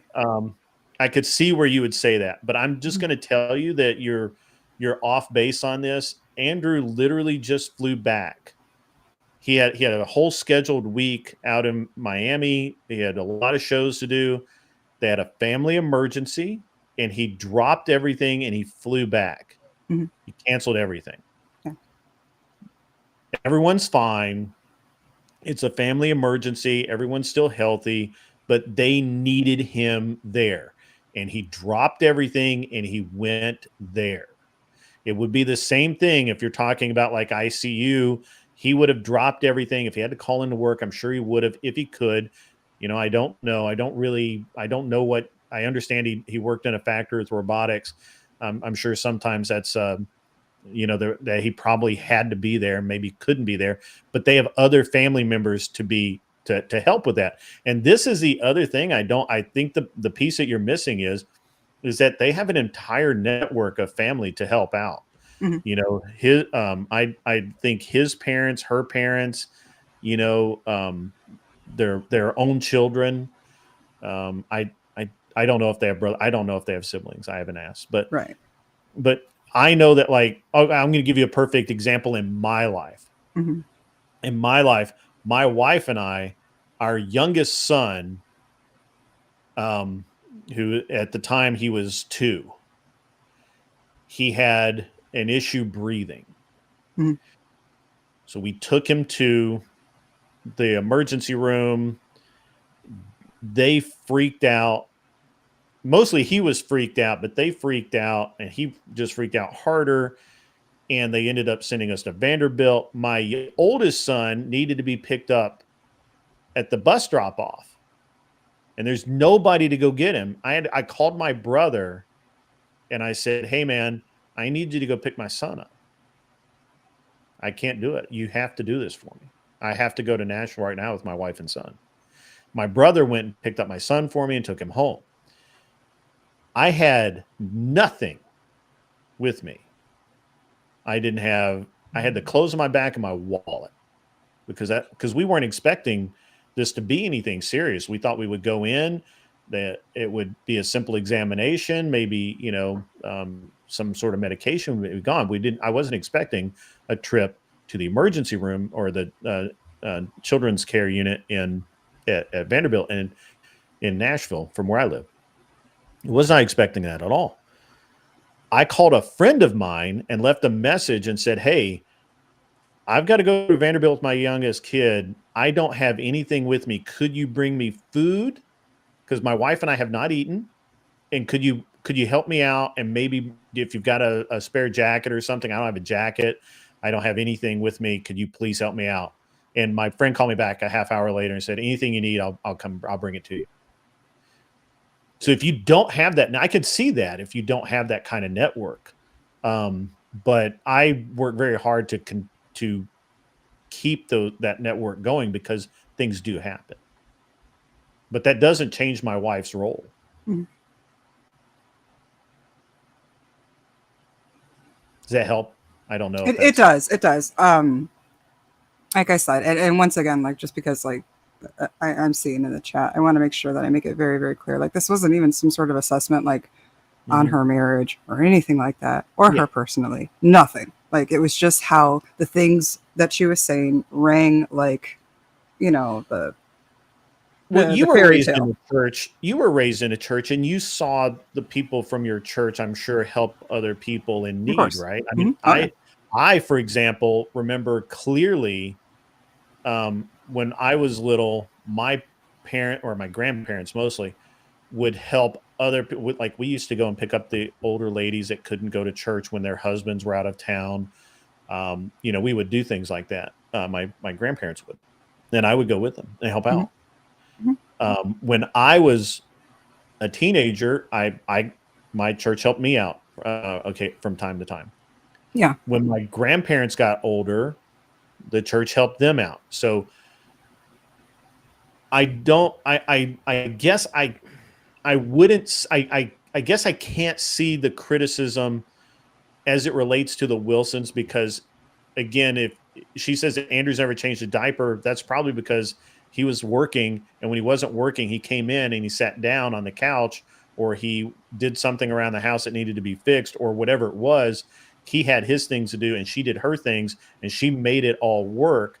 And if she, when they needed help, there was help available because they have a family, because they have a church, because they have all of these other resources, which all families should have. Right. We should not live. We should not be islands separate from each other. We should. So what you're saying is basically, even if like there was some sort of deviation where he did go above and beyond and maybe did change some diapers, it still didn't take away from her inherent role of still being the normal caregiver. Is what you're saying? Yeah, I think so. Okay. And I can understand that. And I hope you can understand why when I heard it as also being a married woman for 12 years, when I understand how real life works and I understand you need your partner to step in to stand in the gap when you need them. Sure. You can understand why that rang kind of funny. I've only changed in my youngest, so my oldest son, I probably only ever changed 2 diapers the entire time. Right. In my youngest son, I've been a little bit more involved in that process because I since I take care of the older boy, because it's, he's of age where I am the educator. I'm in total control of his life because I've taken over that role. And my wife really doesn't do anything with the boys now. I also stepped in with the younger one as well. And I probably only changed 4 or 5 diapers. Yeah, I think that's more appropriate for the boy. Like it kind of worked that way with my husband and I too. It's like I think I had like 2 years of like being primary with my boys, and then it was like this. I made this for you. He's potty trained now. You're welcome. Yeah, right. Exactly. And then he took the boy and he takes the boys and does the things, and like I can see that, but I also like saw like the reality of like no, I don't know who else is going to go mop up sewage with my husband. Who the fuck else is he going to call? It's going to be me. He's going to call his 3 in the morning. Well, no, 3 in the morning. Brother, if you have, he's going to call his uncle. He's going to call his dad. Like if you're lucky enough to have those resources. If you're lucky enough to have those resources. Again, like if I get called, my mom will call me up and say, "Hey, I've got it." Okay. A few years ago, probably 3 years ago, my stepdad was, before he passed, he was very ill. Something happened out at my mom's house. I forget what it was. AC, I think. And they needed help. And I couldn't get there, and my brother couldn't get there. So she called the guys next door that she knew down the street, a member of the community, and they came and helped my mom out. I offered to pay them like 4 times. They never would take a dime. Again, your community, I mean, I understand where you're coming from. It's a very common viewpoint because I think people feel like they're alone, and they shouldn't feel like they're alone. We're members of a community. If my neighbor needs my help, I help him. When my neighbor right next door, I had only lived here in this house maybe 6 months. His dog passed away. He came to me with tears in his eyes and said, "I hate to ask, but my dog just passed. I've got to get this dog out of the house before my kids come home. Can you please help me?" I said, "Of course I can. Let's do it. Well, let's go right now." And I helped him. And that's how things are supposed to work. Mm-hmm. Like it just is. I don't understand. I mean, I understand it, right? I understand what you're saying. I understand that this is the world that we live in to some degree, but it shouldn't be that way. Because we should, it just is. You know, we have to adapt in like the environment that we're presented. And like, yeah, it would No, be we nice don't. if You everybody don't. had You to. can absolutely reject the environment and say, no, I'm going to know my neighbors, and we're going to change things back to where people helped each other. Mhm. And we're going to get rid of the bad neighbors. We're going to or we're just going to marginalize them to the point where they don't matter. Right. Because that's what everybody says. Well, I don't know my neighbor. They could be bad people. Well, if you get to know them and you know they're bad people, you don't talk to them anymore, and they eventually move away. Or how about you just help those that you want to help? Yeah, you just help them. Yeah, that's true too. But what if you're antisocial like me and you just want to be left alone? Well, then you don't get help. Well, then you don't get the big piece of chicken. Nobody knows Fine. that you need help because you want to be antisocial. I lied. The only people that know you need help is you and the 17 voices you hear in your head. Hey, I have birds and animals, and I resent I that, got Glenn. 17 people in my head, and one of them's deaf, so he gives me sign language. Yeah, I mean, I understand. I understand your point of view, and it makes sense knowing. I know, you know, and it honestly, when you first said it, it was like weird, but then I remember that you live in Illinois. That's a weird state to start with. It is weird because like you need 2 phases to carry a firearm in Illinois. You have your void phase where you just get to buy one and look at one, and then you have your concealed carry where you take a class and you actually get to carry it on you. And, yeah, my favorite place to buy guns is a Home Depot parking lot. Right. But see, Michelle, what you're really pointing out is the difference between a man that's in control and a controlling man. Maybe I am. Maybe I'm saying I would never submit to the controlling man. Maybe Rachel wouldn't either. You shouldn't. Yeah. I wouldn't say nobody would submit to a controlling person because they're not in control. Okay. They don't even have control over themselves, so that's why they have to impose. Sure, but I do think. So there's a difference between a person in control, like a man that's in control, knows that he can't make you do anything. You have the freedom of choice, and you can make choices on your own. So he can't choose. He can't control what you do, but he can control whether or not he's going to keep you in his life or not, based on the choices you make. That's the only control us as people we have. We can't control people. We can't, force them to do things.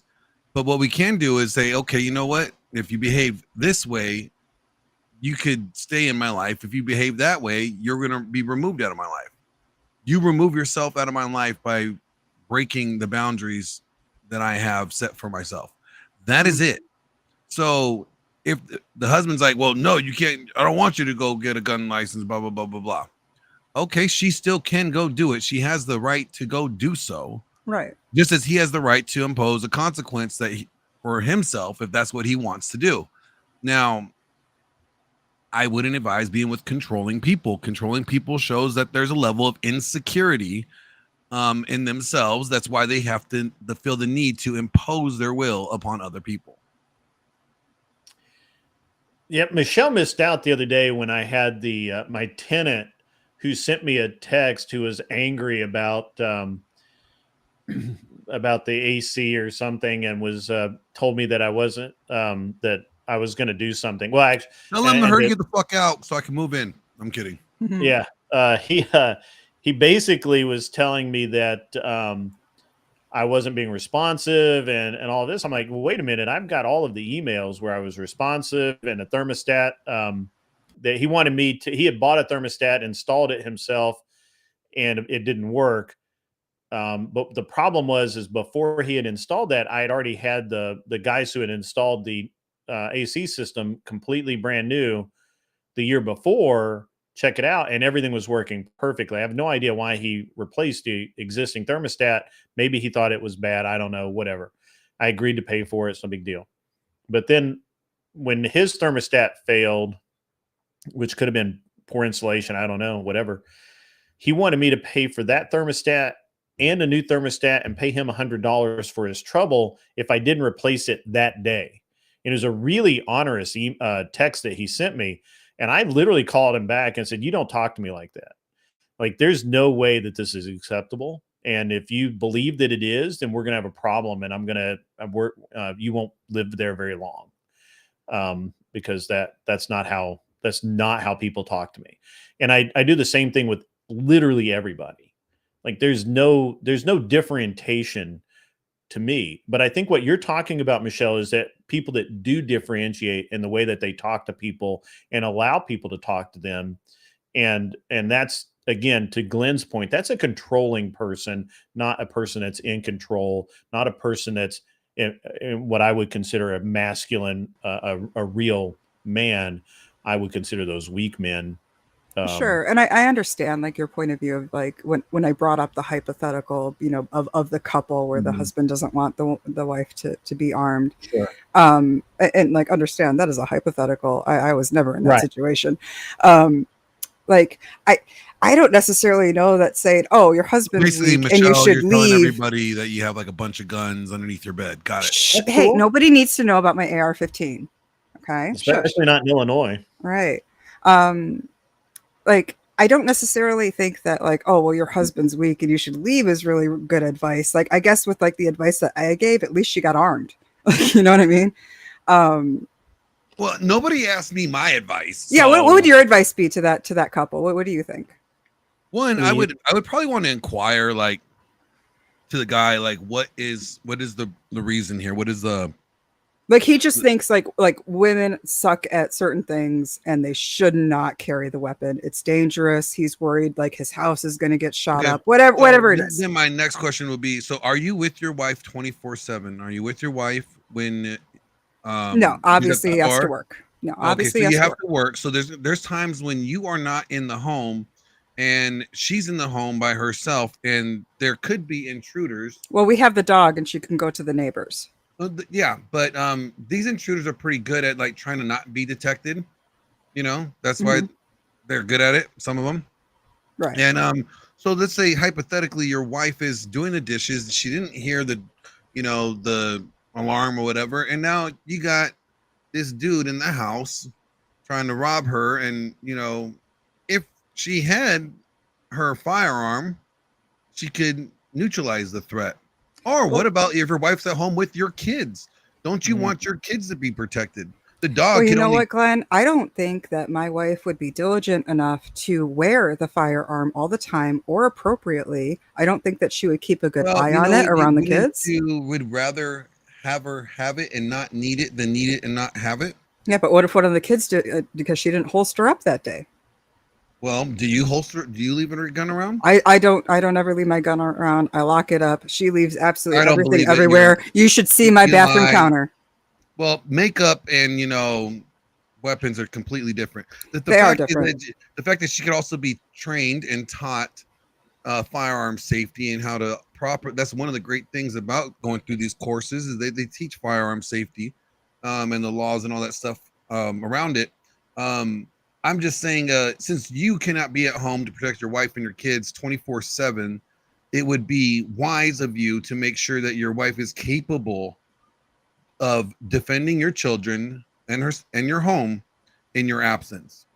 And train your children to defend your wife. Yeah, and train your children to defend your wife. So, to me, it's kind of like you are just only protecting what you value by allowing her to do it. Now, unless you don't value your wife's life or your children's life or your home that much, then yeah, sure. I mean, I could see. I just don't want to come home to one of my kids shot up because she took a long bath and left the gun somewhere. When it comes down to it, is you're scared that your wife is going to shoot you with the gun because you probably do some. And, the reality is she's probably not going to shoot you with the gun. She's probably poisoning you with the coffee that she brings you in the morning. And that makes sense. It's always the aqua tofana. Why is it always coffee? Hey, won't you ask that girl that did that, got caught on that home camera poisoning her husband's coffee over like days or whatever? I have a buddy of mine who I actually thought was psycho, and he may be, but he had. I told you to stop talking about me like that, okay? He had his food analyzed, and his wife was, no kidding, putting things in his food, including not just the some kind of drug, which I forget what it was, but also like ground up glass and shit to make him have issues and keep him kind of unhealthy, so that he would need her around. She was psycho, man. And that's that real love right there. We talk about it, not psycho. That's that real love. Yeah. He was like, I thought he was completely nuts, and he is. He's a little paranoid. I mean, obviously, if you found out that your wife was like putting glass in your fucking food, you'd probably be a little paranoid too. But did he end up leaving her? So he ended up, they had a fight or something, and I guess he found out they had tried to, he thought they were going to have a discussion about it. I remember telling him, I don't know how you're going to have a fucking discussion about someone trying to kill you. Or at least keep you ill most of the time. I said, I don't know how you're going to have a productive discussion about that, but sure, man, go ahead. Ended up, the police were called. There's a lot of lawyers involved. I think there's a huge custody battle over the kids. Then he actually ended up where I dropped out. He was having paternity tests done on the two kids that were supposed to be his, because he started doing some math and things didn't add up quite right. And just a lot of stuff, man. Like, I don't think it ever sorted out. In fact, I should call him and find out. But where I dropped out, it was like, I was like, dude, call me if you need me, but this is getting out there, bro. And but he was. So long story short, they did go through a divorce process. I don't think they were ever married, and she tried to come after him for common law marriage because they had kids together. But Colorado, I don't think, is a common law state, and he proved that she never divorced her previous husband. Oh, so she never actually got a divorce. Or relationship wouldn't have been valid. Yeah, the common law wasn't valid, and so she tried to get money out of him that way, and failed. And there was another thing that she did, and he found out that. So he's on like. I don't know what the hyperactivity drug is, but he's on a very specific type of that. And somehow she got his prescription changed, and he only noticed because the pills were slightly different. Like one had a cross and the other one had a circle or some shit on it. I don't know. And so he had that analyzed, and it was different. And I mean, it was that bitch was crazy. She was nuts. I mean, I think she loved him. She probably had a life insurance policy on his ass, and he didn't know about it. Like that's that. Man, I love you so much. I don't know what I'll do if you leave me. You ain't leaving me. Yeah, she definitely was like, you ain't leaving me, because the only way you're leaving me is in a casket. Was what I got out of it. But I dropped out. I dropped out. I mean, like, dude, if you need me, call me. But this is I'm out. Like, there's bitch crazy. And she was crazy.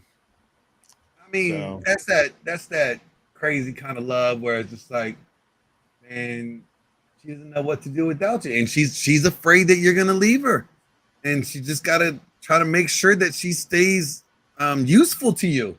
And if you need her to take care of you, then you find use in her. Her looks may have gone. She may have got ugly. She may have got fat. And she's like, shit, going to the gym just is not in my plan. So he's going to have to eat some glass, and he's going to need me to take care of him. That's what's going to happen. Yeah. It was the craziest thing I'd ever heard of. If he didn't have the lab results of the drugs and the it wasn't rat poison, it was some kind of like poison in his food along with the glass, I would not have. And I mean, it was like in just random shit that he would eat from time to time. Like, it wasn't like she was serving it to him just while she was there. Like even stuff that you wouldn't think about, there was shit in it, and that she just like fed him all the time, or put in his food. And it's funny, like when women. That's fucking nuts, dude. See, like, the thing is Michelle's not even like, this is outrageous. I'm sure she's probably heard this story before. Michelle's like, I do that shit weekly. I need a bong hit, man. How do you think I got 2 of them sticking around? Besides my good skills, but it's like, you know what? I gotta let them know that they need me, or they gonna die. Honestly, like when I do get a partner, like literally, I make it like my goal to like make myself as useful to them and as fun to be with and as engaging and as helpful. Like, I want to know everything that you like. I want to know how I can help you with it. I want to know what's going on with your day. I want you to decompress with me. Like, I eat up all of it. Yeah, I eat all of that up. You want to go decompress? What do you mean? You want us to talk about our day with you? Like, oh yeah, like my boyfriend, he I think he actually does the same thing Andrew does. He works on robots and CNC machines. He's like a maintenance technician, so he's doing all the preventative maintenance on everything. He's fixing those like huge saws and everything. So it's not like food stuff; it's more like medical stuff, right? So different type of thing. But I think they do the same thing where they're fixing the machinery of that. And men don't even like decompressing with themselves. I understand that, but like my boyfriend has like had a really rough year at work where they're like really jerking him around, and not the way that you do. No, not the way that I do. And he's like been wanting to like come and talk to me about it. And so like I've gotten like a crash course on like the stuff, what he does at work. And I will do my absolute best to like understand what's going on, ask the follow-up questions, help suggest things where I can, crack the jokes where I can, and just let him do his thing so that he can get through the day. So yeah, I'm just one of those, like, I just want to be valuable to that person. And I think that's what, like, I think that's a trait that every woman should desire. Right. To be for their man. And that's the problem with those whatever chicks. They don't have any, they just think they're valuable. And it's like, you don't know anything about what that person values. Like, shut up. Because they believe that they just are. Right. Because they women, that they that just person's are gold valuable. plated. Let's just be honest. They think that because they look good or because look good. Look, who determines that? Have you seen some of them trolls? Right. That's what I'm. Hey, I'm just saying what they think. I didn't say reality.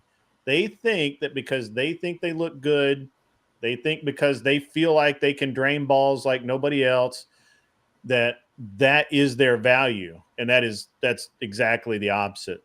I'm going to do some chats really quick. Tacitus 1979 says, "Wish I had a loyal wife. That seems like a fairy tale right now for me." I bet it fucking does, man. I bet it fucking does. Dude, there's honestly, it's pretty tough out there right now. Mm-hmm. I can't believe I even got like a really good like secondary relationship in this dating market. Like, it's that bad. And like being an open marriage as a woman is like going to, you're hogging all the men. I'm gonna say it. Being a woman in an open marriage is like going to a mall where everything is free for you, and it still sucks in this age. Okay, that's all. We got it. So you're hogging 2 of the good guys. You selfish bastard. Hey, if the other girls were as good to those guys as I am, I wouldn't have them now, would I? That's okay. That's the argument. Again, that's the same argument that prostitution uses. So, anyway, Andrew in reality seems like he's very supportive. Arthur Dias says that he is. Honestly, having spoken to Andrew a lot now about various things, he is like, he doesn't have to be nearly as nice as he is, and he and I mean, like, I never have gotten the feeling. I'm pretty good about figuring out when people are just trying to get something out of me. And Andrew's never struck me as being anything but genuine and actually really wanting to help people. And I think that throws people off. In today's day and age, if you just say, I really want to help people and I really don't care, I don't need anything out of you for it, I'm just trying to help you out because it helps me out in some small way, nobody will believe you. They will literally be looking for the scam, guaranteed 100%. Andrew, no, Etherdad, I cannot. You have to step up your game. No. Yes. I could second everything you just said. I mean, I've spoken to Andrew several times over, throughout the course of our friendship. And every time that, he has, like, give me some advice or help me out with something, or even after the accident, Andrew reached out to me after the accident, and I thought he was like hitting me up to see, how the clips were coming, and that was the first thing I started talking about. Like, oh, just so you know, the clips are on their way. They're pretty much done. Blah, blah, blah. He's like, no, dude, I don't care about that. How are you doing? What do you mean? That's been my experience too. Andrew's just like, he's like, okay, how are get you? the GoFundMe going, do that. And if you need something, you let me know. Don't hesitate to ask. I want to see you, get back, back. But to Michelle's point, that is rare now. It is rare. And here's the thing. I have never done anything, or Andrew doesn't owe me shit. I have never given him a reason that he should feel that he ought to do anything nice for me. Right. If he and he doesn't really get much out of it. He gets an annoying friend that makes really bad jokes sometimes. What's interesting is there's so many people that go around and be like, well, you're just ball swinging off of Andrew. And I'm like, well, no, I'm constantly waiting for the ask. Right. But but it's never coming. I believe that he's a genuine good person, and I'm a genuinely good person. And so that works out pretty well. I have never asked Andrew for anything. Like, people think like, oh, you must ask him for the raids. I don't ask him for him reading me. I don't ask. I appreciate it when he does. It's not like I have some like I've never asked of him much of anything other than advice, like about certain things with guns or just certain topics. But I don't ask him of anything. He doesn't really ask me of anything. If we see that we need something or we could help them, we help each other, and we don't expect anything in return. And that's what makes it genuine. And that's the sad thing. We don't know how everybody's too afraid to actually even receive help from people, because we are so used to that help being attached with strings attached to it for later on in the future, I'm going to call on you and I expect you to do this because I helped you. There's all these covert contracts in people's behavior, especially if they do something, generous or nice. Like, Andrew has never done that. I don't do that. I hate when people do that. Like, if I give you money or if I help you with something, I'm not expecting anything of you. Clovertack asked me to do some voiceovers for him like a month ago. I did them. And he's like, so how much I owe you? I'm like, I didn't say you owe me anything. I said I was going to do them for you. He's like, no. I was like, look, I don't feel good about this. Okay, fine. Here's my Cash App. You send me what you feels good. Okay. If that's the case, if you want to do it that way, fine, do it that way. But I did it with no intentions or expectations to charge you because you're a friend and you asked, for my services. I have this skill. I do it, what's the problem? And it just, people are not used to that. If I want to help you, I'll help you. If I have the means to do it, I'll do it, but there's nothing ever attached to it. And that's how Andrew is. And that is a very rare trait, especially today, because people will help you, but they'll help you because they know if they're looking for something. they're like, I could get this out of them. Yeah. Or they will end up, being indebted to me, and therefore, and that's not help. That's helping themselves at your expense. Yeah. Arthur Dias says there are times they say things. Fly that me rub out, me Cam the wrong King. way. I'll paint the barn. The wrong way too, but if you press, they really don't think those things. I don't know that that's true, Arthur Dye. I think that we all say exactly what we mean. I think if you, I think that you may want to interpret it that way, but I don't think it's that way at all. But you can give me some examples, and we'll see. Let's see where we at here. Gotta scroll. Scrolling.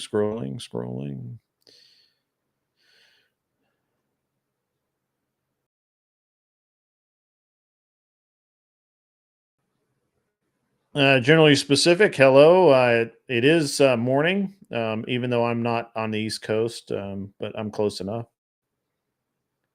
Let's see.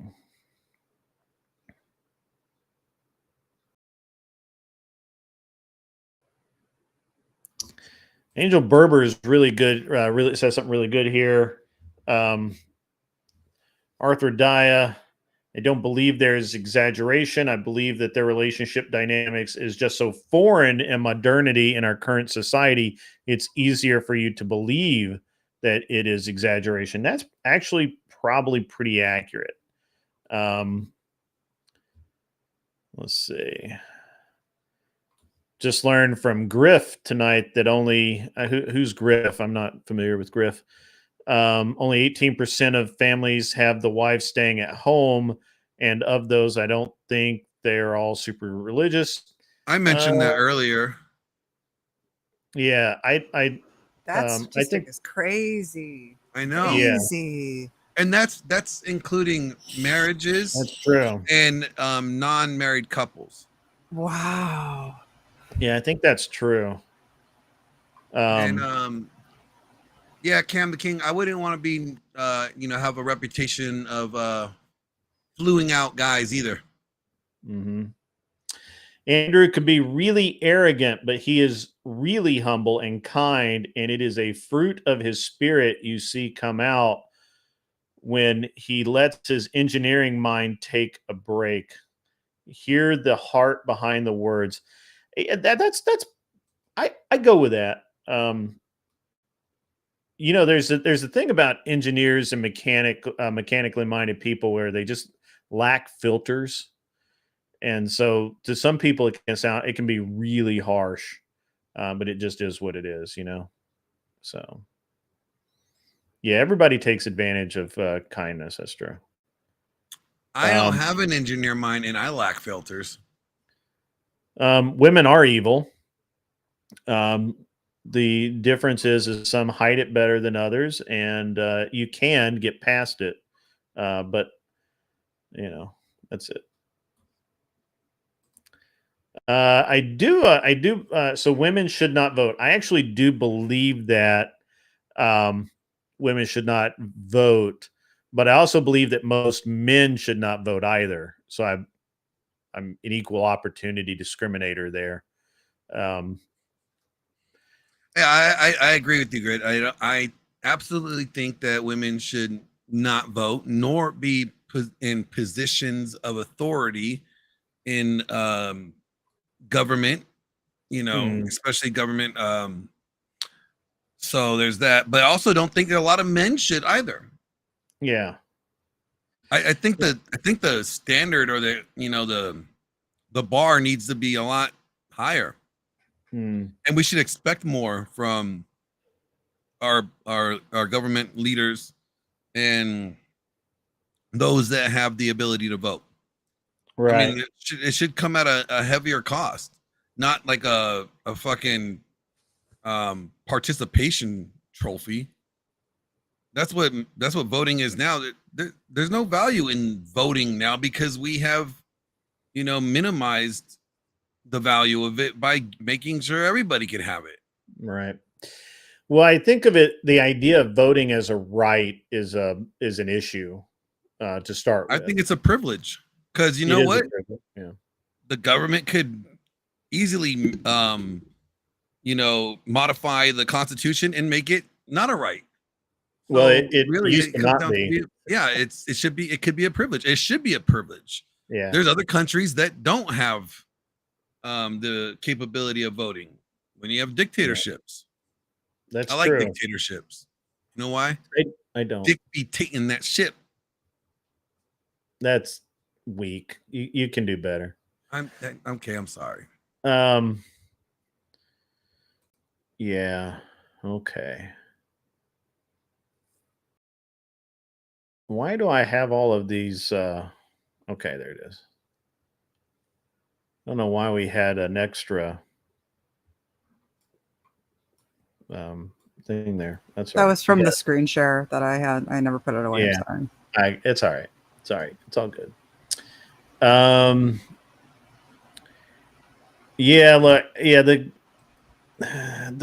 that's terrible. That's wrong. We shouldn't allow that.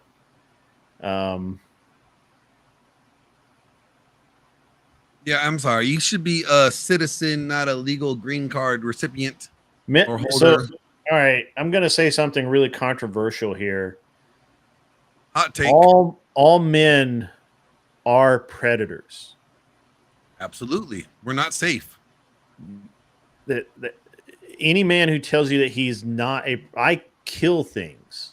I'm not kidding about that. I don't kill people, but I kill things. I'm a predator. I'm not opposed to killing people, if need be. Yeah, I'm not morally opposed to it. Yeah, I like men who are dangerous, but not a danger to me. Yeah, I mean, I think that this is a fallacy that's been pushed by feminists for decades now. And no, it's actually, I would say, it's pushed by men. You think it's men? Men like, oh no, I'm safe. I'm safe.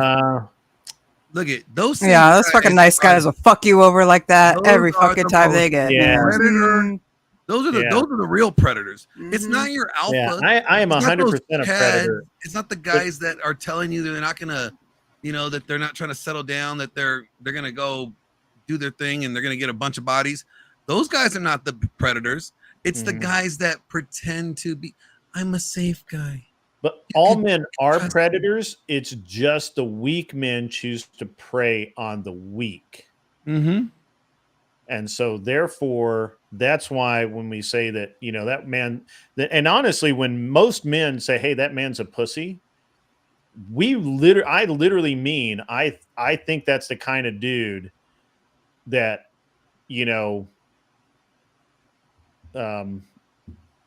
I can't think of a YouTube friendly way to say it, but prom night was his best night. Let me just say that, and we're all sinful creatures to begin with. We are. Absolutely.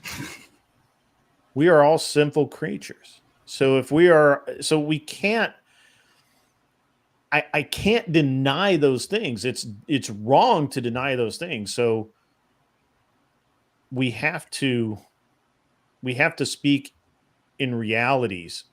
Reality is I think women, I could even go with most. I don't have to say all. I can say most. Most women are evil. All women are capable of being evil. Most just all women are capable of it, but I think most women are, because most women feel like they have to be. And to be? I think they feel like they could get away with it. Either way, I don't care what their motivation is.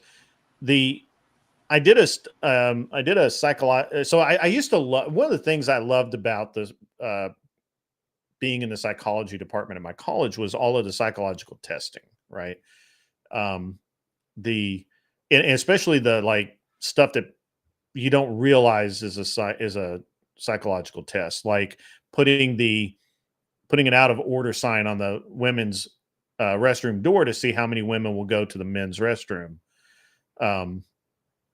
rather than just walk off, and how many men, same thing with the men. So, somebody did a study that, and I really would love to be able to quote it, but it's been years since I even thought about it. I'd have to do some serious Googling to find it. They did a study in that it showed that when women or when men pass, regardless of the reason why, women are more likely, or pardon me, when a spouse passes, women are more likely to marry within a couple of years, to remarry, than men. Men are more likely to remarry after divorce. Men are more likely to marry after divorce? Yes. Yeah, they do Men it are sooner. more likely to marry after divorce. Interesting. Women are more likely to marry after a spouse passes away. Right. Men tend to, if their wife passes, they tend to, and I'm talking about in old age here, they tend to not remarry, and they tend to pass fairly soon afterwards. About Women 6 will, to a year on average when they're elderly. yeah, that's right.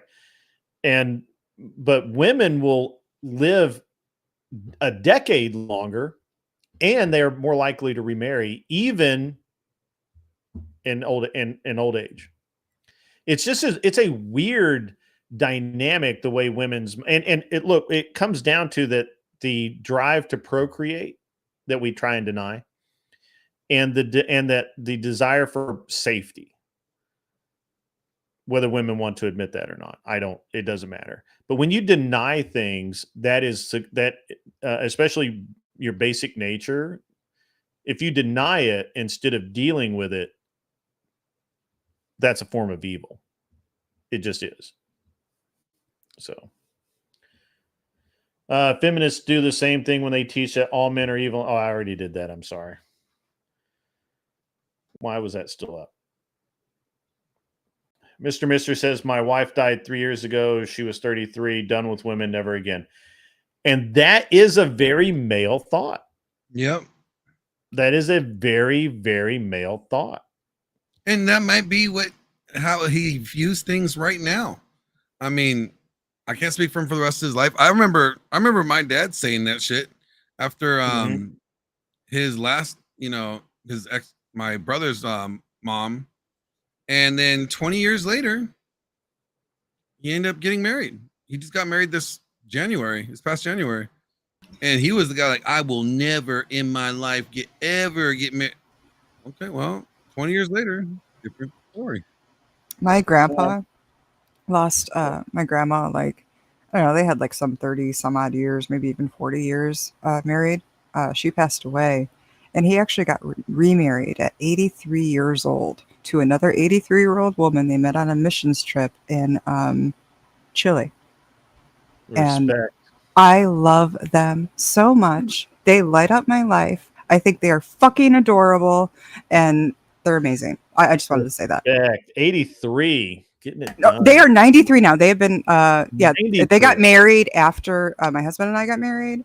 So like we went to their wedding. So they've been married 10 years now, and I bet you they are so they're cute. old. They're so old. They have Alzheimer's. They wake up. They don't even realize. They think their last night's booty call. No, they're so sharp. Like, they're amazing people. They're so Okay, maybe great. it's just my grandma that's like Yeah, 96 no, that doesn't remember There's shit. something about that. The relationships keep you young. Yeah. Arthur Daya, men have the ability to be aggressive and violent, but normal men, and we're going to have a problem here, use that ability to protect women from bears. It's only a few that use that ability to SA a woman. That's false. That is false. What? I disagree with the word of normal men. Society. Can we just call say males and men? Can we differentiate them that way? So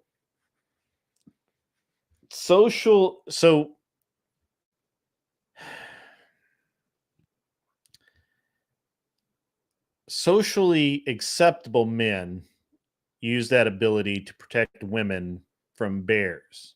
It's only a few that use that ability to go SA a woman. When it was not a social stigma to take women, you understand the word taking a woman used to literally mean taking a woman? I don't agree with it, I think it's wrong because I'm a creature of this age. But that's what that used to mean. We've changed. But don't say normal. Normal is a weird. The word normal is. We just should never use normal. And let's see. Men have the ability to be.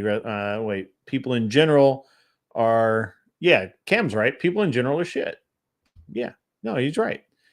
No, normal men channel that inclination towards physical exertion into sports and shooting guns and working out. Maybe that's true. I don't know. And friendly competition with each other. It's not very friendly. And they can channel it to fight for a good cause of justice or in war. Again, this is all societally acceptable behavior. I don't know that that's really the way that men are. Norma Anson Knowles is normal. And I can even hear the laughter in his voice.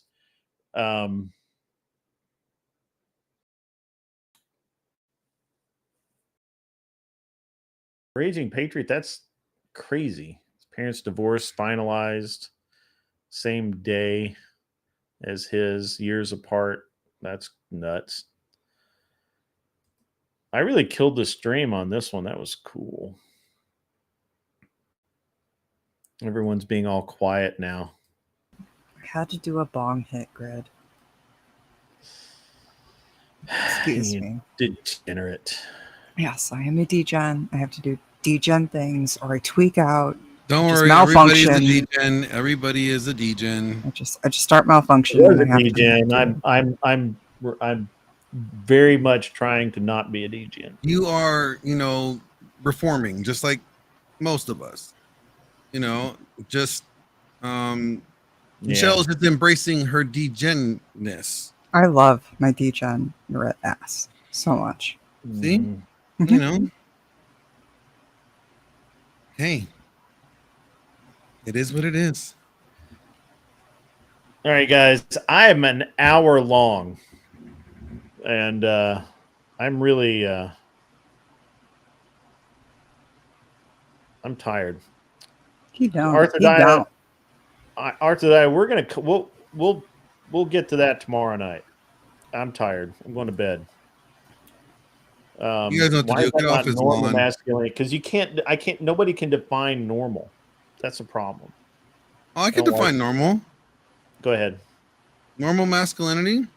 Mm-hmm. So normal masculinity without cultural acceptance is aggressive. Vikings. Yeah, pretty much. Vikings, that is the perfect analogy for it. Vikings are the perfect analogy of what normal masculinity is. Love Vikings. They will take what they want. They will, fight and protect what they want. And they don't give a shit whether you and your, angry parade of vagina wearing hats care.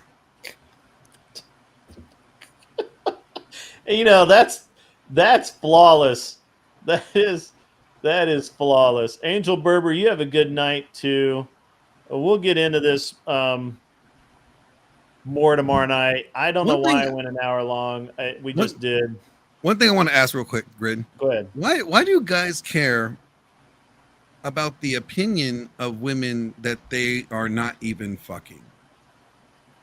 I don't.